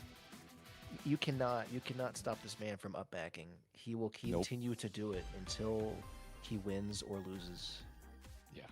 And the insane part is we brought it up multiple times. This ICJB off of the jump backwards, which was getting caught off of Grim Reaper so many times. But in the last do or die scenario, Seabats still goes back to it. And Proxy not quite ready to slam the Grim Reaper when it mattered the most. So that is the first nail biter of a set, going over just barely to Seabats in that final hit. That's to Seabats. Roaring start for their team, but now Michael Dink versus Lucian, SFL, Tsurugi versus Hyde. It's gonna be a good one. I mean, they're all good ones, but this one in particular, I think, is gonna be a real good one. Exactly. And I mean, Dink hot off of, bringing that tiebreaker back and keeping the team alive here in the losers semis. But, Lucian, I think, has really gotten so much more comfortable with Hyde. Exploring some of these, strong options. Maybe seeing a little bit of how Barbar is playing, getting some inspiration as well. So just backing up to the full screen, sending out the fireball. But Dink, again, just lets the shield slam rock. He knows that, a lot of players... Oh my god, huge grid break for Dink. Gonna guarantee the cycle for themselves. Okay. Oh. Oh no. I think he wanted 2-3-6, but no, it's a low. I'm so sorry. Evil left overheads. Yeah. Okay, challenge with the 6B pro throw tech, but still gets armored through. Dink just stopping these mids in their tracks. Dink is so good with just rotating his options. CS for Lucian, Celestial for Lucian, or no. What an RPS, man. Just says, oh, your fastest options, throw here. I'll hop over it. Ooh. Okay, big whip on the 2-6C. Again, a lot of folks just labbing out against this Tsurugi EX Lariat round start as Lucian draws first blood, but tries to jump up to stop a Nut Scratcher and gets J2C'd for their troubles. Just throws Dink into the corner. Cycle firmly within their control, but it's not mattered so much. Oh my, you did not just jump over the fireball. This guy loves jump forward J2C, man. We're slamming. Uh-oh. Ooh. Yeah, that's a huge punish for Dink here. Oh, no, No, doesn't get Dink, the please. 6C. It's all right. We'll just bait the throw. It's okay. Yeah. Dink is firmly in control now. Cycle available. Burn 100 here. One more hit will do it. Yep. Oh. No, I see on the JC. Just kept it meaty, but instead the mash out just whiffs on the Rekkas from Lucian. Tap from Mike. Lucian gets Ooh. grid broken. The backdash shield only to get chased down with the 2-1-4. Dink for game number 1. Dink took a little couple of hits, but was firmly in control for most of that set. Tries to do 2B, Lucian does, but fortunately that gets smacked in the head. Holding the shield at full screen is not rage bait in the way that Phone on 3C or Kuon throwing out needles or Ogre FF is. But at the same time, your opponent's like, how long are you going to stick around in armor stance? Maybe I should do something with that. Oh my god, that clipped. I did not know that. And the 2-2C extension? Okay, I see you, Lucian. Full corner carry for them. Yep. Beautiful way to spend the meter. Get a little mail-in rebate with the Vorpal. Dual combo kills as well. I like the timing that Lucian is going for. He knows that Mike likes to up forward out of pressure, so he's just enforcing that spacing. Advancing with the shield. Yeah, and the delay before the next follow-up as well to try and bait out Lucian, just holding space. Oh my god, that was so scary. What a shield from Lucian, actually. Gets the cycle and a full confirm here from the Ben Sinister. Okay. Will we be pressure here? When are we going to try and challenge on Dink's side? I mean, you have the health advantage. You don't need to push the issue, but does push forward and finds the counter hit 2B. Yeah, probably. Oh, No! Yeah, that is an odd timing there. Yeah, you do have to change it up a little bit. But the J236, it doesn't matter. Just too far away to continue the combo. Lucian gets a Pilgrim. Go fireball into the armor once more, but holds it just a little bit longer this time. Dink has been getting counter hit in that brief moment of vulnerability between the follow-up, so swapping up the timing is so smart to put yourself on set point. I like the idea from Lucian as well, trying to burn 100 because that 2-2C is a low on the sword, but Dink too fast, and once again, just taking the initiative round start immediately. Oos! There we go, runs up with the assault as well. Full throw bait action here is Lucian caught up in the corner with the anti-low. Back S66B. Ooh! Force function counter hit starter. Yeah, it's 2 bounces. You have to cut it short, but overhead attempted. Mike gets the plus break. Oh, he tried to concentrate. Okay, fade away. That's the CVO timer down, but we still caught you with a run through. There we go. Dink taking it 2-0 over Lucian with the FF follow-up. And Dink plays like an asshole, man. That he does. That he does. I put up the shield. I wait for you to act. I counter hit you, trying to snipe out the vulnerable frames between my follow-ups, and I shake your hand and go GG's. I'm like, why is he doing ATP? Is this a misinput or something? And Yeah. he's like, oh no, I'm just doing like CVO after the ADP. And I think he like tried to do a throw but got concentrate instead. But it's alright. Oh, I see. It's the Dinkster. I'm It's a misinput speechless. for real. Yeah, exactly. All right, don't tell them that. Don't tell them that. Oh, you're right. It was an intentional choice in the Yeah. heat of the moment to confuse my opponent. Attention. We were talking about mental damage optimizations earlier, so maybe that's part of it. And we saw those 6Cs, dog. That's the overhead slammer. All right, anyway, Dink, get off the stand. We got another match headed up into our tier 2s. It's Prodigy on the Mika versus Zippy's Izumi. Zippy a threat this entire event, honestly, and especially this bracket. Definitely someone that their team relies on heavily. Prodigy Dink Mika, is though. so carried. That's your sponsor, bro. Hold on now.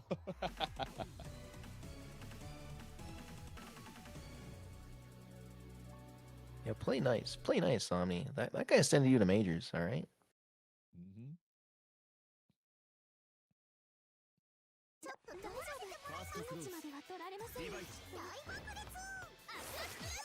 All right. Just some light zoning from Zippy's Izumi. Lets the fish get him his turn. Oh, this splash zone is getting everyone, man. Yeah. You set the fish, not ready for the second hit. You IC the fireball, and all of a sudden your opponent's like, help, what do I do? Oh, no. Was it ready to block overhead? Gets grid broken from the green shield. Zippy, all the resources in the world to set EX bubble and a charged one behind it. Bubble Bobble once again, rebeat off of the 5A, but Prodigy looking for a couple of these green shields. The crouch shield didn't quite get broken again off the overhead fish, but still gets caught up post CS. I think Prodigy was like, wait, I don't have 100 meter anymore? What the hell? I wanted the EX missile here, but no.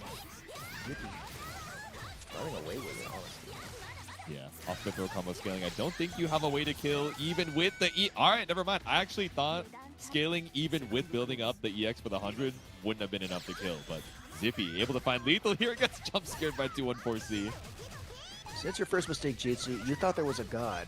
When Izumi's You're right. on the screen, there is no god. But Prodigy is looking to make miracles happen regardless. Yeah. Shielded, I think, both hits of the Mika missile, but maybe just a little bit too far off the 2B to find the punish, but there we go. 2B ends up working down with a counter hit here for Zippy. Once again, winning the cycle. Prodigy trying to make some space, but keeps getting clipped, and Zippy finally confirms another hit here. Yep. Fade away, set the bubble bobble once more. CS available. We just wait out the guard thrust. Oh my god, cleared the bubble beam completely, but not ready for a punch. Just wasn't confident in his spacing. Tech the throw. Zippy here takes the turn. Oh, no, he did that right before the cycle ticked over. I think he was waiting to secure the cycle, and then CS, but was off by like just a frame. Now Prodigy, Yeah, now they have- CS of his own.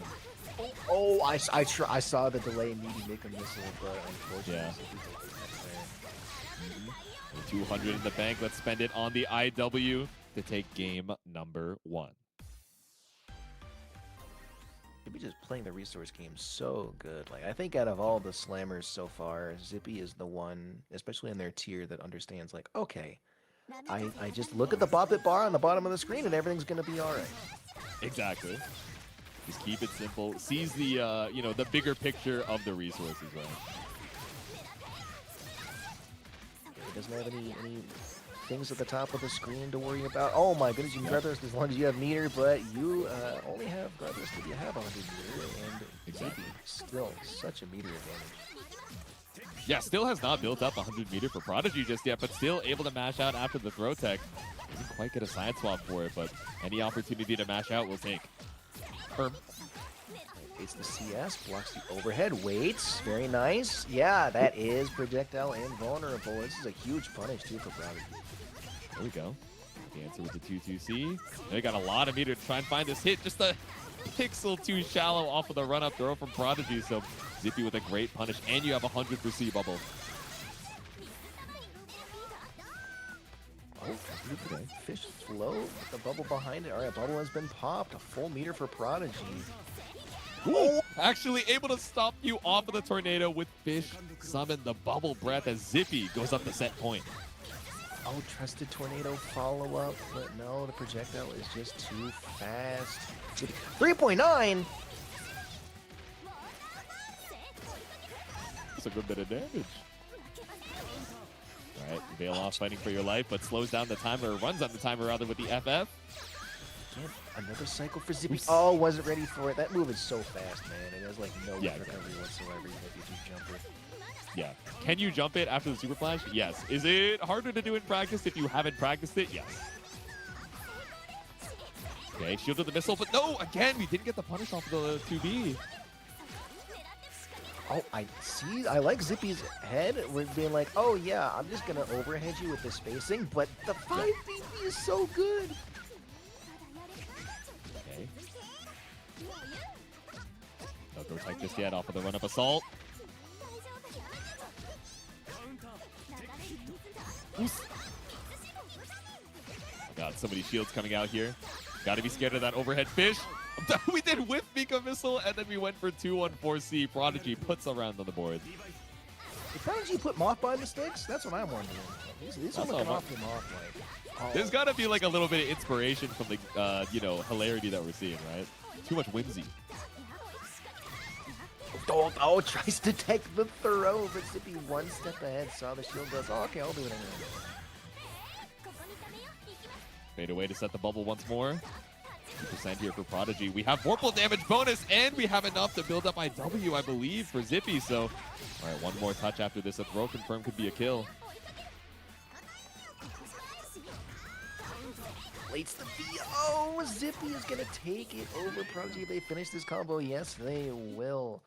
Zippy, so good at just understanding the cycle, how to rotate their options defensively, and is going to take that set for their team. Yeah, there we go. So 3-0 for Team Tama, knocking Team Lid out before we can even get to Gravy Jones. I mean, excellent work from Team Tama, now qualifying into the losers finals. But once again, a big shout out to Team Lid for making it this far, because I know round robin number 1 they were reflecting. They were like, "Oh man, what can we do better? We're not happy with our standings just yet," and leveled up so quickly between round robin 1 to 2, and especially going into finals today. So excellent work to that entire team. And even when I got to pop in on Lid's stream for a little bit earlier, like making it this far, one of the big things that he mentioned was like, I was so happy that when I studied up against this player that one of the people on my team was going to run into, and I was able to identify their habits and things that they should look out for, and then seeing it play out, and them enacting that counterplay in the heat of the actual battle, was so sick to see. So hopefully, Team Lid and the rest of those gamers enjoyed their time in Grid Break. Yeah, get out of here. Yeah, go over to the eliminated BC. I'll see you in go that, over, go over in to that voice losers channel. BC. Yeah. True. Eliminated watch party.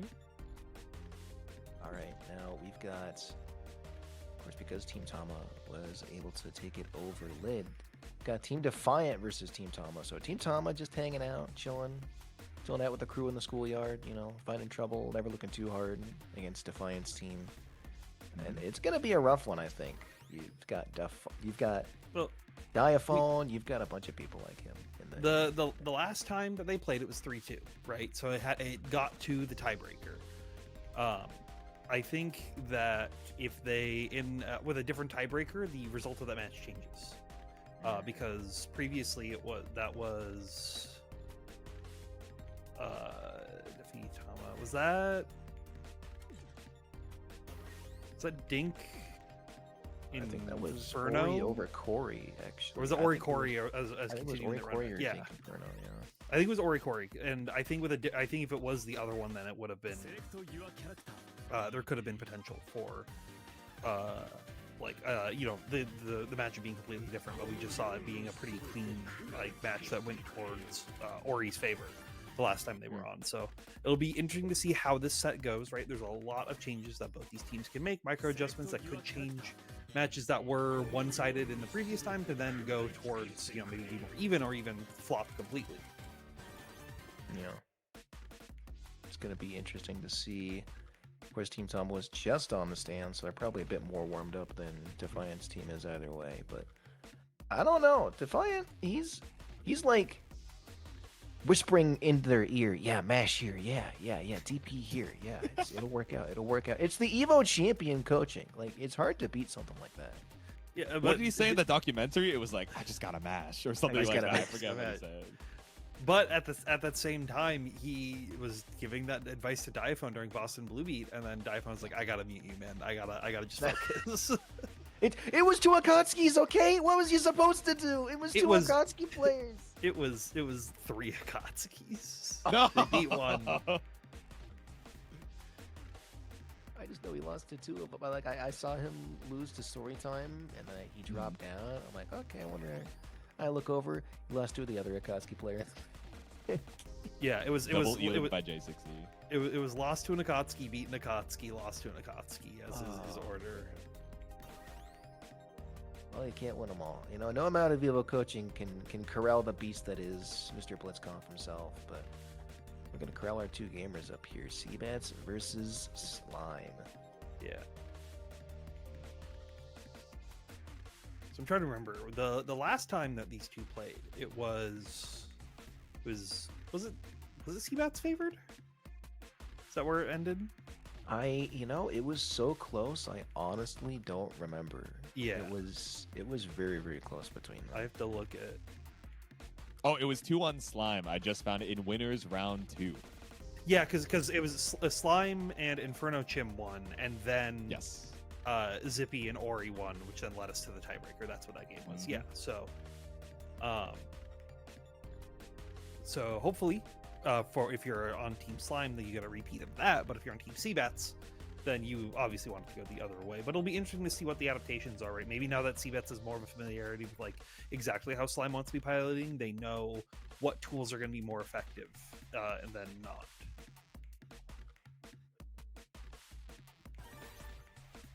A moment. Seabats has got the clutch factor, though. You see him with improbable life deficits. There's no way they come back from this, and then they're able to make it at least very, very close.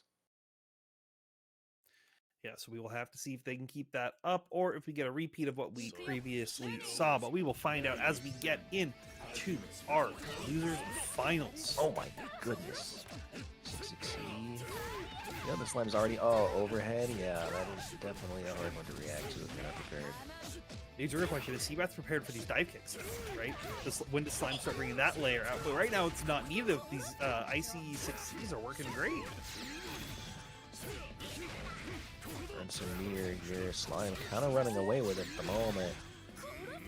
Oh yeah, double EX doesn't do as much damage as you think. It doesn't take the throw. That's just trying to maintain some space here. Slime, though, unrelenting in their pursuit. Have a sizable grid lead as well, so he does giving up so much screen space.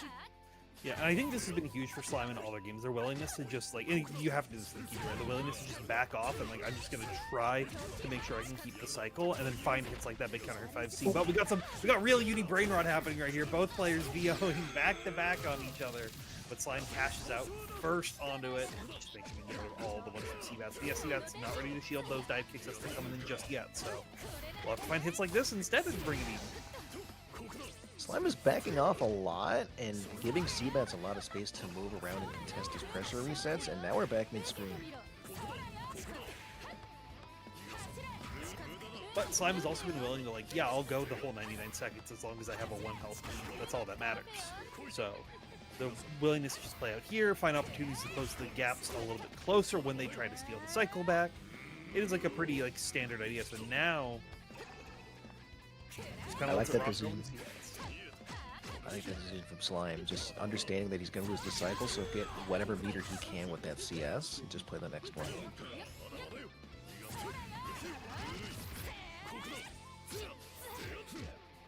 Fun, eh? The dive kicks once again gonna be very, very good as long as Seabats isn't anti-air shielding them. So what about potential? But Seabats now forces the VO out. They should be able to give them the cycle as well, unless Slime is able to steal it. Well, we see an early cancel in IW. Nope, we'll just keep the damage going. 7 seconds left. Slight health lead still for. Okay, now it's more decided. Just keep them blocked in. Oh, there we are. Yeah. Slime game 1. Yeah, it's another one of those situations when they're on, like, I look at the clock and I'm like, oh no, there's only 3 seconds left. Yeah, that was like a bit scary for Slime. It was still winnable. They had a slight health advantage, but yeah, that throw definitely sealed it up. And no meter for Seabats as well. Yeah, so we'll see how this changes, or if Slime is able to keep up this long con of just grinding the game out through a war of attrition. Alright, you see how Slime's playing with the side. Oh, a little too hasty there. It gets clipped, but no full combo from Seabats. I love the timing of the force function. Knows that Slime is dive kicking left, right, and center, so it gets a nice, juicy charge force function starter. Yeah, you're generally be pretty safe even if it whiffs at that distance versus Enkidu, so this is a great adaptation from Seabats. This is another really good start for them. It's just up to see if they can find the big way to close this round out now at this point. Seabats in their element. So, no, you can come to me. It's totally fine, dog. Nice dive kick, by the way. Oh, I was going to say he needs to be careful of that, but Seabats is just on it, Tabby. Yeah, Seabats has been playing at this perfect spacing. It's almost like I want to see Slime go for like dash 2-3-6C in those situations to try to catch him drifting back a little bit. But hey, we've never said you're out just yet, but a C geyser will be what Seabats needs to get a point on the board for this game. He lands, but not close enough to get the vacuum effect. Other thing is, we haven't really seen Seabats go for install at all, like trying to utilize the scarier mix-up option and then pop install to get 3+ frames. Yeah, I know it was discussed when they were talking about Glacier this week, but I don't think they're comfortable with it quite yet to just use it in their game plan. I think Tama banned it, but CDP is easy enough for Seabats to do after that CS. Gonna get the cycle over to Slime though. Yeah. Slime now trying to be a little preemptive with things like this 4C, things like this 50-60s that we've seen, so maybe trying to get a little bit more aggressive, not going to be able to anti-air with your 6FF this time. Seabats just gets caught by the 2 after the dive kick. Checks low. Oh. That force function, that meaty force function CS is the tool that Slime used to the fullest effect, and they're going to be able to utilize it once again with Seabats not holding the tech at the very end to allow them to tie up, but has to spend all their meter to do it, so Seabats can't potentially make something happen here. And the early stages of the game where they'll have a slight advantage. Being up around and making your opponent spend their meter to tie it up is definitely good. But Celestial achieve for Slime in just a moment. They're going to get a ton of meter back from any CS. Air to air from Seabats, though. You did not just grab. Yeah, grabbed after they saw the red flash right there. Was thinking on a different wavelength than the rest of us and would have hit parry right there, but that's why Slime knows what they're doing, finds a great Abari option as well. They're already back to the 200 meter with that Celestial pop that they had earlier, so one touch away. 2-3-60 finally gonna connect, misses the dash 5B link, but it's fine. Still got some lockdown in the corner. Oh, that's it. No. See, that's the overhead. It's always the last interaction that the gamers get a little devious with it, Tabby. Yeah, it's always the last one because that's you gotta push that mental stack as far as you'd like. You'll say, yeah, it's up for you to figure out what I'm gonna do here, and they brought it back, something that they were utilizing in the beginning of the set very, very well. But that's Slime gonna be taking the first game for Team Defiant. Seabats, you should be proud. I'm just saying, much improved from the first round robin. I see the vision, but Slime, just the patience elemental that Slime is. Yes. You just say, okay, I'm just gonna slowly make my way in. Maybe full send it like once or twice, but you know, attrition you out, farm my resources that I need, and come what may, I'm gonna just overhead you for the game. Yeah, I mean, we've seen it in other games when Seabats has been around, right? That they're able to, like, almost everybody else in their tier, they're able to find those sets over people, but it's just Slime has that one slight edge over them, which that happens to everybody at every given level. So definitely excellent stuff, Seabats. All right, this is one of the greatest sets I've seen today. Yes. Ran back, Ink versus Inferno Chim. Yes, this should be very, very exciting to see. Hopefully we get to see this one go the distance as well. I think right now just backing off, and you see Inferno Chim just playing that same game plan they had been for a while, which is just, I'm going to wait for you to make a decision and then try to capitalize on it. However, this is Tsurugi. His decisions sometimes just happen and you don't get to deal with them. Oh, the 5B gets sniped out from Dink here, winning the cycle, having 100 meter to spare. Baits the DP. This is so much damage. This is huge. Definitely running on momentum from the previous set that they just played, having a lot of the energy of their team behind them. 6C once again being the tool for victory that they'll use, starting us off with a perfect year.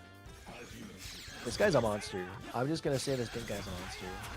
You did not just do it again after a slight delay. Natural from Inferno. Natural born Tsurugi player, Michael Dink. This guy was grass-fed, cage-free Tsurugi player, just on the plains of the Serengeti. Yeah. He's just... Alright, he's gonna get mollywopped right now, I'm not gonna lie, but you know... Up till that point. Yeah. Goes for low again after the bomb CS situation. There we go. Big turn for Inferno Chim right here. Fighting the 5B connection after the ICJ2C. The most damage was Inferno Chim spends meter. Oh, drops the Ender! Mike gets away with mashing 2B on the combo it drops. Still in it. Goes to A6C. No combo, but we still find opportunities to open you anyways. Misses the CDO extension right there to guarantee the kill, so the J236C from Inferno Chim will keep themselves alive. Mike, you need to calm down, all right? Whenever Tom is feeding you, I think you need to go on a diet, brother. I'm sorry. That was a bit much. You need to be off the grass-fed diet, go on to some, you know, a more balanced, you know, nutritious meal right here. That was a punish for Inferno Chim, but just not ready for it. Assault right there, catching out the throw on Dink.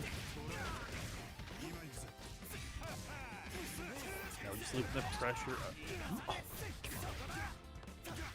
Wake up, guy. I think he's a man after my own heart, Tabby.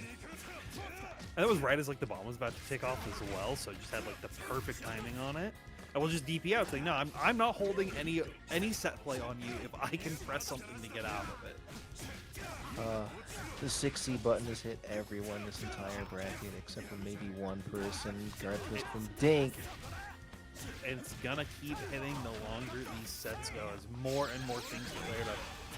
Misses the hit, but it doesn't matter. 2-3-6C beats the air fireball from Inferno Chim. It's Dink taking game number 1. Dink, when he gets Inferno Chim on the corner, it seems like it is his game to lose. You know, now that he's unlocked the 6C overhead, he might be unstoppable. Yeah. Yeah, it's that next level. It's that the secret technique. Domain expansion, 6C overhead. Inferno respects the 6-6B and is rewarded with a full whiff punish on Dink here. Bomb applied. Just DP on Wake Up. Yeah, whatever. I'm not holding that. Inferno Chim hasn't been respecting too many of the DPs as they're coming in the set, so if it like ain't broke, don't fix it. And I think that's been a big thing for Dink in a lot of their sets. It's just like, why, like, if you're gonna hold something and risk getting hit, you can take an aggressive option and try to get the same kind of reward out of it. So it's been working out for him. Great patience right there. Finds a 2A counter hit starter. This is gonna be a good tool for them to try to even it up. Back into Inferno Chim 2-5A's whiff and gets whiff punished from him. More resources available as well. Oh! I don't know what he tried. I think maybe like let go of back and try to DP and then just was a little late on it. Yeah, it's possible. I mean, he probably hesitated like, oh wait, this is a safe jump, I shouldn't, and then he already got Yeah, it. But yeah. nothing very much regardless here in this round 2. Oop, it's the throw. Alright, Dink. Just maintaining his spacing, tries to bait out a DP, he's hunting for it. They're trying to bait out DP, bait out like a Lariat or a 2B, but as soon as you get too close, that 2A coming out from Inferno Chim, able to get their own turn. It does reset you to the mid screen, but we'll just quickly go low. Now Bomb going to be added back on top. It's going to put you in a one-touch situation. Hey, you're dead. Yeah, and that should be Inferno Chim quickly tying it up. Once again, this set going to be going the distance, and it is anyone's game. Game apiece, both these players. It's kind of like the last set where whoever gets the first knockdown in the corner is heavily favored. If it's not the set play, then it's just the sheer reward that you get if they're wrong. Oh my. No meter to back that. Oh no, you did not just do it again, buddy.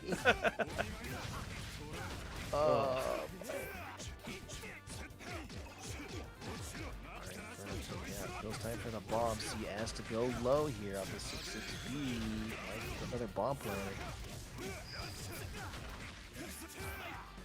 Seer Ender as well to make sure the bomb can pop. Just keeps it safe, trying to see if Dink's going to bait out like a crazier option like DP or the JQC that we've seen a couple times in a row. Dink kept it patient and found the right hit, but unfortunately couldn't finish their plate. So Inferno Chim just going to knock that bomb onto them once more. Pop a CS and go for a standard 5A. No explosion needed. And Inferno Chim, one round away from taking this point for their team once again. Mike's not like fully aware of their combo structure such that they keep trying to 6-6B when they have no bounces or they're too far away. He tries to do 6B. I don't know if that was intentional, but regardless, shield board gonna get Mike a combo here. Good shield right there, but it is still plus for the Cerugi in that situation, so just a trade happens, and Dink going to be shield bashing back in, but not opting to do it again, so instead 2A comes out for Inferno Chim and allows them to get the party back started to their favor. Dink is, just blocks the overhead actually. Guard thrusts out. DP whiffs! No, it's not the right spacing. Again, a whiff punish for Inferno Chim. Mike is getting these hits, but they're not waiting the right amount of time to confirm it. Unit! Oh, Inferno Chim. Is this enough? It's not enough. Dink has the CS, has to respect a lot of this that's coming through. Has to be careful of a potential 2C or a 2B. Checking out on the low on this shield stance, but the 2A is what will do it. Inferno, Chim getting another point on the board for Team Defiant. And so far, this is a repeat of what we saw in the first time they played. These first 2 points going towards the tier 4 and tier 3, and tier 2 is where, you know, in the last one it went towards Zippy, right, on that Azumi. But Diaphone I saw was prepping games against Defiant on the Azumi, and even Akori on the Azumi, to try to just make sure that they understand exactly what they need to do into this match. But it was real close. I think it was like a combo drop in a round that then snowballed into another round loss. So like anything is possible in this match. But if Zippy repeats it, we might see a potential repeat of what we saw in the first time and have to go back to a tiebreaker, unless either Diaphone or Corey can secure the win. Yeah, so they're really like spirit bombing Diaphone right now. They're just like, no, take all of our energy, bro. Please. We don't want to play tier 1. We don't want to play another tiebreaker, bro. It's getting dire. Like, everyone's exhausted, I'm sure. They've been playing all day, all afternoon. Oh, yeah. Yeah, we've had just the stream portion side of things has been going for just shy of about 4 hours now, so definitely a lot of internet action has happened today, and the mental tax of this game can wear on you after a while. It's like the bracket experience. Oh my goodness. 2B gets sniped by the fireball, though. Diaphone. Start their pressure. We'll just force function out, Zippy said. Yeah. And force functions right back as soon as they can. Both of them trading their non-invincible reversals. Diaphone understanding that, yeah, force function is not throw invulnerable, so if Zippy tried it, they would have gotten punished anyway. But force function is great versus a lot of these Rekka follows because it does create a natural gap that is where you're supposed to reversal, and only having to deal with 2 buttons is very good. But Diaphone, bringing the mix-ups early, wants to get as much momentum as they can. And yeah, we're keeping it simple this time. 3 buttons, 1 special, 3 buttons. That should be just enough to close it out right there. I think Zippy's shield got turned into an assault, and that's why they got it. You did, man. We need to have a conversation about this character. Huge punish for Zippy here. Diaphone stuck in those corners. Not Celestial. CS are cheap for Zippy. Sorry. Locking down once more. Bubble on the set play, but we just go low this time. Yeah. Oh yeah. You have CS right there to even just get like a free button into special at the end of any random conversion. So Azumi combos are very scary. Like a lot of the tools are. Ice cream coming down, but a JC will connect, and freeze debuff already applied. So potential to see some big damage right here. 2.7. Tries to get if it baits the force function. Oh my goodness, Diaphone. I see you. I think recognizing that Zippy keeps going for force function a lot in that situation, and now just hard baiting it with the deep air assault safe jump, leads him into some looping set play once again, tries to scratch out, but it's not going to work, and Diaphone finds a back throw. Well, one-touch situation has the CS as well to potentially make something happen. Try to fight back, but a little slow on the mash. 5B clips the 2B startup. Diaphone taking game 1.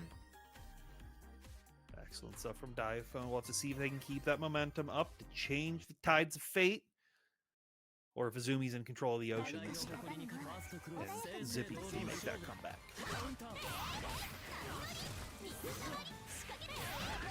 First good hit. So I just realized in between the last time Diaphone was on and now, he went from S+2 to S+1. Oh, do we have rank turned on? I don't know if he has rank turned on, or I don't know if he was grinding ranked, but definitely is a higher rank now than at least when the stream started, so. Points, yeah, I went Ricky. Put in the Matrix right now. Points might be going down, though. Zippy's dominance right now has been... It's the 2 rounds Zippy have won both been perfect so far? The last one was as well, right? Yeah, I think so. Yeah. Force function on the record gap here. Oh, the Ice Rain Whiff Punish! And the freeze buff is already applied, so they get a full conversion from it. Insane spacing. Yeah, that same interaction that happened at Boston Blue Beat this week, and I think he's really labbed that out because it's a common situation that has occurred versus these Azumis again and again, and now is continuing the insane pressure that he's been showing throughout this entire event. What we've been saying across the board. As soon as he's able to take his turn, that's when he can really make the party started. CVO doesn't work because you're out of bounces, but the 4C will do it. Over. At the end of it all, just keep it simple. Tied up. Diaphone 1 round away from taking the set. 5B on the run-up, that's what you want to do. Misses the 5B link on the ground, but Zippy can't get the anti-air 5A that they were looking for. It's the cycle too. Zippy, bubble apply. Has plenty of meter if they want to spend it. Are so good, but a whiff punch with the 2B from Diaphone. How does he do it? Once again, whiff throw into whiff throw. Act like you're plus anyways. Good guard thrust out. Just not have to hold any of that. There's a gold throw too. Zippy just not ready for it. Tries to walk out of the blossom, but still in block stun just in time for Diaphone to keep the pressure going. Force function from Zippy. Gets fished now, and Diaphone has to be prepared on defense. Gets hit with the overhead this time. He should be put into a one-touch situation. Dash blocks into it, knows that the turn is coming, so force functions out, throw into the corner. The CS Rising JA from Zippy, recognizing the Diaphone was not going to be ready for it, taking that round right at the very end, and we're tying it up, and it is getting closer between these two. Zippy just moving that one quick layer ahead to close it out. The Nut Scratcher, the most clutch Nut Scratcher, perhaps, that we've seen all bracket. Like, it's definitely up there. Yes, the Clutch Scratcher. Thank you, Jeez. So, yeah, The clutch yeah. scratcher. Yeah, no problem. I got you. It's we have to use the Net it stream up. safe version. It's the almond activator. Almond Activator? No, not the Yeah. almond activator. Yeah, that's the esports friendly version. At least what I call it. Almond Activator is crazy. The CIA black site. When the CIA puts black site information in the Almond Activator. 2C? Kind of nice with spacing.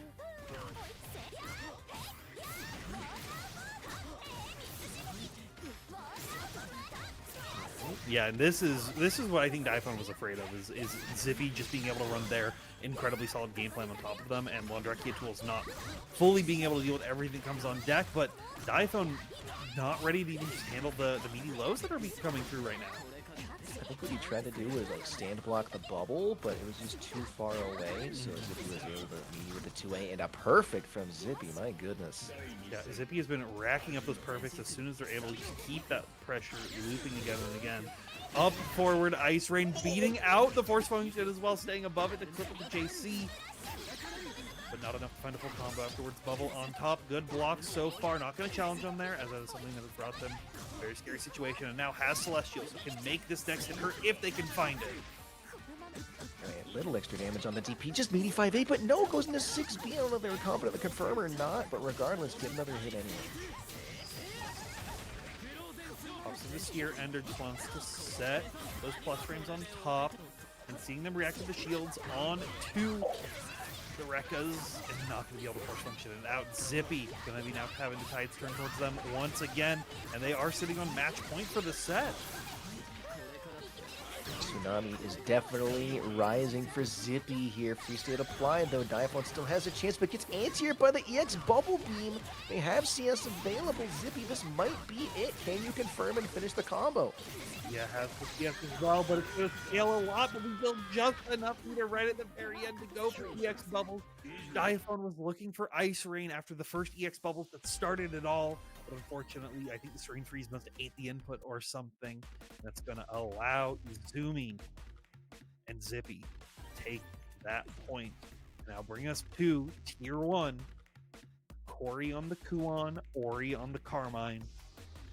decide if we go to a tiebreaker or if Team Defiant can move on forward. Right. On the Uzuki, we haven't seen this all bracket from them, at least not on stream. They were having some doubts. They are not a fan of this character's current state compared to a lot of the other characters in the game. So yeah, we'll see. it's unfortunate. Like the three characters they really enjoy all kind of have a little bit of struggle, right? Kuon, Chaos, and Uzuki. So it's finding the right one for the right time, and I think the Kuon was struggling a lot versus the Carmine, and the Uzuki is definitely, I think, going to be able to handle that mid-screen spacing and challenging a lot of what Carmine wants to do a little bit better. Wake up 2C. Oh my goodness. Corey. And again, you have 100 meter.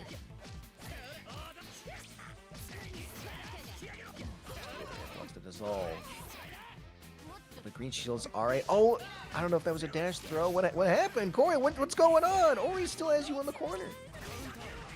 Well, we'll just toss Geki out. It's fine. Tries to use the 60 as well, but Ori spaced out at a very advantageous situation, and now we'll be trying to loop that set play, but can't find the last hit to connect, so instead we go for throw bomb, one more mix. Marcel will fly, dodges out of it, doesn't want to get put in blocks, then 2-2X is available, deletes the wheel. So scary.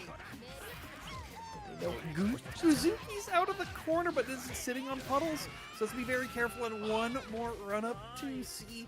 We'll give it to Ori. Corey was looking like they were playing a bullet hell game, trying to just dodge every single Carmine projectile as it was coming through. Back to the corner. Lockdown. He's insane. Tries to bait a throw tech, but no dice. Corey able to get a Totsugeki, but nothing doing, and Ori gets all those dissolves applied. EX under. Late guard thrust right there, able to get yourselves out. Packing as well. Should give the cycle over to Hydrogen Lagu Bomb. Oh, not close enough. The rare instance of Karma not being close enough to follow that up, but we're close enough to follow this hit up. Yeah, concentrates as well to get the cycle, to put you in a good situation. CS on the pinwheel finds a big throw, and now you get to find one more grid break throw, and that's going to be first point over to Ori. All right, Corey locking in the Uzuki.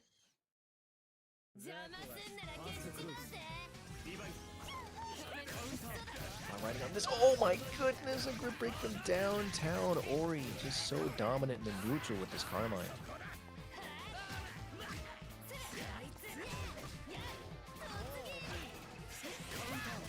Oh, 60 gets jumped right on over. Ori was just running away with it. So much damage and hardly any health lost on their end too. Tries to even roll out, but Ori already on that layer, already prepared for that by just backdashing away and letting the bombs come through. One more Bloodhouse for this round. You have to be right on all these fuzzies that are coming through, but you're just patient, waiting for anything coming through, knowing that Corey wants to be aggressive to get out of this corner, but instead you stay patient, you find that throw, you take that round, you put yourself one round away for bringing this to the tiebreaker.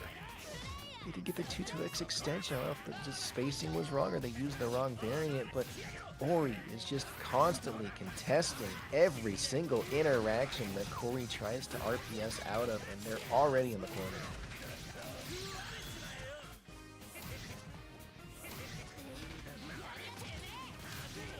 Just take a throw.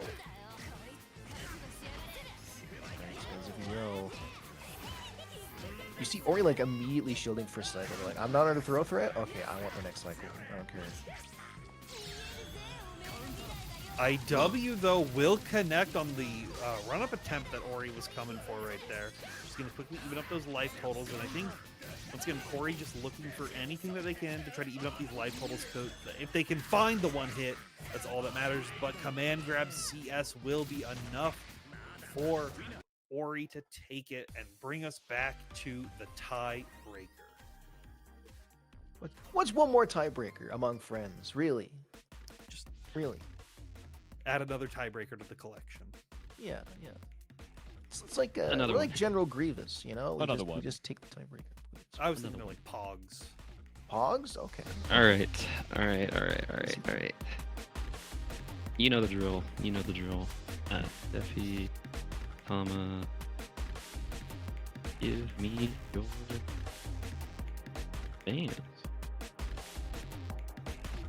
So we've actually like exceeded the 50%. I think we are at 8 out of 15 sets have gone to tiebreaker, if my simple arithmetic is correct. So 8, yeah, we're at 8. God damn. Golly. I think from a metagaming perspective, Mhm. I think Tama wants to ban tier 1. Yeah. Or sorry, no, Defiant wants to ban tier 1, sorry, because no offense to Corey, but that was kind of ugly. I'm sorry, that was kind of ugly. But The record is not looking good against Ori, yeah. no. I think from like a meta perspective, you want to ban like Defi wants to ban tier 1. I think Tama wants to hit tier 4 because 2, 3 were both like the closest ones possible. Hmm. Yeah. I think they're both okay with like 50-50ing it for tier 2 and tier 3. Yeah.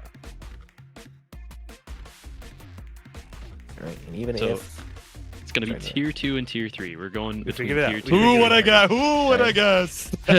Who Kinda nice. would have thought? Kinda Who nice. would have thought? Who would have thought? And then hold on, let me Kinda just nice with let me just refresh the page. So we're on a clean page. No bias, no nothing. So Team Defi is fingers crossed for tier 3, and then Team Tama is fingers crossed for tier 2. At least in terms of like who's won historically. Yeah. it's tier 3, Tier So it's gonna be 3. Diaphone versus Zippy. Ooh, okay. I mean, again, these tier 2s and 3s have like gone the distance every single time. never so mind. there Is is it- no, still the tier chance. three- No, I'm tier trolling. three I'm is- trolling. Yeah, I'm it's- trolling. You're It's trolling. Dink. It's Dink. It's Dink. We get it back. Okay. We It's get it back. Dink. We get Dink It- Inferno Gym back. Dink Dude, how Inferno many Sim, Dink Inferno tiebreakers has Sim. Dink played, bro? What's his All- problem? All of them. All of them. it's his fault for being All of too Are we that average at ass? the game. Like if he Mhm. was dominant, Yeah. then he would never get to play. But he's like just That's close real. enough. They're like, okay, I'll take the coin flip. You know. Because he played winners round 2, he played losers round 2, and he's playing now. And didn't he played losers semis as well? Oh no, it was a 3-0. He ended that. Or no, whatever. I don't know. My brain stopped working because I'm too busy thinking about the games.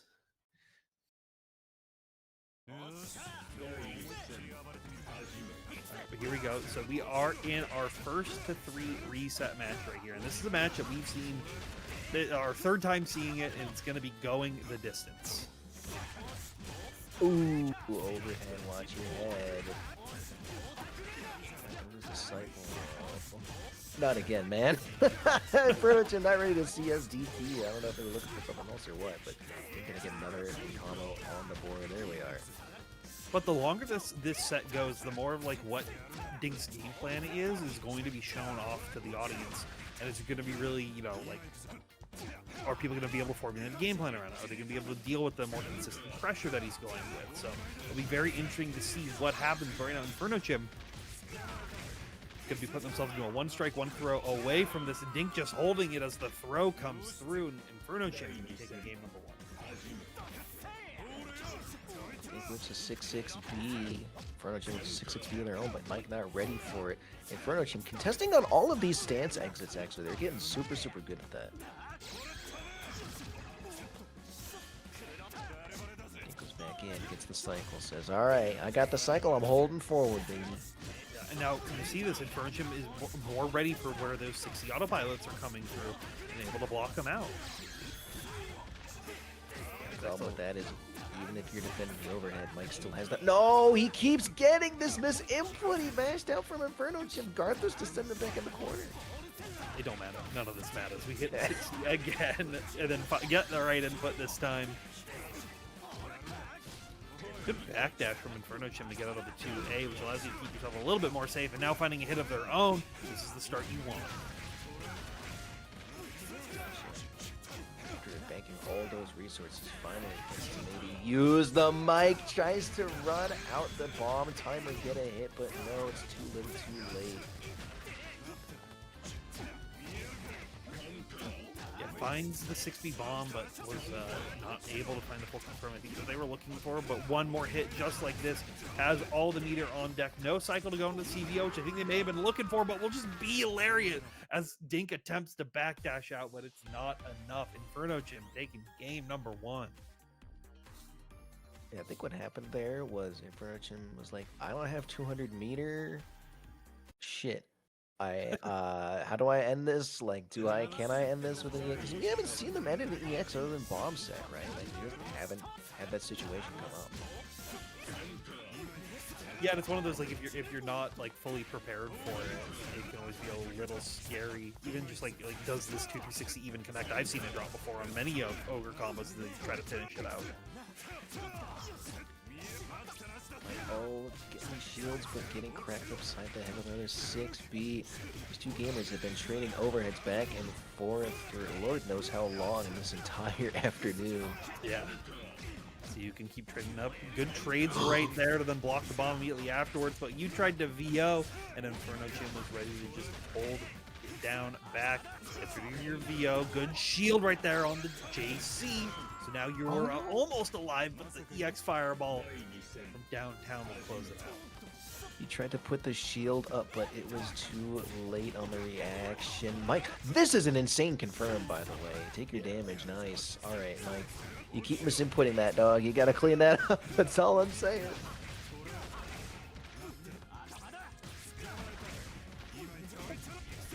Tried to grab there, but command grab does get around that. Insane read from Inferno showing another full combo for him. Good 5A press as well on the overhead attempt right there from Inferno Chip. This is what Dink needs. Yes, he's the red mist punches with a DP. Oh, barely spaces out the throw, but not ready for the whiff punish. He's just so delayed on these stance entries and exits that Inferno Chip is able to punish every single time, it feels like. Absolutely wonderful stuff right here from Inferno Chim so far. One game away as we are in this first 3 reset. We'll have to see who can go the distance now. 6B not looking too great for Mike, but there's still plenty of life to give. It's tagged again. Him, like, has just been overall the more consistent player, I think, this entire bracket. But Mike with a backdash 2C, little run up to make sure they get the full confirm, but drops it. Good blocks right there, forces them to spend the meter, so we traded evenly with the guard thrust afterwards.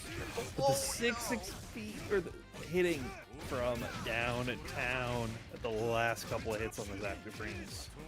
Not only did you get hit, but you lost the cycle too, so you have to hold this. Inferno and Chim 1 round away.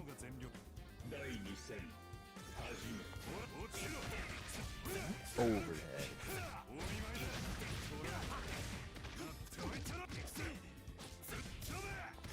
What's heavy? It's not looking good for Mike. Yeah, Mike is getting hit again and again, and this is what Inferno Chim wants.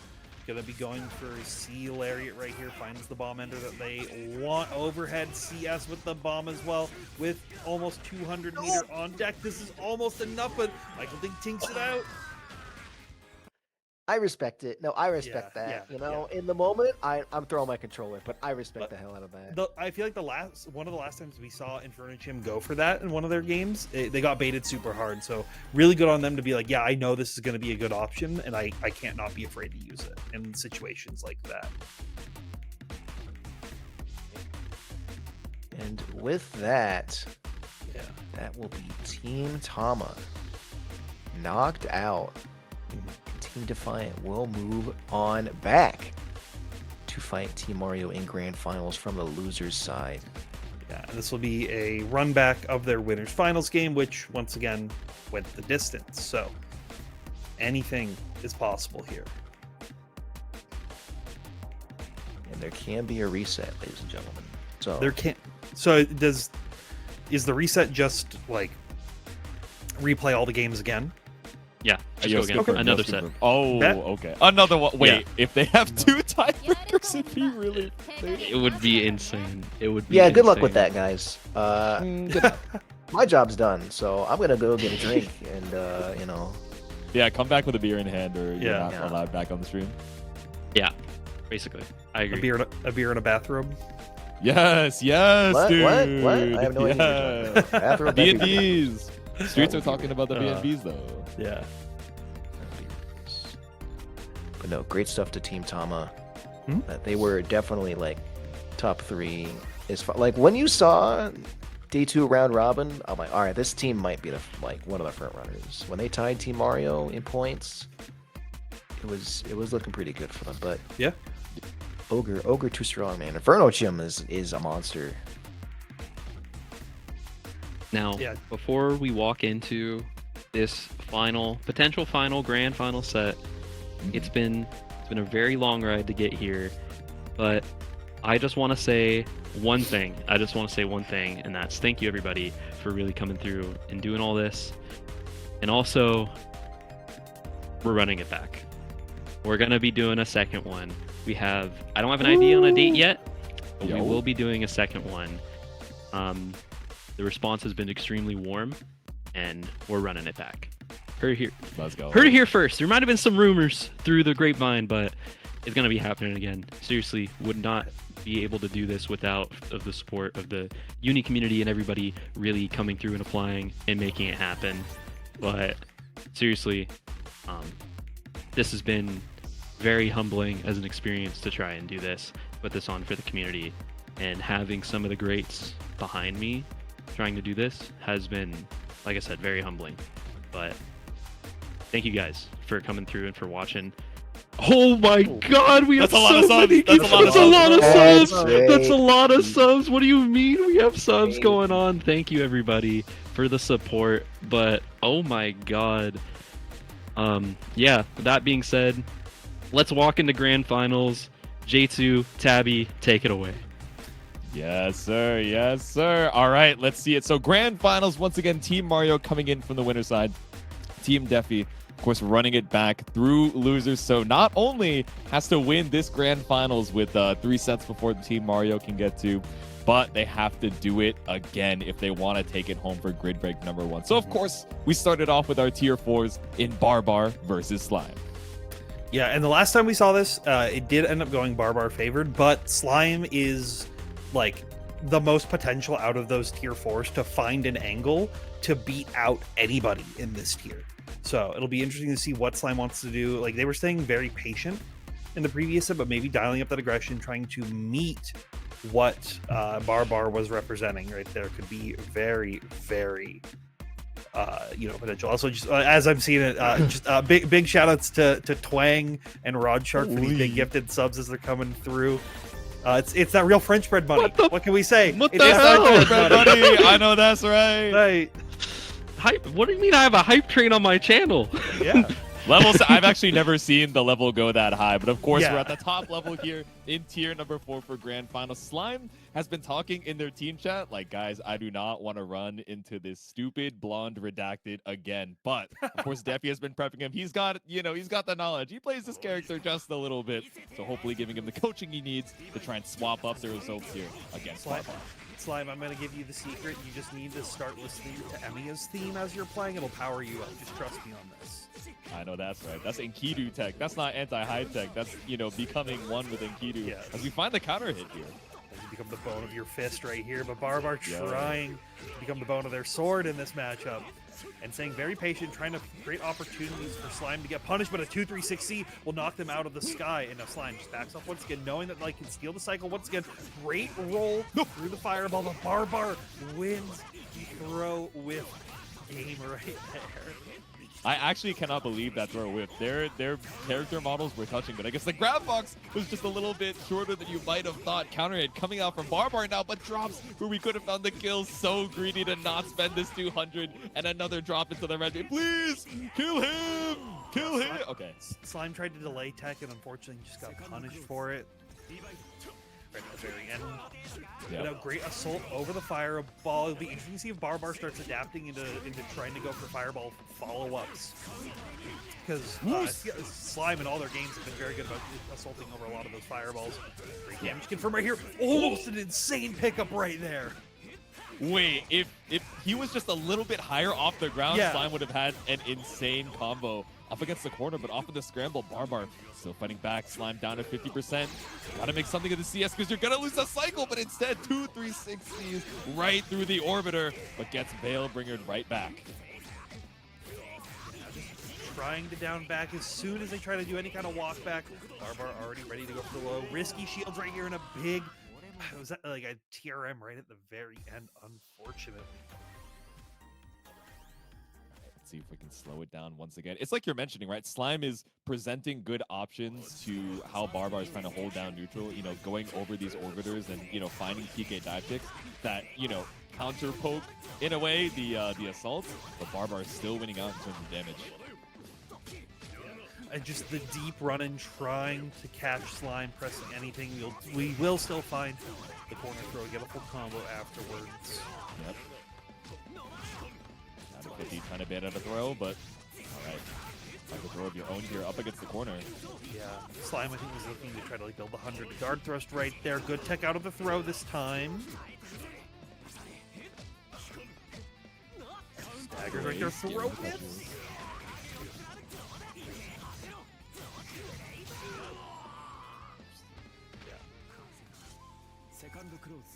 Barbar just doing a really good job of just keeping it like simple on these game plans, like using a lot of that that player intuition to just know like, okay, this is going to work.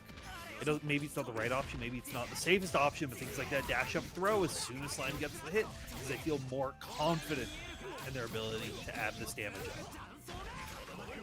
All right, C-Rekka just runs down the timer, trying to go for the EX dive kick, but still matches out with the 2A counter hit from Barbar, but doesn't fully confirm. We see the red miss, so we let that BDP rock once more and runs right into the reversal. Not only that, but we side swap to just run under. The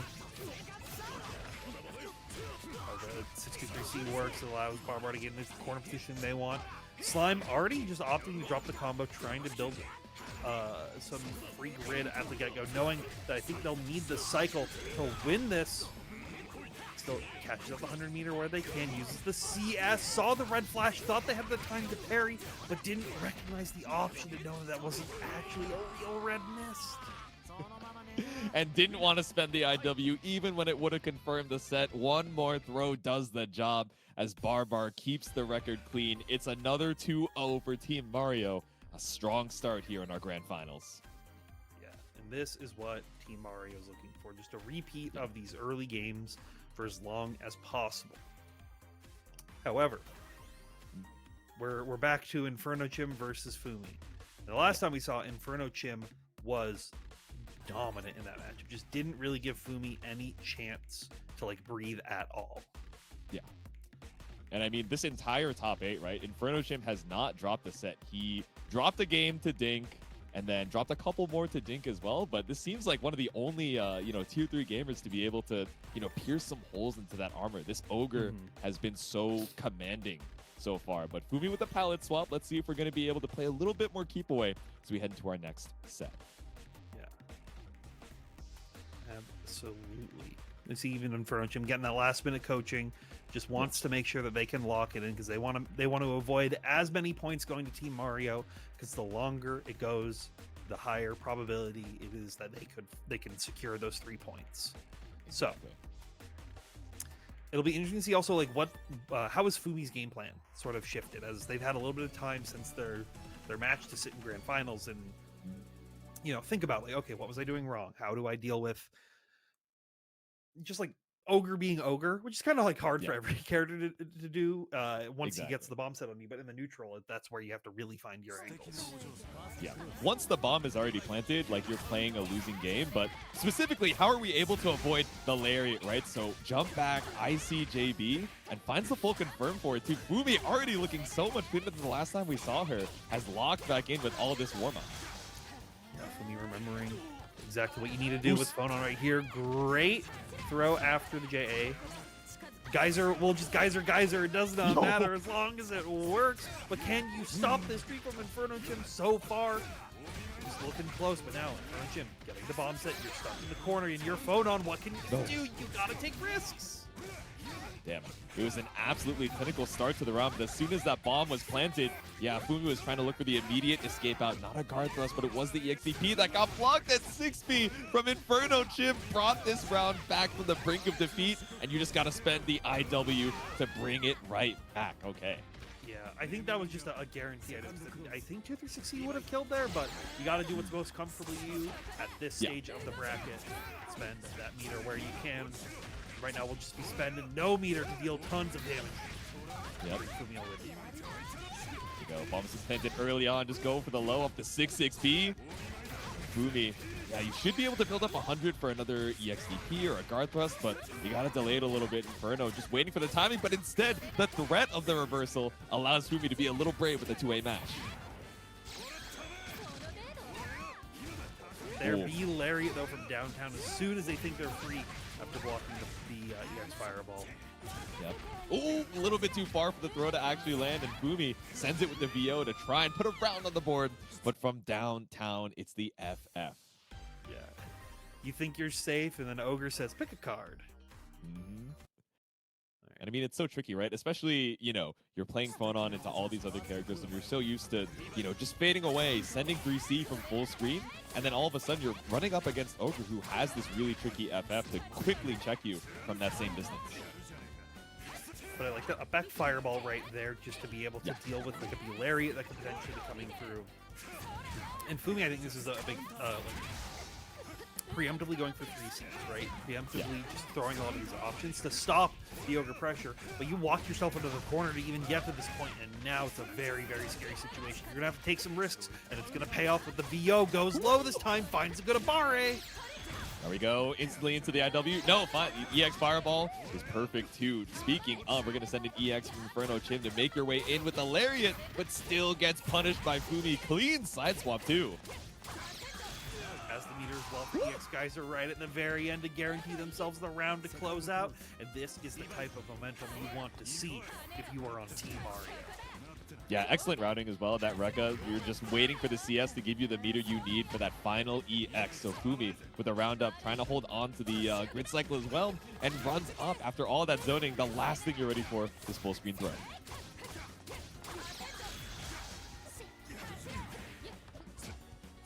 Get away.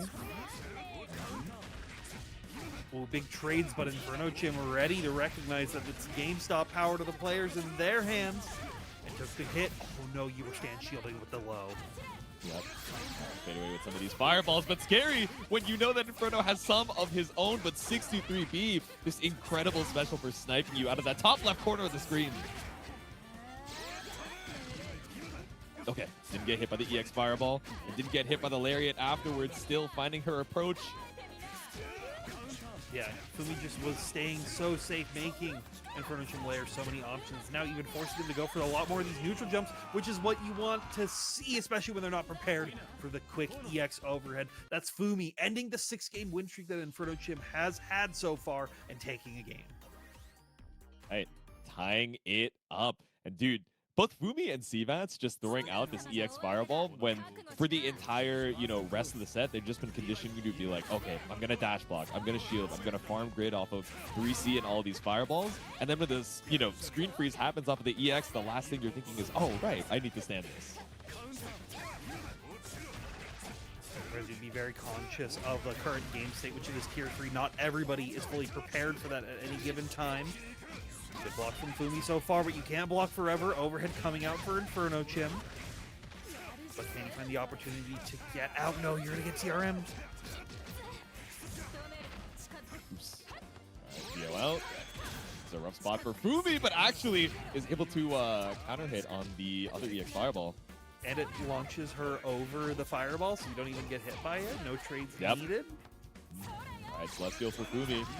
First CS to try and get that meter right back, but Inferno Chim's not going to give you the opportunity. Stood up a little bit too early because that 6-6B is so active. Now the bomb is planted, looking for this one last hit. Getting hit right there, I'm 99% sure was just CS, but was a little too late on the draw. And Inferno Chim going to steal it with another DP round ender right there. Geyser install, the first one we've seen from a phone-on player so far. We'll see how Fumi can gain advantage with it in this early stage of the game. Yep. Ooh, okay, assault JC, but didn't quite find the confirm afterwards.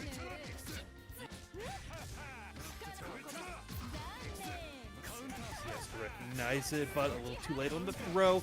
VO gonna get blocked as well. This is what you want to see as Inferno Chim. The VO timer, you got CS. Oh, but the mash out of the 2A. Fumi's so brave to try and escape this West Coast corner. The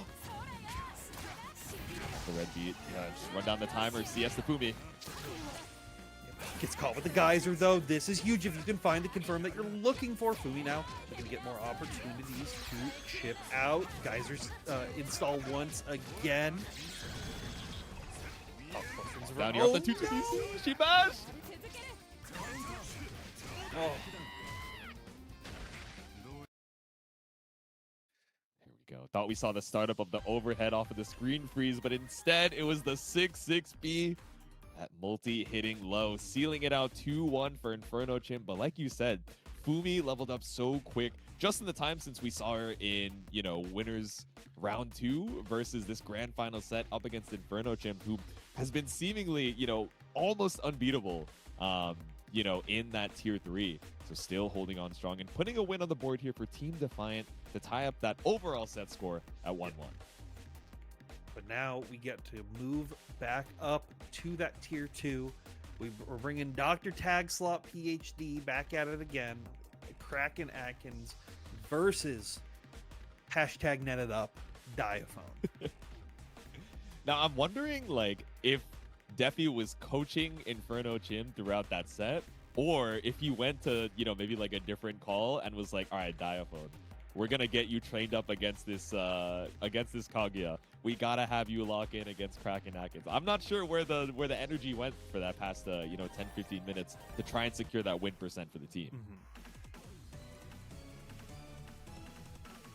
Yeah, because the last time it was, the last time it went Diaphone favored because Nil took it over Corey.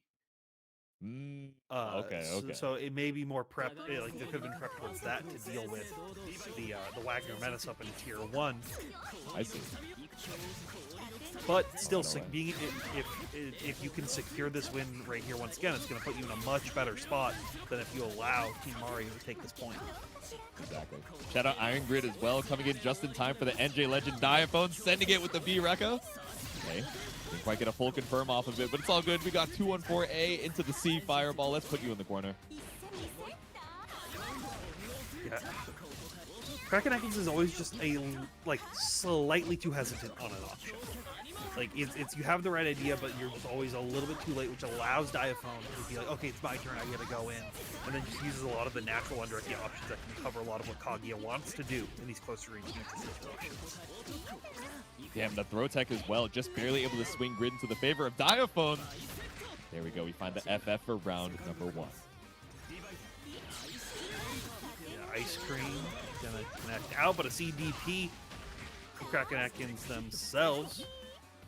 Quickly brings it up, forces a tech out as well, blocking the Rekkas, but you're not blocking a throw. Up stagger with the 5As. Oh, but caught trying to mash out in that 2B Diaphone. Secures another hit. You got all the meter in the world for another 2-2C.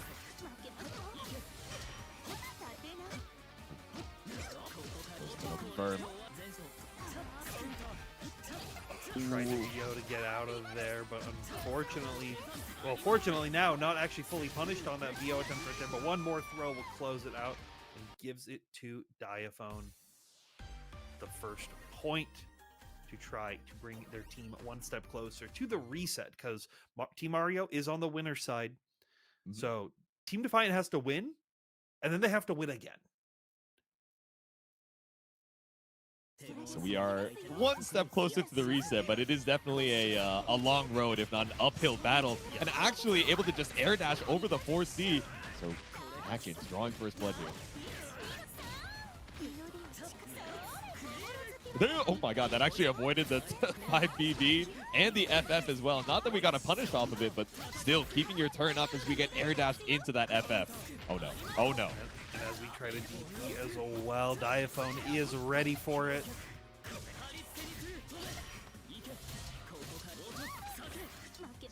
More set.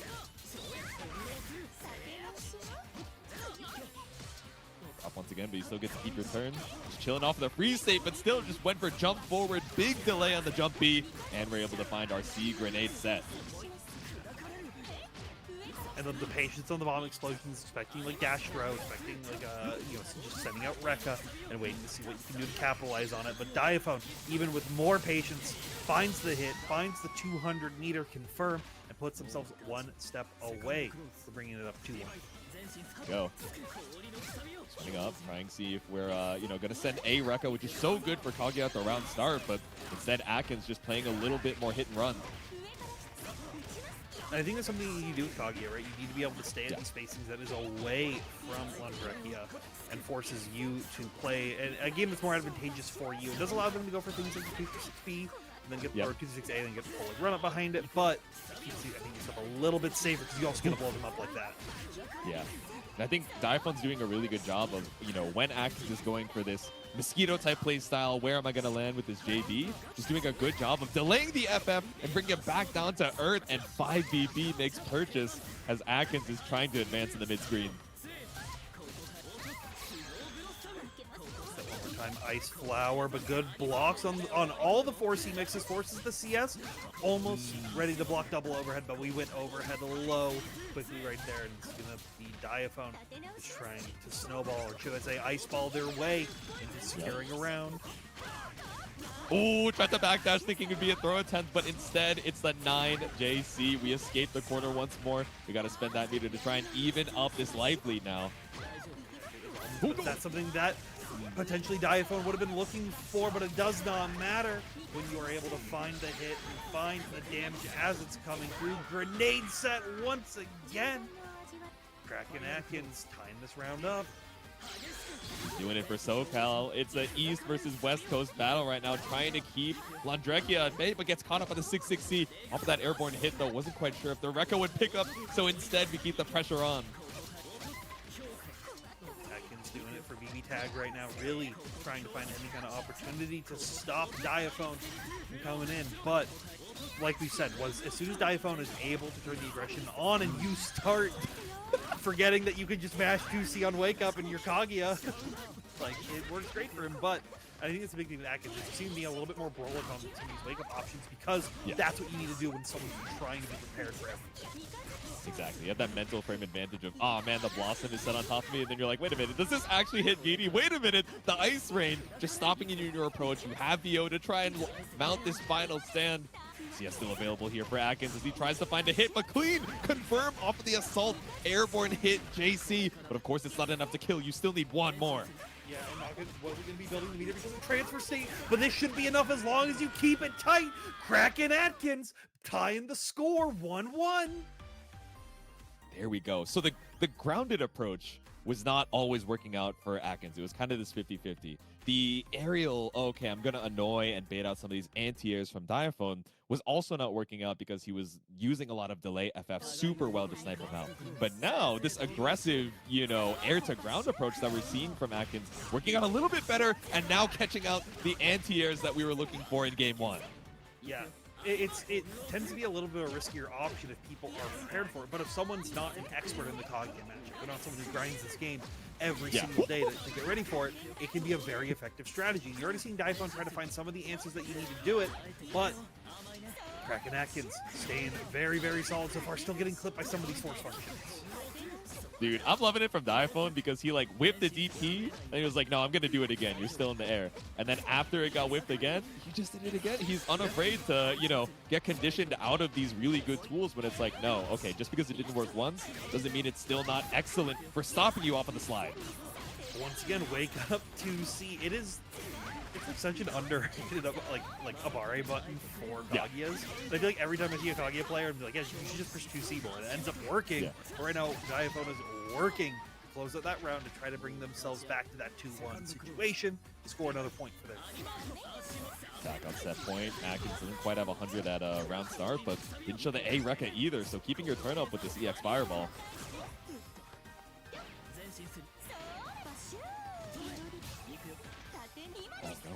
shield in time off of the concentrate. So not only do you have free state, you also got caught by a stray fireball.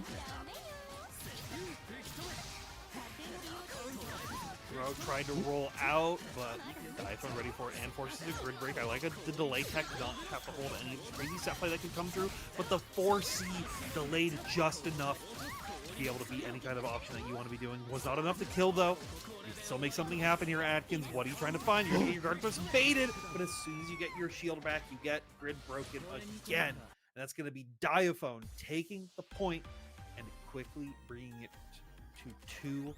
Yeah, there we go. The title drop to put a second point on the board here for Team Defiant. So, you know, if Corey is able to take it over Nil, we are going to a reset with no tiebreaker required. But at least looking at some of the, you know, previous sets within this top 8, Nil has, you know, been really strong both against the Kuan, and I don't think he's had to run into the Uzuki just yet. Yeah, I don't think he's had to run into the Uzuki, but definitely this is a spot for Nil to really have a lot of success in, because their previous games versus Corey, they've just been able to find situations like this where they lead one single hit into mass dominance. But Corey, I think, finally finding the game plan that's going to be working most effectively versus them, and finally finds a 3C, something that they were looking for the entire last time they played versus them. It is such a good option. Control that screen space, control some damage, and try to control the cycle. I see JC. I can tell that Corey is looking for some of these reversals, but also able to, you know, stuff out the shield bash as well, as he put a clean round 1 on the board. Yeah. And you saw, like, when they recognize Friend's patterns for wanting to go for things like shield car and are dash blocking them to reduce the potential plus range that could be available for them. Friend, though, able to find the first early hit after a 3C punish right here. Now has Corey locked into the corner. This is very scary, but we just go and spend smarts here to just apply a sword buff. Yep. Oh, there we go. Caught by the JC on the way back down. I wonder if Corey was watching out for an empty low.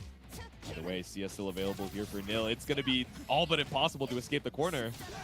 Yeah, just 2A delay, 5A delay throw, all 3 hits connecting right there. A classic story in the Wagner-Kuan matchup once you got him locked down in the corner. Let's see if Corey can prevent that from happening, but right now you're going to get me teching throws, not trying to get opened up. Ooh, seems to be into teleport, but actually ended up mashing the 5B to catch it on the startup and just barely out of range of that B flash kick too.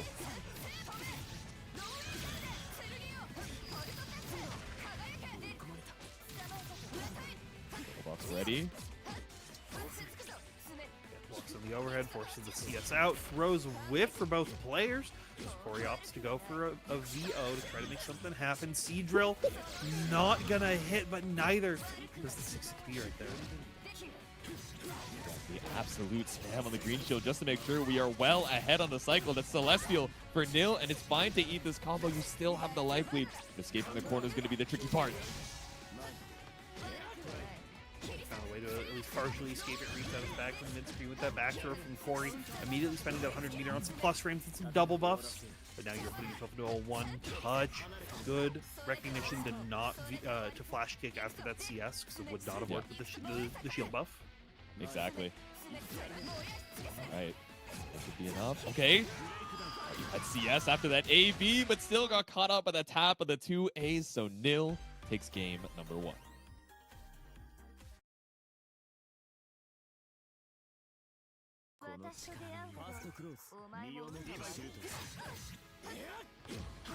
Be off the round start again, but that airborne hit, not able to find a full confirm.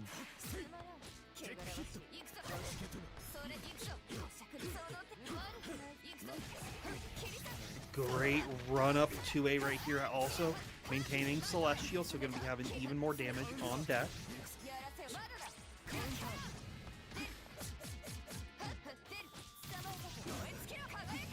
Staggering 1,002 2As, but oh yeah, able to shield bash right through the needle, but doesn't find the pickup, so instead it's punished back throw for Corey.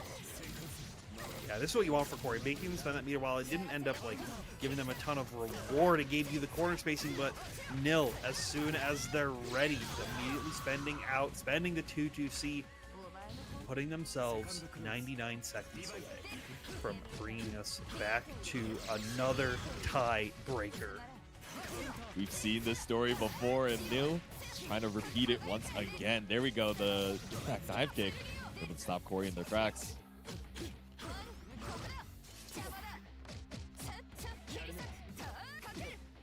Nothing found off the shield bash just yet. Still got CS. Ooh, but caught with the dash B. That's 200 meter on deck. Gonna be seeing just going for burn right here to put you into a one throw situation. Tech doesn't get rid of it, but one increased throw will be enough to close it out. And once again, Yost, we are bringing the wheel back out for a tie breaker. All right, Mario, Deppy, you know how this goes. It's time to DM your bans. Yes. Ah! You okay, man? There's so many tiebreakers. I honestly, like this rule originally was just to spin the wheel regardless. But the actual, not last minute, but within the last week, this change, I had a conversation with iPhone, and he was just like, "Hey, this would be a cool change." And I'm like, "Wait, that's so peak. It's so peak."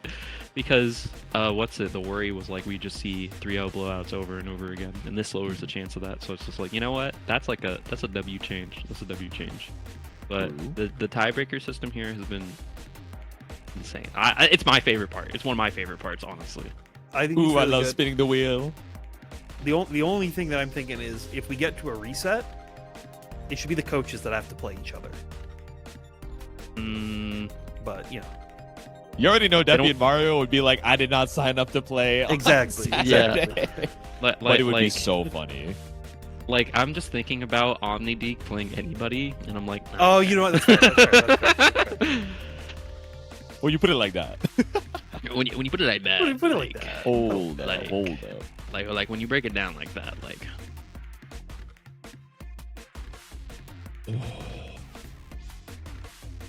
I'm getting the insider information on what is gonna be banned, and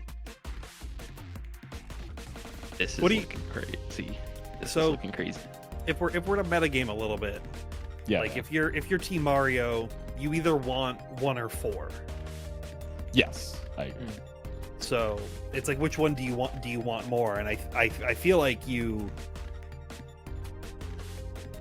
because you're not getting both.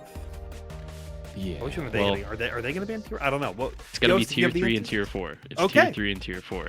Okay. This is spinning the wheel after the F5, and it's looking like it's gonna be tier 4 Slime versus Barbar. Slime Okay. versus Barbar.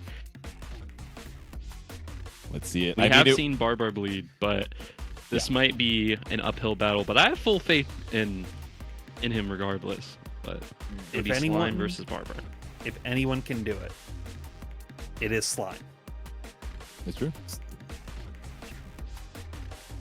I mean, this is the guy who, from round robin 1, went from, man, why did I pick low tier, to learning these like character specific tools and tricks and getting the advice from Defi and of course the rest of the folks that he, ran up against and played with to be like, okay, while, maybe I don't have my slop option like some of the characters in the cast, like I can do it if I lock in, I have the tools and I got the, the coach guiding me, we can do better. And we even saw, in that previous set between Barbar and Slime, definitely the strength of some of those adaptations. So let's see if we can keep it going here in our tiebreaker. If Barbar wins this, Team Mario is the winner. If Slime is able to bring this, then we get one more set in the Grand Finals reset.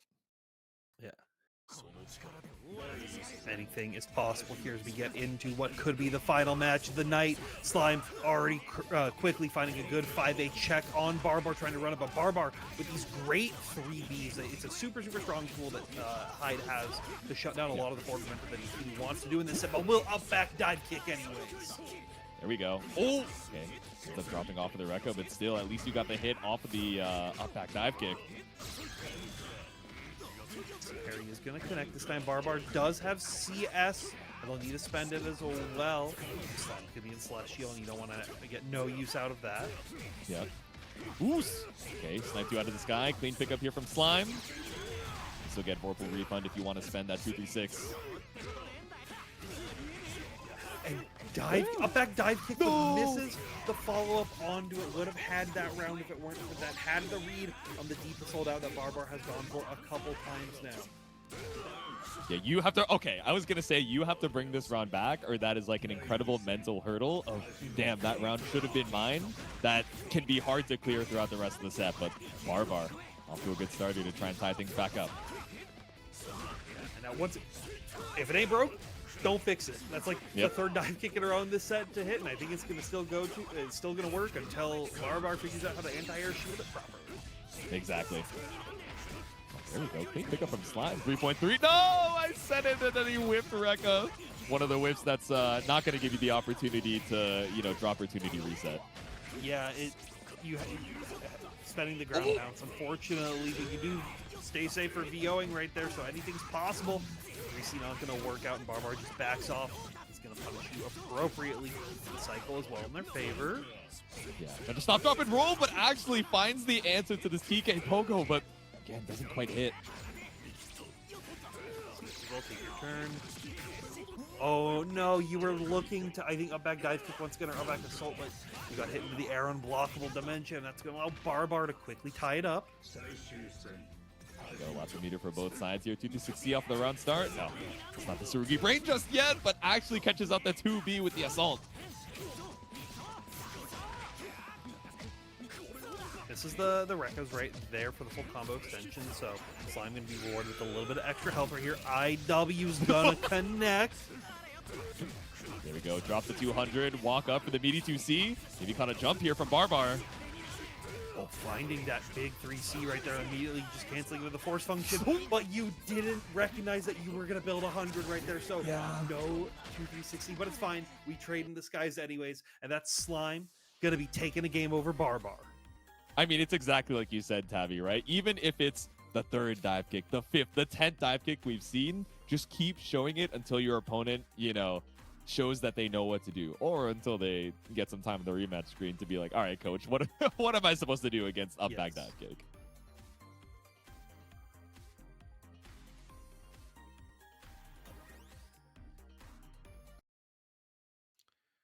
So it'll be very interesting to see. You know what? I wish we get the read in on what is Mario saying to Barbar. How do we handle the situation? 6FF coming out. That is something we have not seen from Slime the entire day, and it is such a good tool versus a lot of this fireball pressure. So I'm glad that we're finally seeing it at the moment where it matters the most. Locking on the tools that you need to, try and approach on Barbar here, but with an side swap clean tech, but yeah, sees the red miss, so it's an easy DP.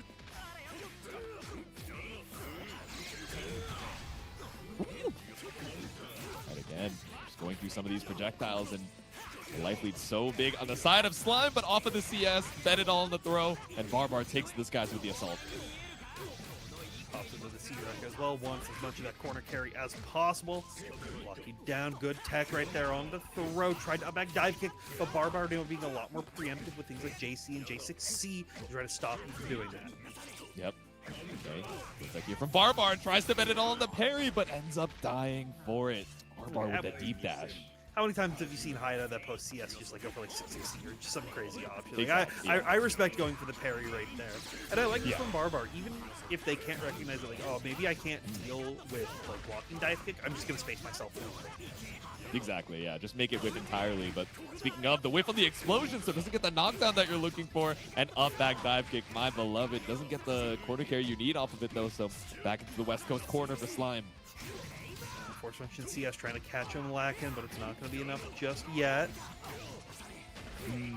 Popeye Orbiter, Ben Sinister, but 2C, just a hair too far. Gets him down, but didn't have, the readiness to get the full kill right there. So Slime still has a chance, but as soon as they try to go to the skies, Barbar knocks him back down with that JA, a wonderful air-to-air button, as we tie it up 1-1. Dog, that was terrifying. I saw the throw whiff. I forget if it was 3B or 5A whiff, and Barbar was like, all right, man, whatever. I'm assaulting it. Exactly. I'm sending it. One apiece. Barbar sat there and just said, wait a minute, pretty goated. Just like Slime's pretty goated right there with the 6FF, finding the big pickup, but can't find the full extension. Oof. Okay, didn't believe in the hit behind the back, but happy with the assault. Now you're back into the corner off the throw.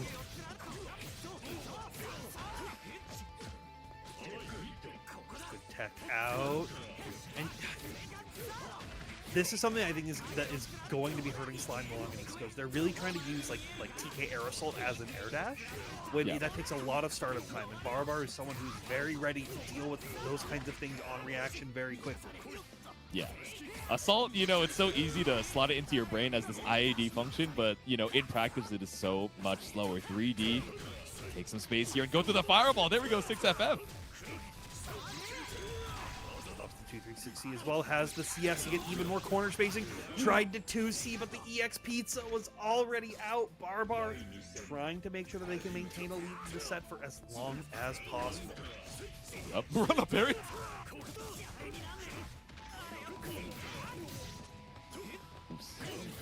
Right, BDP, no, tried to bet it all on the parry again, but Barbar just walking up menacingly, waiting for the reversal attempt from Slime.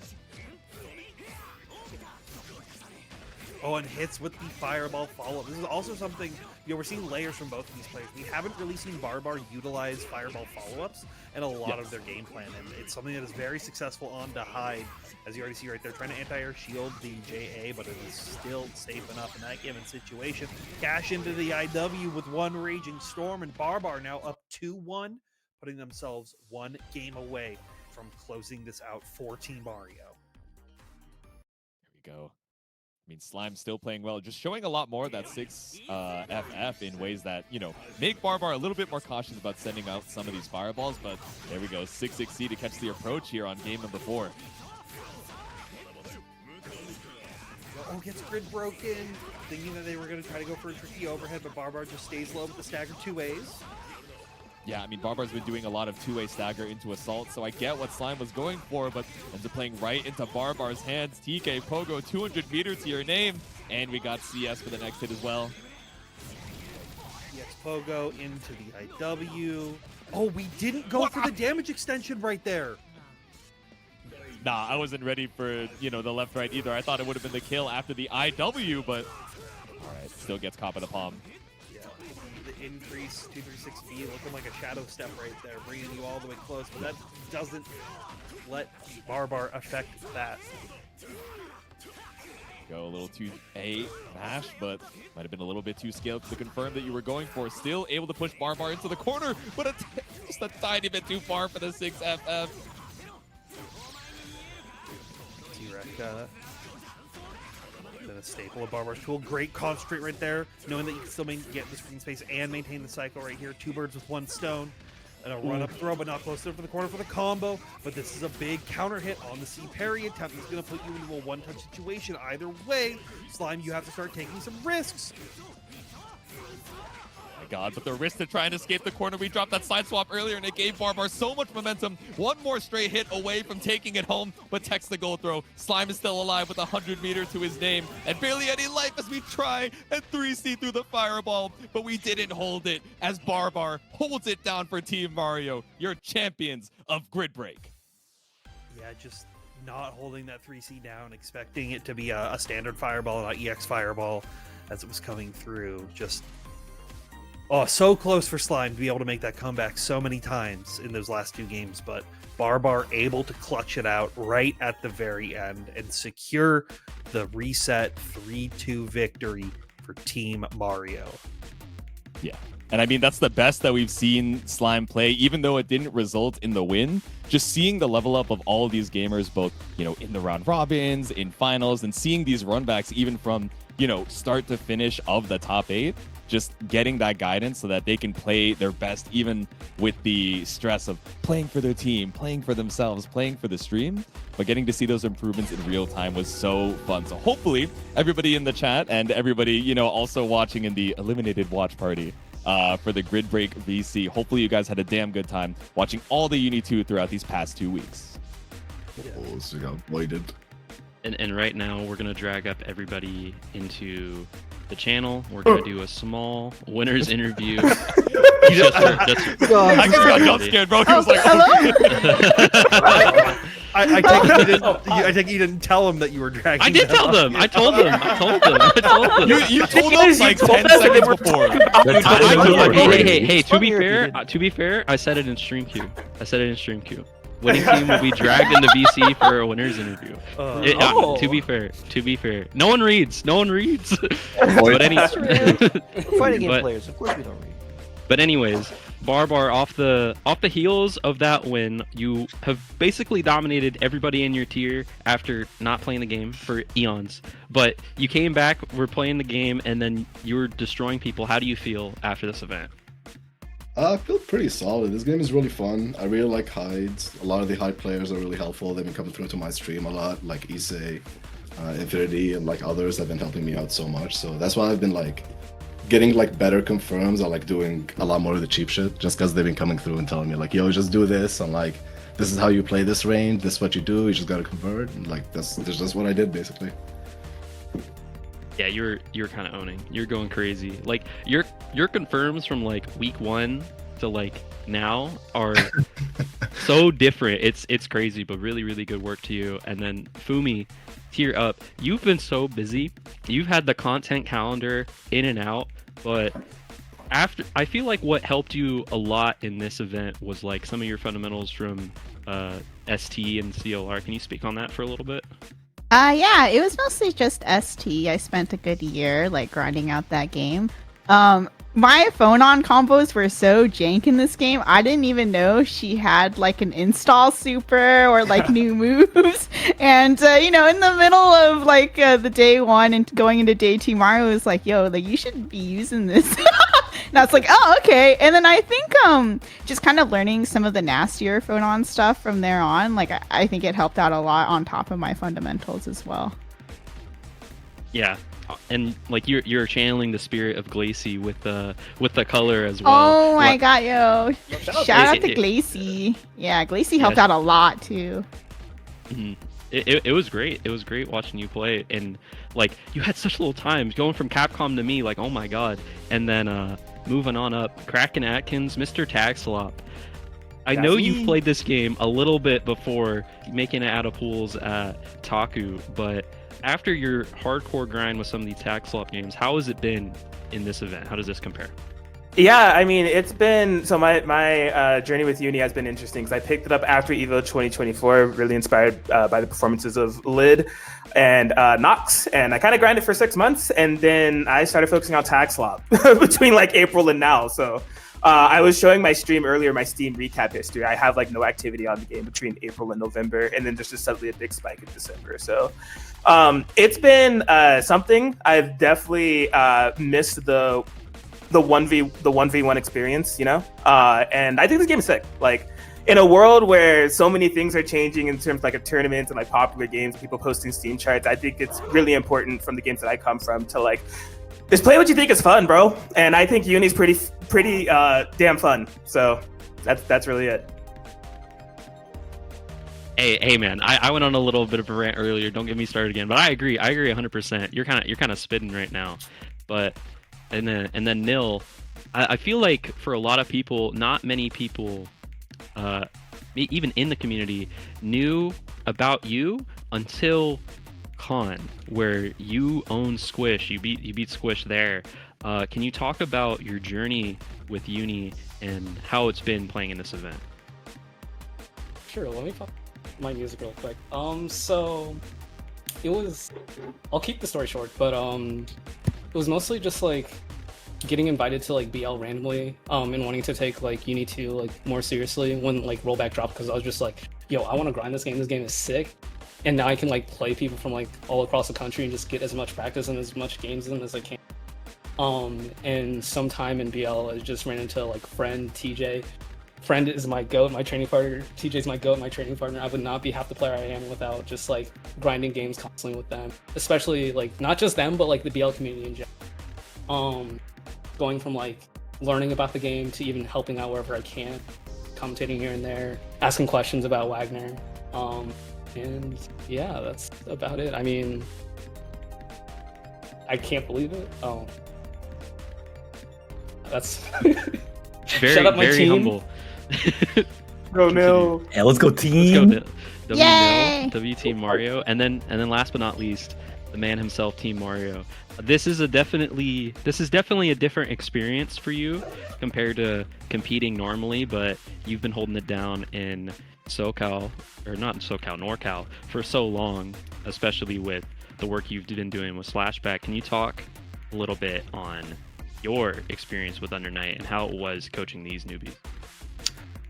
Yeah, I mean, I've been playing Uni since 2019 with ST, and I've just been entering brackets since. But it's really just been entering brackets. You know, I've dipped my toes in commentary and tournament organizing with Slashback, but yeah, the coaching is an area I've never really delved too deep in outside of like helping like locals with like random questions here and there.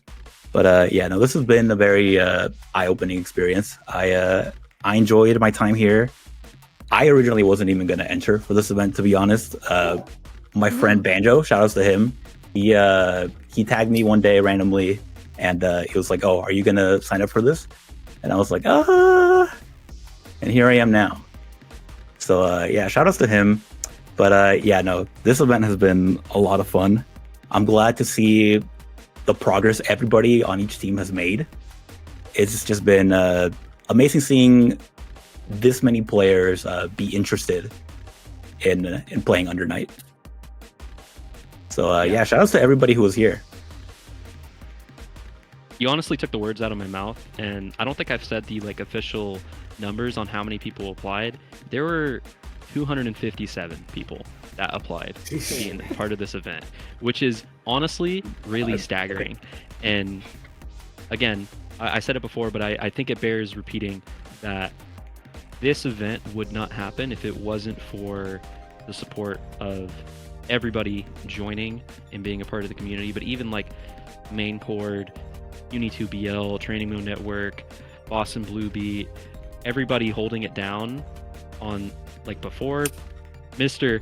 Know Your In Birth, we got Jinta, we have Onyx Dude, everybody, Lid himself who's been doing content, literally everybody who's been trying to hold it down for this game in this community for so long. If it wasn't for everybody there, I would not have any shoulders to stand on, and I really appreciate you and everybody really showing the love for this community. And if you want to play Under Night, it's on sale right now on Steam. Play Under Night. It's on sale. Go buy it.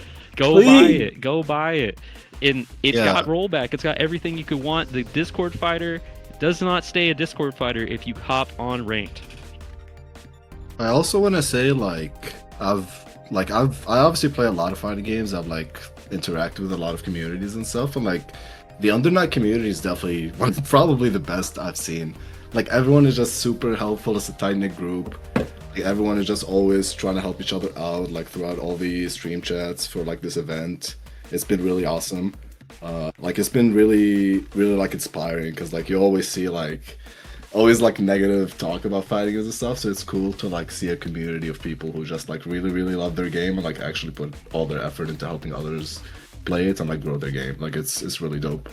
I would co-sign that as well. It's like, for all of my streams, I have my coach Mario who's been like pivotal in terms of like making some necessary adaptations and matchup knowledge, just overall mindset. But for Kaguya specific stuff, like every time I went live, there's at least a Kaguya player in my stream chat giving me so much good advice. Like we're on a worldwide basis. Like Speedy Potatoes, shout out to them one time. Sneak, I don't know what time it was for them. At some ungodly hour, was like hopping in the lobby and sending me combos via DM. So it's just like so crazy to see that like on that worldwide scale, people were just locked in and just being so helpful. So I'm really appreciative to anybody that gave me an advice in the community. Shout out to Mario, bro. Mario. I appreciate it, man. Thanks, Mario. Thanks, Mario. Like I was playing RDE earlier and I was getting cooked like 2-0, and then he was like, "Yo, bro, just chill, just stop doing shit, dash." I just started winning. W coach. It's like, yo, dude, just calm down. But I think that's gonna do it for us. Once again, thank you and congratulations once again to Team Mario. Sound off in the chat. And one more time, we will be running it back in 2026. So please keep your eyes out for that. But I think we're gonna call it there. So once again, thank you everybody for showing up for the stream. Thank you everybody who's viewed, shared, dropped a Twitch clip, dropped a tweet, anything. And I think we're gonna close it here, but Long live the night. Long live the Long live the night. night. Long live the night. night. Thank you, Yost. Appreciate it. Thank you, everyone. Thank you, everybody. Thank you and so much. Have a good night.